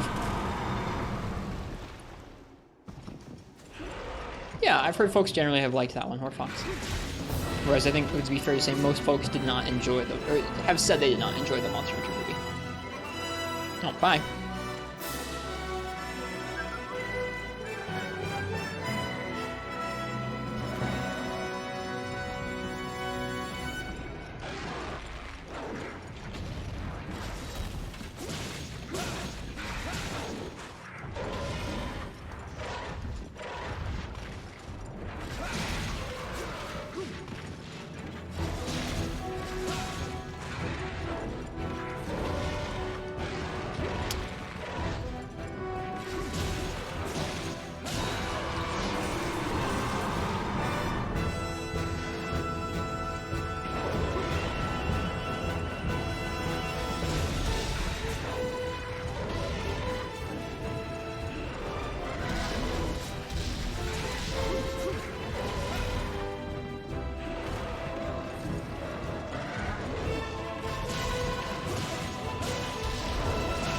I was really betting on that.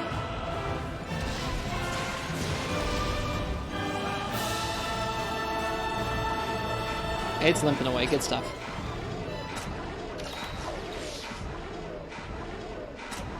Want to make the party room meme with everyone partying with Endwalker and Riss is in the corner, grinding out like high rank village in a 10-year-old game. That's me. They don't know I'm my third playthrough through you. It's my first one, but I get I get the joke.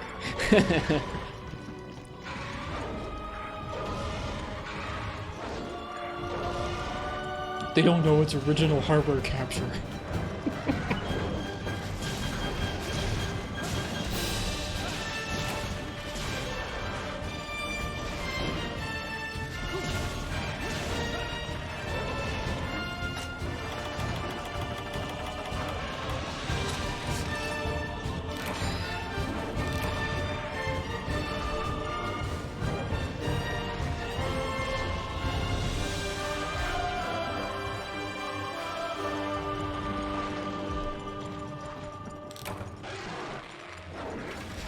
Aw, too early. Or sorry, too late, rather.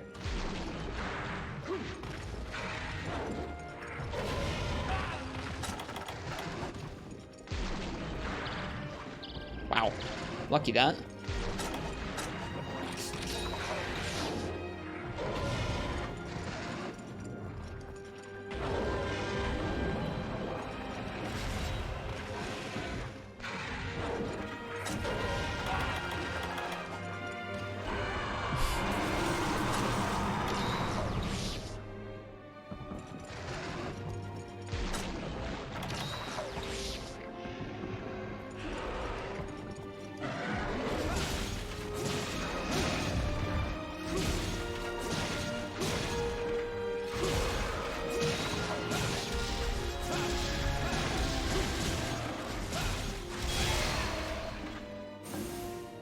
That's fair. It sounds like a completely different kind of gameplay.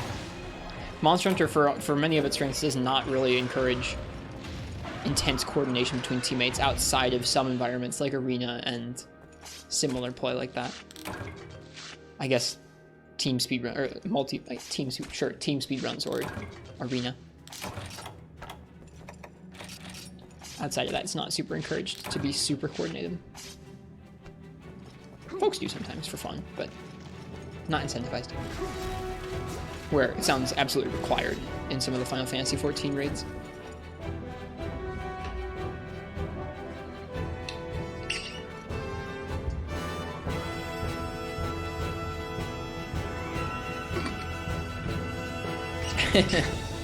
Hello, Shadow Pun and Tempest. I appreciate your pun. I like it.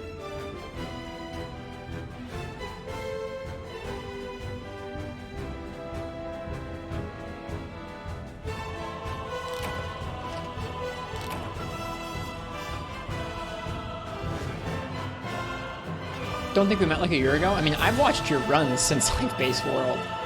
I think we started talking maybe closer to 2 years ago now.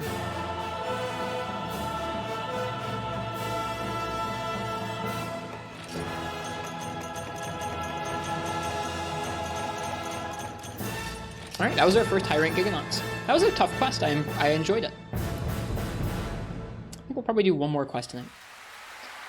You never saw the stream of you farming Wrath Medulas and playing Fire Emblem at the same time? No, but I've seen streams like that.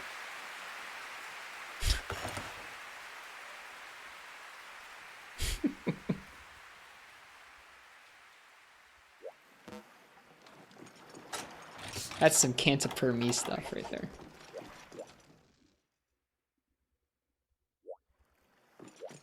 Alright, that was the end of that concert. Let's see, what's the Moga forecast like right now? A Qurupeco and a Plesioth. Sure, why not? We're gonna go ahead and end with some Monster Hunter jazz, I think, and an expedition. And that will be our last bit of the night here. You hit a threshold in Monster Hunter where the fights can just be autopiloted. It feels like that when you hit like a weapon matchup and a monster matchup that you're very comfortable with. You can definitely just like, you'll get through the fight. Plesioth and Qurupeco. All right. So, if you would like to choose my weapon for a Plesioth and Qurupeco expedition, go ahead and type !ticket in the chat. If I draw your name, you get to pick the weapon for the last hunt of the night. I imagine we'll end up just a little shy of 5 hours, which is where I'd like to be.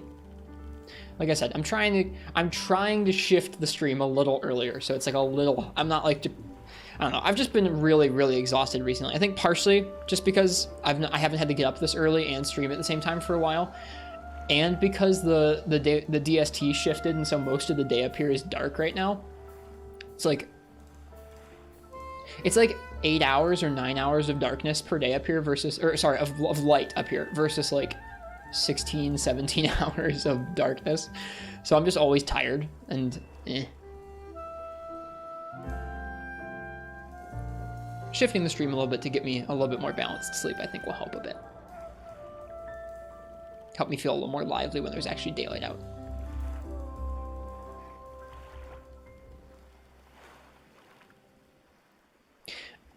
I want to be in this like club, wherever this is. I've never noticed that there's like hunters chilling in the back. I want to be at this place.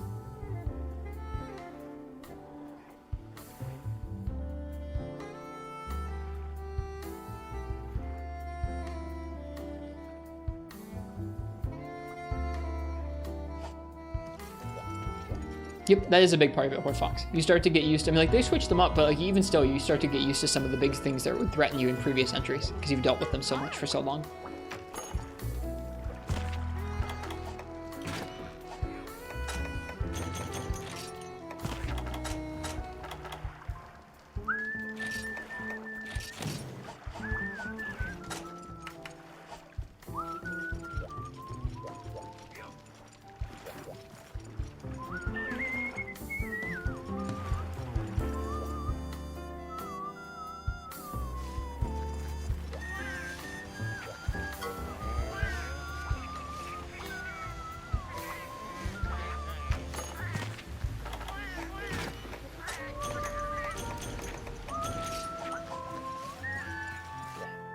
It would have been neat to have seen that incorporated into like a status dealing weapon somehow, Nox, wouldn't it? It would have made those a much more integral part of the combat, and it would have made it tie into using your weapon instead of using an item, which I'm always for. I'm doing some light research right now into the different ways that players have been able to influence and control monsters over the years through the different mechanics that they've added and changed.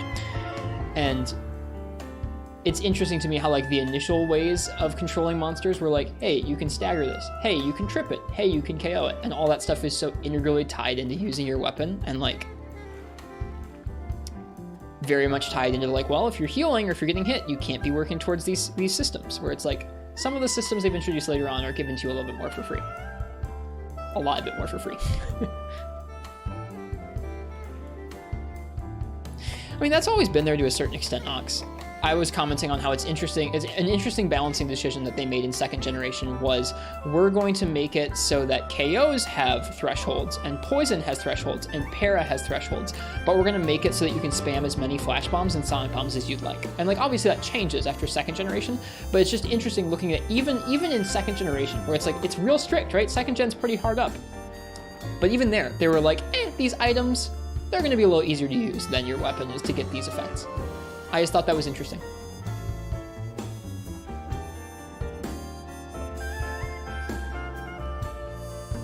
And like, you could argue you have a finite amount of items, but even still, it's like, it's easier to get more consistent damage openings from sonic bombs and flash bombs than it is from using a para weapon or a KO weapon.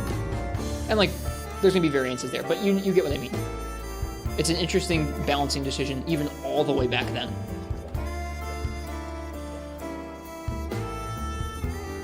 Traps, yeah, traps were fine. All right, last call. If you want to choose my weapon for the last hunt tonight, go ahead and type !ticket in the chat.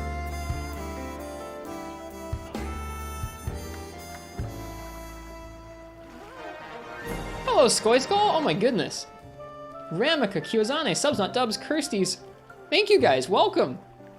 That is a very kind raid message. Thank you, folks. Welcome, everybody. Huge raid. Hello, Skoyskull, how was your stream? They were playing 3U too! Dude, hell yeah. Welcome, folks, welcome. We are just about to we're about to go on our final hunt of the night. We're doing an expedition in the Mogul Woods. It was great, grinding up G-rank armor. Yo, that's sick. Yeah, we're about to wind down with probably with a Plesioth and Qurupeco expedition. I guess, welcome everybody. We're about to do something called a weapon raffle, where if you, I guess you can enter your name, and if I draw your name, you get to pick what weapon we use for the next hunt. How that works is you just want to go ahead and type !ticket, like I just did there in the chat. So if any of you who are just coming in would like to get to pick my weapon for the next quest, go ahead and do that. That's something we do quite often here on the stream to keep the weapon matchups pretty random. Everybody has a slightly different pick they give. But yeah, I'm happy to hear it was a good stream. Gonna laugh when Risk wins his own raffle. I very rarely will enter a weapon raffle like that. But yeah, we've had a good night. We've been grinding up high rank weapons here. We're in high rank of this game. It's my first playthrough. We just made a new bow set. Yesterday we made a new gun lance set, something like that. It would be kind of goofy. I would draw a second winner if I won. But yeah, we're gonna do that in a moment and then we'll go on our hunt. We've been listening to some Monster Hunter Orchestra music for most of the night, and then now we're listening to some Monster Hunter Jazz, just to wind things down.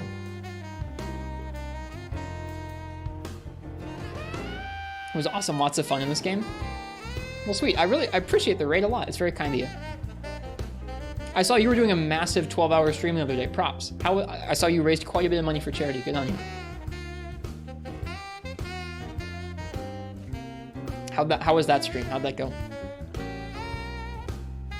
right, let's see here. Let's see what we're gonna use for this quest.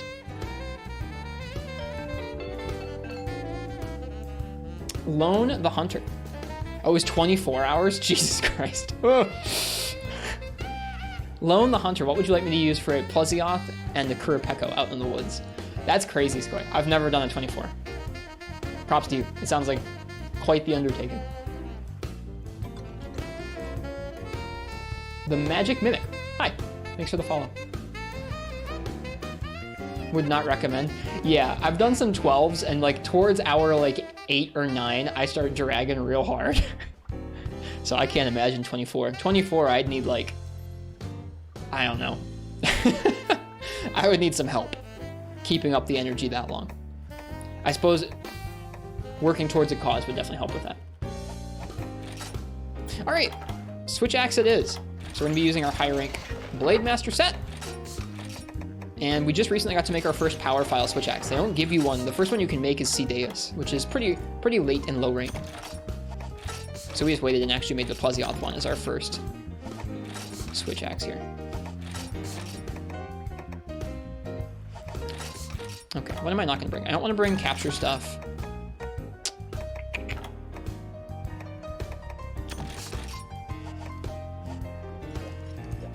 What color are an enraged Cydaeus' lights? Aren't they red? I said your name right. Well, cheers. If I didn't, I would love for you to correct me anyways. Cheers, Squid. It's much appreciated. It's much appreciated. It's a nice way to end off the night, getting to do an expedition with some new folks around to chat with. Yeah, this is my first time playing through this game. I'm still kind of getting used to some of the things. People call you the Magic Mike. My actual name is Michael, and I've, as a dumpy nickname, I've had that before, so I feel your pain.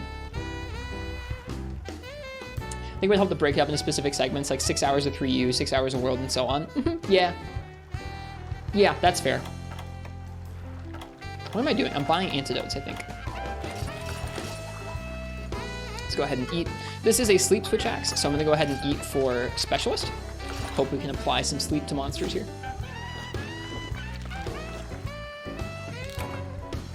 Guy. All good.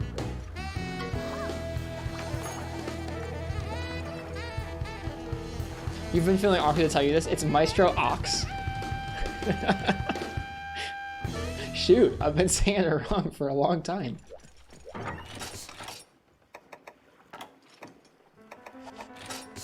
Alright, I need to bring raw meat with me because I'm low on cooked steaks. We'll cook some when we get out here into the woods.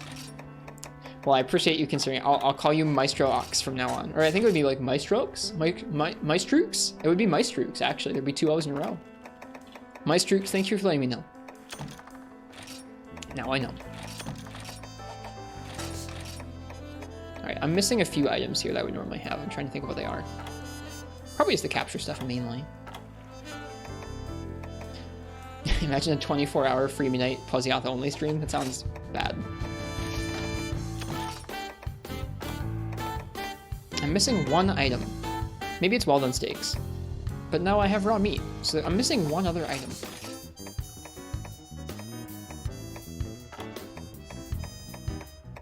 Well, can't be that important. Hello, OC Lionheart. Welcome to you. Alright, we are off to go hunt a Plesioth and a Qurupeco.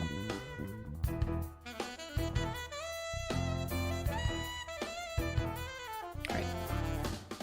Air supply? I don't need the air supply stuff. Alright. I'm gonna quickly pause the music so that we can cook the steaks. I can't cook steaks and listen to music at the same time. I will screw them up. So apologies for the jarring music pause.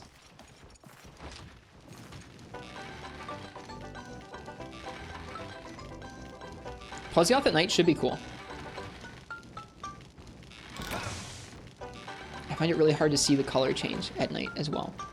I feel like squint.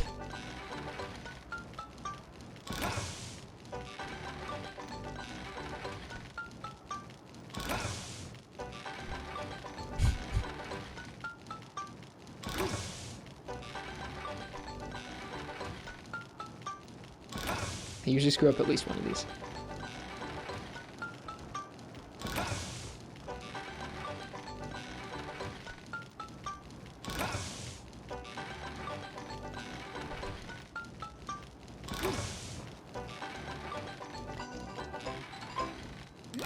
So tasty. We did it this time.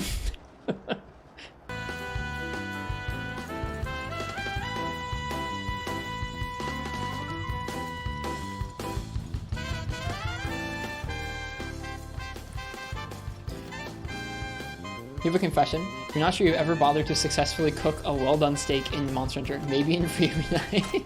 Really? Beans for everybody? Sure. We'll give you guys some beans for being here to witness all the 10 steaks being cooked. I don't know how that makes me feel, Shadow Upon the Tempest. What do you eat? Do you just eat rare steaks?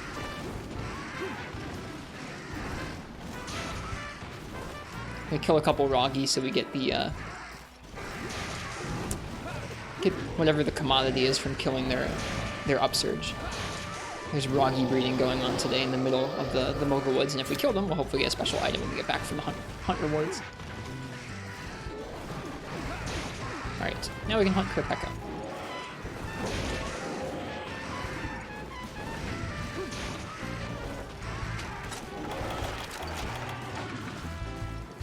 You just don't cook. There's already plenty of systems in recent monsters to cook them for you. That's fair. The further forward you go, the more you can just kind of let people cook the steaks for you or use energy drinks or something. Yeah, I guess to anybody who is new to the stream, we try and play through these games almost in a slow run style, where we're trying to experience as many of the systems and as many of the matchups as we can for the most part. So we collect up a lot of weapons. I let chat pick my weapon for the most part for most of the quests we do.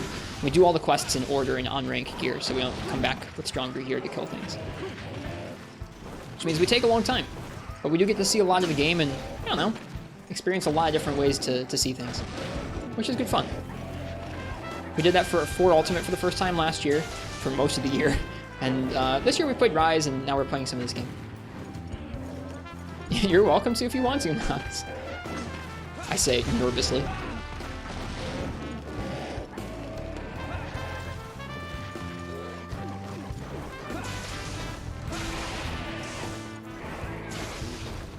It's an actual Monster Hunter discussion topic? Okay.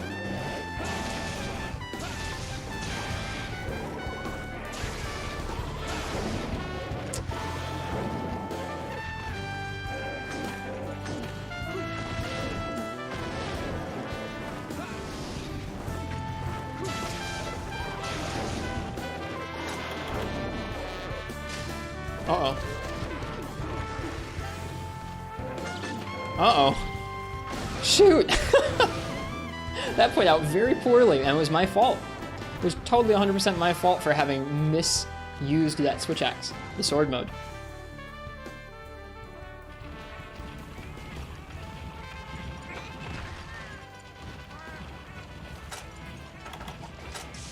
At least we have plenty of steak to eat now. Pretty sure you just vacuumed up all the rations you had in the world every time you carded. I don't think it really, I mean, like, I'm not going to think lesser of you, Shadow on a Tempest. What do you think about armor set advice? How do you prefer to give set advice? Do you offer them a template and let them customize? I think, in general, it's definitely something in the vein of a lot of advice where it's best to wait until somebody asks for it, or just kind of be gentle about it if you don't know if somebody wants advice from you on armor. And then from there, it's kind of just important to figure out, like, does the person really, like, what are they struggling with? Do they just want to be killing things faster? Or are they having a hard time with getting killed? Like, I don't know. I think it's easy to try and give advice for, like, what would be the hypothetical most optimal thing the person could do. But without the person, like, if the person's not in that mindset, they're not, like, wanting to be in that mindset, an optimal set wouldn't help them a whole lot. So it's like, I don't know. It's kind of, it's nice if you can to try and tailor it to the person you're talking to, the hunter you're talking to.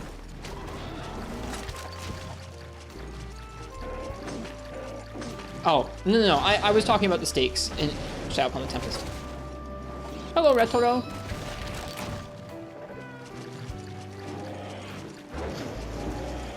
Yeah, how did you approach it, Nox?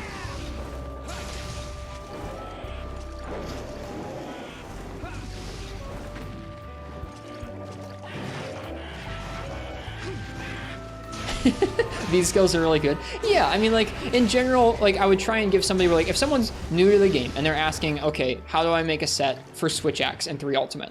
I would probably tell them, like, depending on what point of the game they're at, probably, like, the most high-value damage skill, and be like, you should use this skill, because it will help you clear quests well. And then after that, I would probably tell them a little bit about some of the quality of life skills I think would be helpful, whether it's a bait extender on Switch Axe, or power prolonger, or, like, whatever it is. I don't even know if power prolonger affects Switch Axe in this game, but I don't know, you know, I would try and give them a breakdown of some of the different options they could do depending on what they were having issue with. Yeah, I think that's a pretty generally good tact, Nox. Whoops. Man, not handling our gauge very well right now. I've already broken both of its flintstones though, which is a good sign. Hey, we got the evade that time.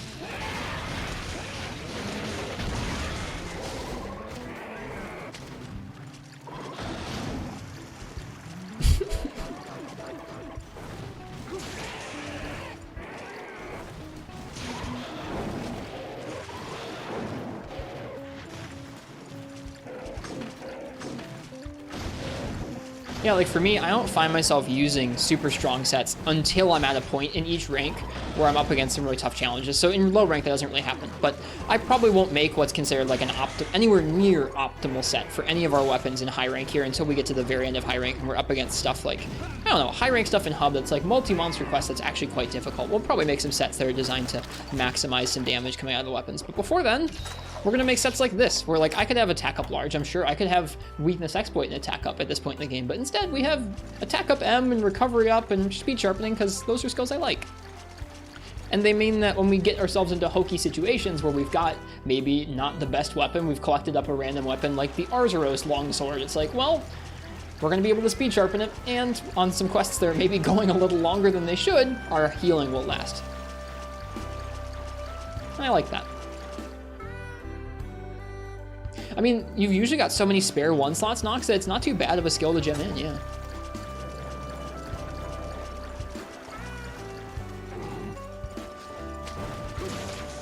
Lord Castellian would say before high rank attack up is king, after high rank attack up is still alright. Affinity's probably worth it. These skills give it to you. If you get the G rank, you can probably figure it out by that point because the game is definitely going to throw it in your face if you can. Interesting. Yeah, that's pretty decent advice. How I would describe how I make sets to folks is usually just like trying to make sure I have one good damage skill that's like going to be like decent for where we're at.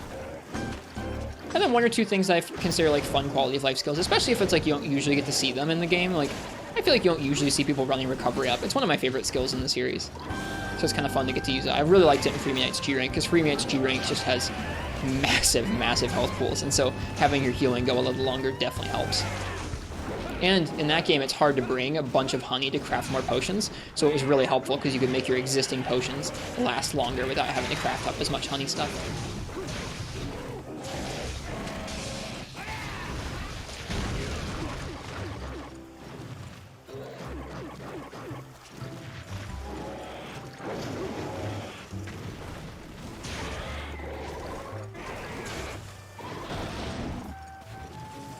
I feel like hunting horns should give flat stat boost when they're white notes and percentage boost when they're purple. That'd be interesting. I'd be down. Hello, BellMH. Qurupeco is quite cool. It's been fun getting to hunt it and Crimson Qurupeco in this game.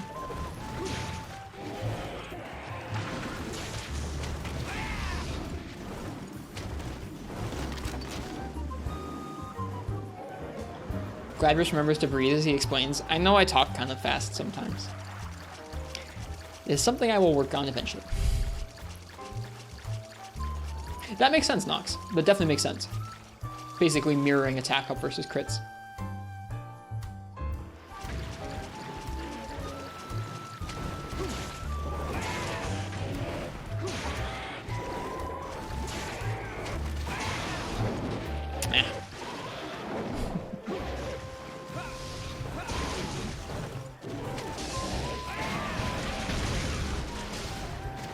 The Elemental Discharge seems to apply sleep very nicely in this game. I found it very potent to go for a few ZSDs when I think a sleep proc could be close. I think explaining game systems would be a better tool for teaching newer players than just saying X armor is good.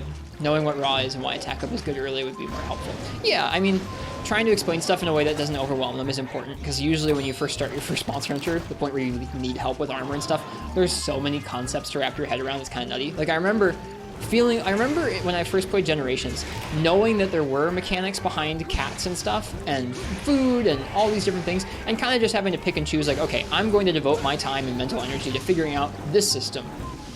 And to the point where, you know what? It's years later, I haven't played much Generations recently, I still don't know how cats work in that game. I still don't know how the cat progression works or how to put skills under cats, because I just never learned. I never dedicated the time or mental energy to, and when we play Generations, I'll learn it, but I just haven't up until then. So it's kind of important to kind of pick and choose how you explain stuff and what stuff to explain to somebody who's new.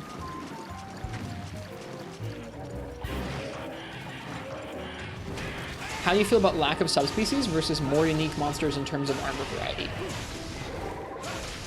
Armor variety. I'm not sure if I understand the question.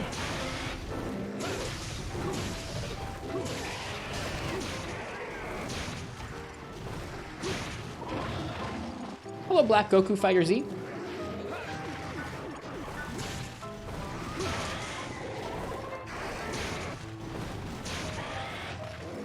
Subspecies gives a different armor series? Yeah. With different skills. Uh-huh. Sure. I'm following.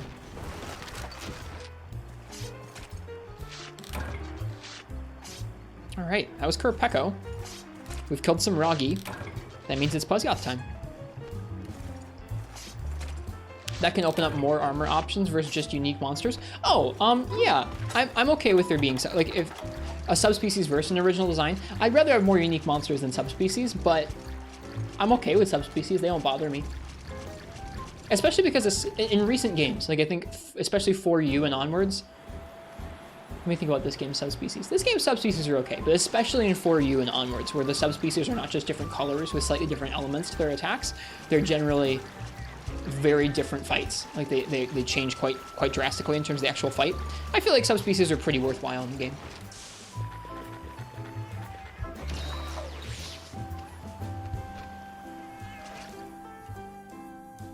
I think I'd rather have some of both Nox in the game ideally, but if I had to choose between a game that had subspecies and a game that just had more armor variations, I'd rather have subspecies than just more armor variations.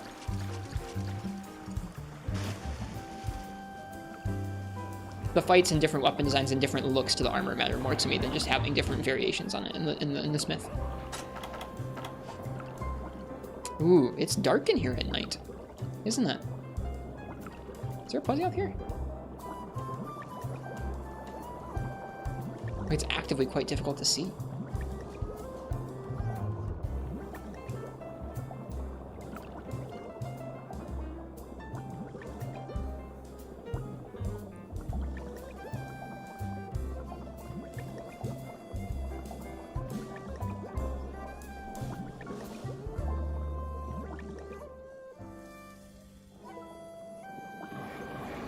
There he is.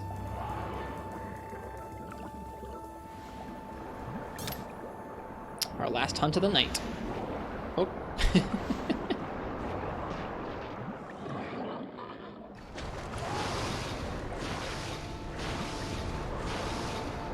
Learning Rise controls at a real slow pace. Was swinging the greatsword around like a drunkard, so many button combinations to remember. Yep. The new games have a lot of control complexity. You have a lot of options at any given time for movement and for moves usually. My wife doesn't play many video games, and she has a much easier time with actually controlling the older games than the newer games, because the newer games are quite complex.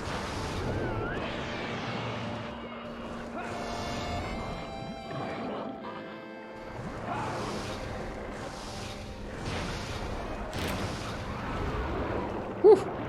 Lucky we iframed that. Alright, we should sharpen.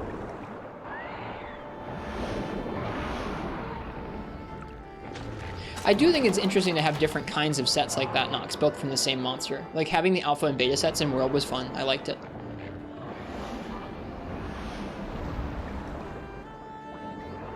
I do think there's room for both in the same kind of game, like subspecies and variations on the same monster's armor.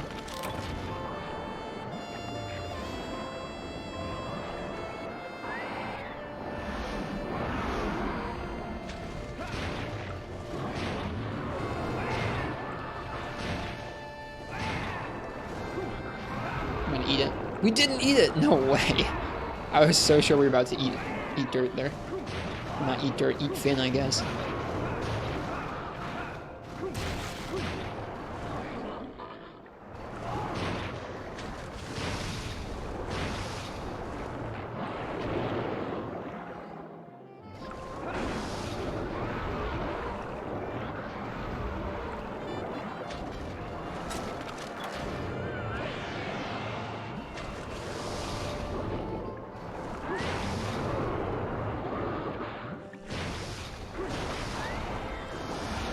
Whoop, got stuck in place there.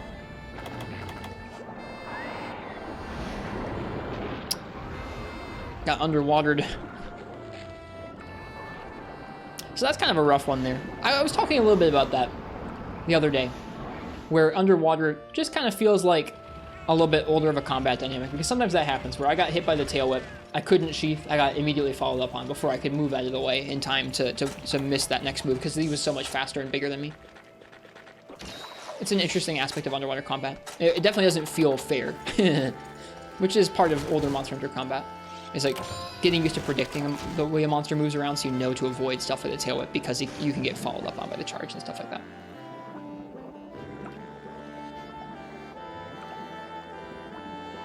Yep, I mean, I'm with you, Nox. I've kind of settled on that I know I won't ever feel quite as fulfilled and like interested in armor if it's a little bit simpler like it is in World and Rise, but I still enjoy making sets and I still enjoy playing the games, even if like the depth of mixing sets together and having different variations like that are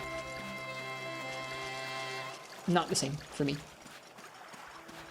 I was talking about that earlier. Someone was asking me about like just mixing together whatever pieces you want and whatever layered armor you want in World and Rise versus making a mix set with different pieces in an older game like this where there is no transmog, and I love this. So this is one of my favorite. Like, we're making a set that's like a mix set that I like the look of, and it has the skills that I'm looking for. Like it's a balance of like, okay, I can't just get only the optimal skills because it might not look how I want it. But I don't want to just make a fashion set because maybe it won't have any good skills. And so finding a balance in between that usually results in a really unique set for each person. And it just, I don't know, it feels really satisfying to me. So, I feel ya.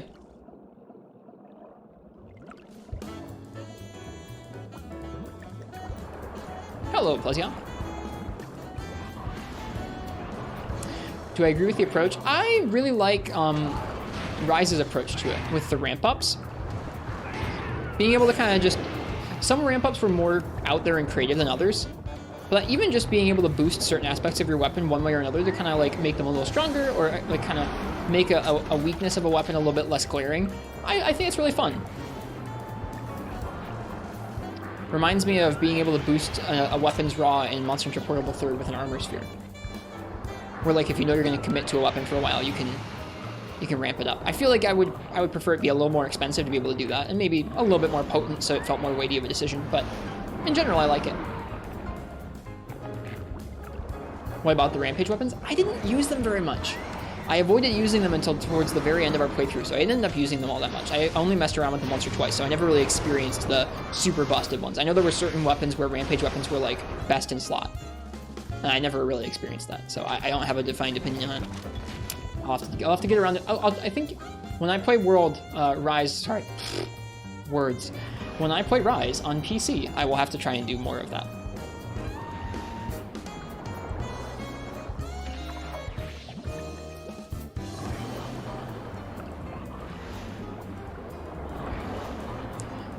To me, that's interesting, but like maybe a little too out there in terms of like the brief experience I had with Rampage weapons. I think they're cool.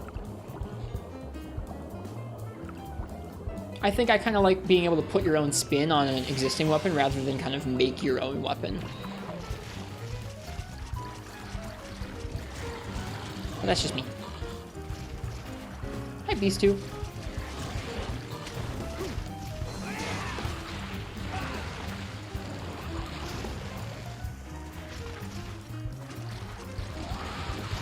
I mean, that sounds cool to me, Shadow Upon the Tempest.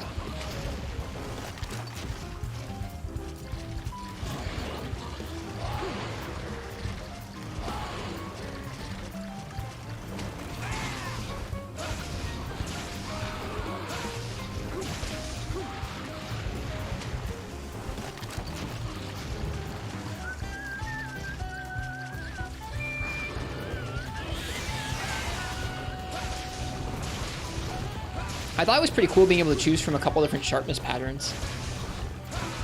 Like, it was definitely neat. I don't really mind it either way. So, like, if it stuck around, I wouldn't be upset. In your case, you absolutely loathe the tower defense game modes. You never bothered making any of them. It just fell off while playing single player and getting stun locked for 3 minutes by a bunch of random monsters throwing attacks everywhere. I understand. I came to really enjoy Rampages even solo. Specifically, I felt like, well, it was not the same depth of gameplay as fighting a monster, and for that, I kind of like didn't particularly enjoy it in terms of, I don't know, I don't think I'll ever enjoy a game mode that trivializes the large monsters of the series. I think that part of the series' strengths to me is like having the monsters feel like weighty, large opponents, and so making them feel inconsequential and small. I didn't particularly enjoy that, but I did enjoy trying to get used to the different strategies required to complete all the objectives in a Rampage and clear it smoothly, even solo, and I enjoyed getting better at that. It took some getting there, though. At first, I was really not into it, and I didn't feel any need to try and do those objectives, and it felt just like I don't even need to do anything. I can just sit here and it clears, which is true. I think it's a bummer that you can just sit there and the rampages, for the most part, will just clear on their own. But I think when you're trying to do those objectives, especially solo, it can be pretty fun. Definitely more engaging.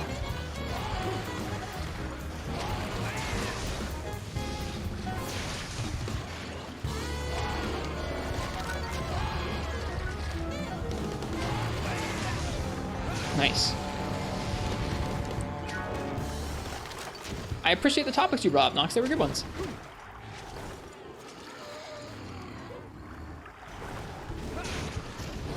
Enjoy your smoke. This one wasn't too cursed.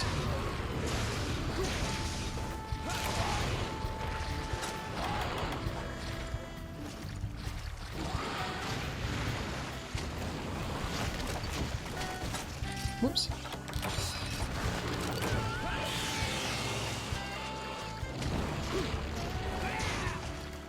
Nice, he's tired now. That means we get lots of free downs.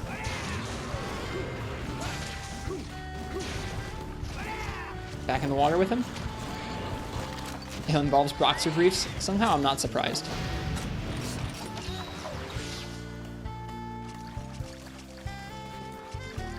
Somehow I'm not surprised. Did he just jump back out? He was just jumping up in the air on his own. That's weird. Why were you doing that, bud? Normally he does that big jump in the air and slam move when you're underneath him, not on the other side of the map. He's confused. Poor Plesioth.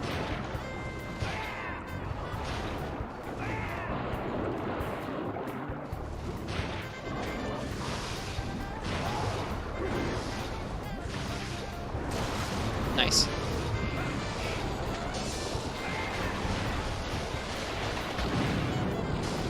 Get that full elemental discharge. Hopefully that will build up some sleep on him.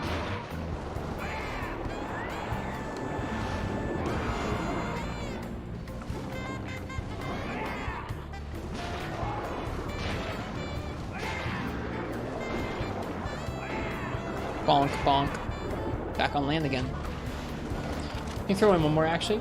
Hunter rank, monster quest unlocks versus title updates. Oh, I definitely prefer having things in the game and structured like unlocks, as opposed to being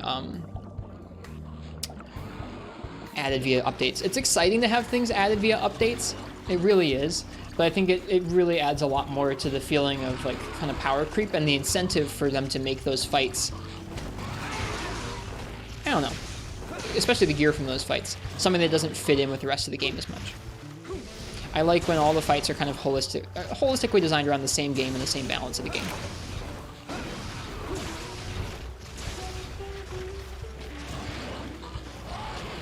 I also while it's exciting, we were talking earlier about how I'm kind of mixed on playing Monster Hunter games at release, especially streaming them, because there's like so much hype, and I think I kind of prefer playing the game once I can learn from other people, and once there's not so much hype and drama and stress for everybody like wrapped up around it. I feel kind of similarly about title updates, where while they're exciting, it also leads to a bunch of hype and hubbub and people getting into the game and then like kind of, I don't know, leaving again. It's weird. I prefer when things are just all in there. Those are really cool, Nox. I've enjoyed unlocking most of those in 4 Ultimate. I haven't finished all of them yet. I think I have the last one still to unlock.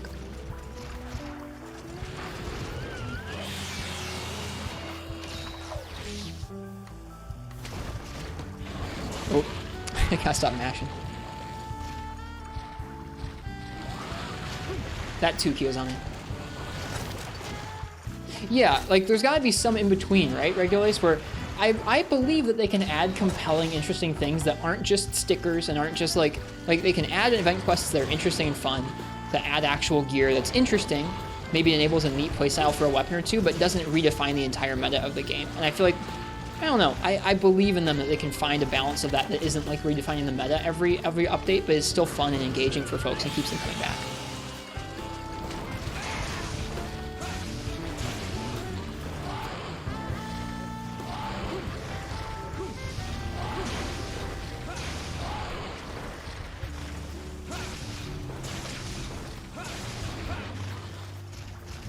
In Freeman, you need to hunt a specific number of elders to unlock Fatalis or White Fatalis. I don't know. I think it works like that. That's how a lot of unlocks in the older games work. Either based on hunter rank in the PS2 games, or based on amount of a certain monster type hunted in some of the other games. Do you think obscure unlocks should come back? I think that's fun. Yeah, I think it's kind of fun. I think rather than just making it a title update, or rather than just making it a thing where it's like, okay, once you've reached this quest rank, or once you've reached this hunter rank, you automatically get that quest. I think, I don't know, the more diverse ways you have to go about doing things to unlock things, the better, the more depth it gives the game. And like Generations has that both as a strength and a weakness, because it's kind of maybe the other side of that equation where it's too arcane. Sorry for carding. It's maybe too arcane unlocking some things, but at the same time, you end up doing a lot of different varied things to unlock a lot of different things in Generations Ultimate, and that's a strength. So, I don't know. There's gotta be a balance. Preferably one that doesn't bounce you back and forth between hub and village at various points of the game.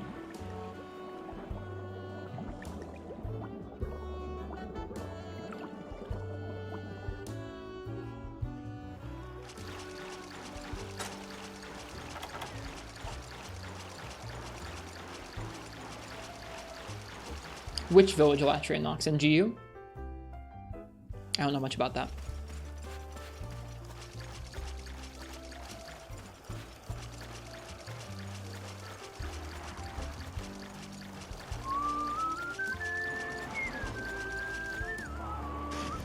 Three U village Latrian?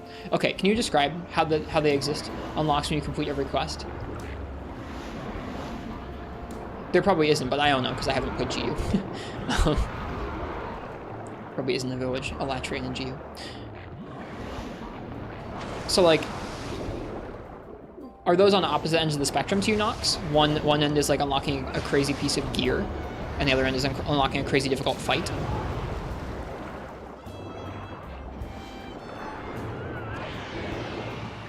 Oh, there is. Okay, there is a GU village Latrian. The more you know. Now I know. Thanks, Elzeret.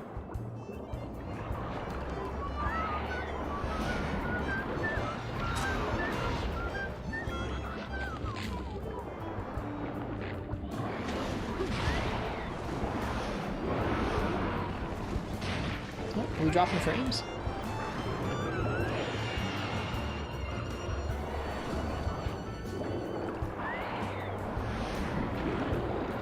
Yeah, no, I agree with you, Shadowpun Tempest. I think I've heard of that armor before. I know of some of the more obscure, crazy, back and forth, weird quest chains you gotta do in GU. It's too much. GU suffers from the it might be a little too much syndrome in a lot of ways, but that's okay. It's an interesting game, and that they tried out a lot of packing as much as they could, and tried out a lot of excessive concepts like that.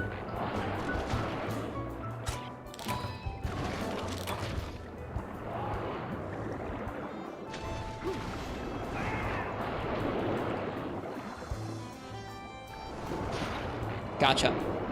I think some of the most, I don't know, that's an interesting question. I really like some of the stuff that's like just hard as nails, whether it's the quest that's hard as nails or like the grinds to get to a quest is hard as nails in this series. So I'm kind of in the camp of like stuff that's busted like Hayabusa should be behind giant unlocks like that. But at the same time, I'm okay. I would be okay if some of those little surprises that you have to unlock in really arcane ways were less gear that's really good and meta-defining, and more just like, this is a really weird, obscure challenge that's just, it's obscure just for the sake of being obscure. Not because there's some big reward, but just because here's this really hard quest. You only get to attempt it if you do this arcane series of quests to unlock it, or this series of things to unlock it. That feels cool to me. I like doing tough quests just to do them. Like, that's part of why I really like the Apexes in Rise, is like, they're just awesome fights. I don't need some special reward from those quests or some kick-ass armor to enjoy them. I just like the fights themselves, the experience of clearing a tough hunt against a monster or some monthly monsters. So, I don't know. I'm definitely okay with there just being tough challenges hidden off in obscure places just because they're tough and obscure. I mentioned a podcast yesterday. Where can you find it?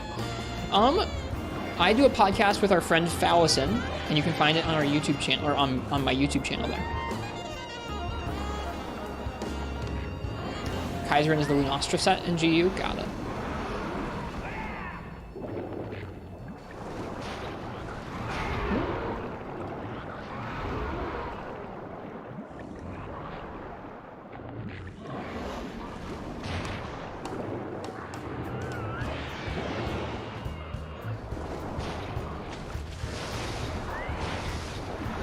Oh, we're up against a wall.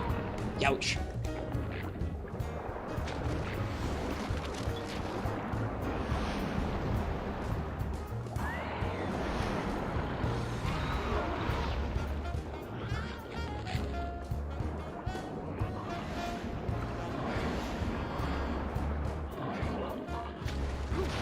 You guys need a title for the podcast?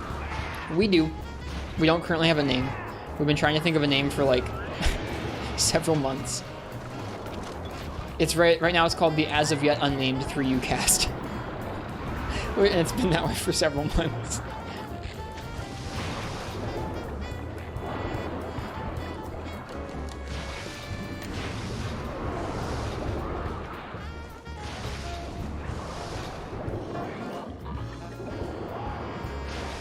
Okay, GU and 4U have materials that allow you to use armor sets from previous games. Do you want more systems like that? Yeah, as the games go by, Nox, and as they get to as they go further into 5th and 6th gen, where they're reusing some of these new HD assets, and they can't justify bringing every 5th and 6th gen monster into the same game, but they can justify bringing some of the armor sets from earlier 5th gen games with those assets that already exist. Yeah, totally. I like that system a lot in 4U and GU, where you can obtain some materials and weapons and stuff from monsters that aren't in the game. It'd be better if the monsters were in the game, but I mean, like, there's a limit to that. Just there is a limit of dev time and resources of how many monsters they can put into the game. So if they have those assets laying around like they did in 4th gen of all these different games and stuff, then yeah, totally. Once we get to that point again, sure.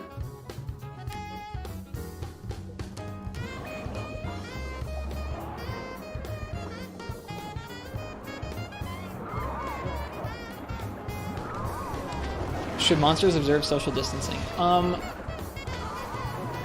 Only, I'm trying to think what monster I want to roast here. Only Vespoid Queen. Vespoid Queen can go die. Every other monster is okay.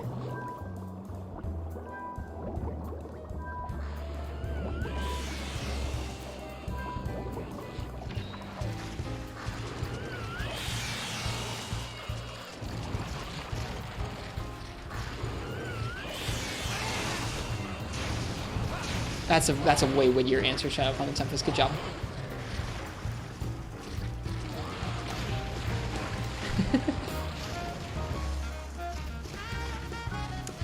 Major Guns, I'm picturing somebody standing by the head of the monster being like, give me my 6 feet for social distancing around the monster's head.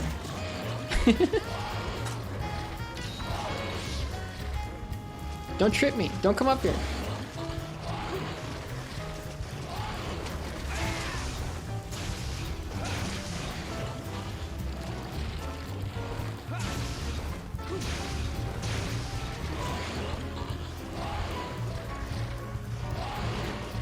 Too early.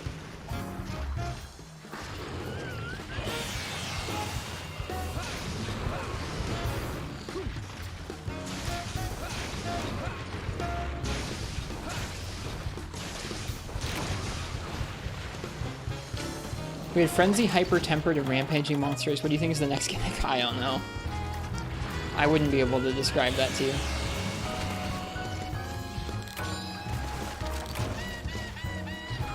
I don't know. I don't particularly care for any of those systems.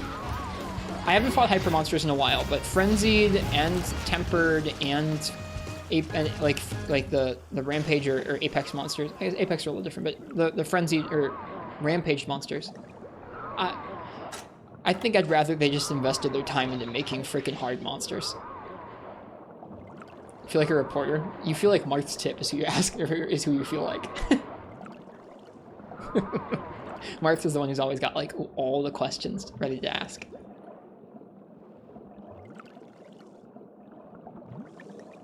Tempered monsters were in both World and Iceborne.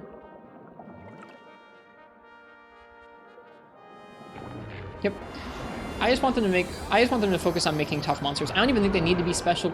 I don't think they even need to be special versions with special armor. But that's just me. I'm a weirdo. I feel like I'm a weirdo in that it doesn't particularly matter to me if there was just like a special extra difficult version of Nergigante. Didn't even need to drop different materials. Just this is like tough Nergigante, like in Freeman Knight, where you've got like Scarred Garuga, Devil Diablos, or the Demon King Diablos, excuse me, with the one horn. Stuff like that, where like those monsters are just freaking harder for no good reason. Like, you know what? I love that stuff. Super Amatsu in Portable Third. Stuff like that. I love that stuff. That's what I'm around for. That's what I'd like to see more of personally. Hey, that's a good way to get the kill. Oh, dude, we were one resource point away from getting elite points.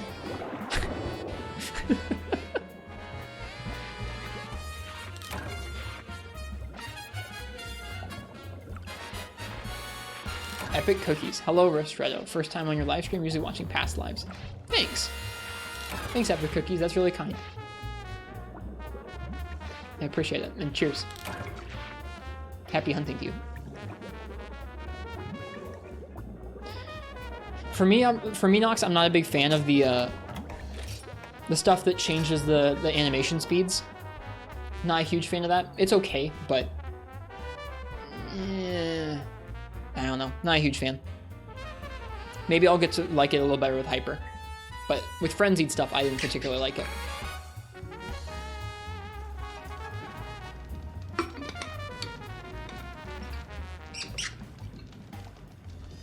Yeah. I feel like just having one-off quests with like special versions of the monsters is fine by me. But I think that would probably make me in the minority. I think a lot of folks, like if there was a harder version of Diablos, I think folks would want some different materials and different armor from that Diablos. Yeah, I've recently fought a Hyper Kezu and a Hyper Astalos and a Hyper... I feel like we did one or two other monsters. A Hyper Shogun Sanitar.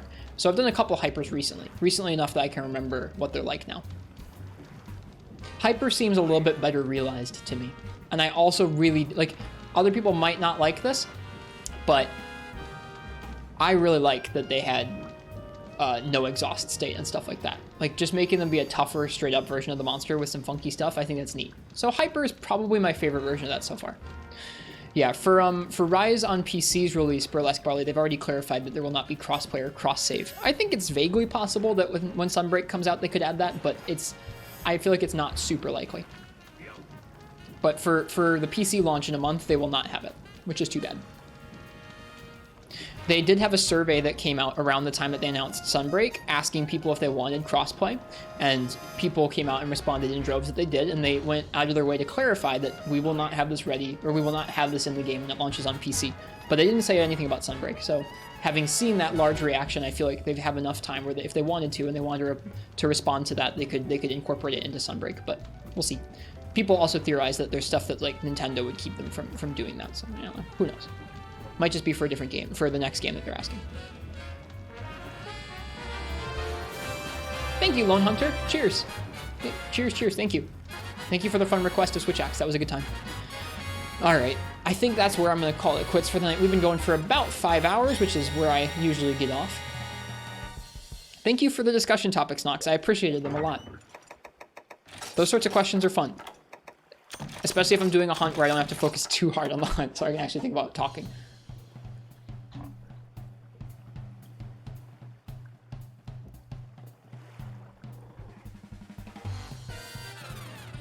Don't thank you, you hated it? Well, for someone who hated it, you did a good job. All right, like I said, I'm gonna be ending the stream now here. If it was anyone's first time by the stream and you wanna watch some more of me play through this game, 3 Ultimate, very slowly and thoroughly, doing lots of quests in order and using all the weapons kind of randomly as you guys pick them for me, feel free and leave a follow and stick around and listen to us talk about all kinds of inane stuff like we were just doing. Thank you again to Skoyskull for the raid, and thank you Nox and others for the kind donations tonight. I would read them all off, but my activity feed is broken this evening. It's kind of frustrating. They said they were unable to implement it in Rise Wrist. I don't know if they clarified if that was for Sunbreak or not yet. I know for Rise PC it's not going to be in, but I don't know if they said that about Sunbreak yet. All right, as for me, You can find me in the Discord and the YouTube and the Twitter that I just linked in the chat. The YouTube is where we put VODs, the Twitter we ping when we go live because Twitch's notifications suck.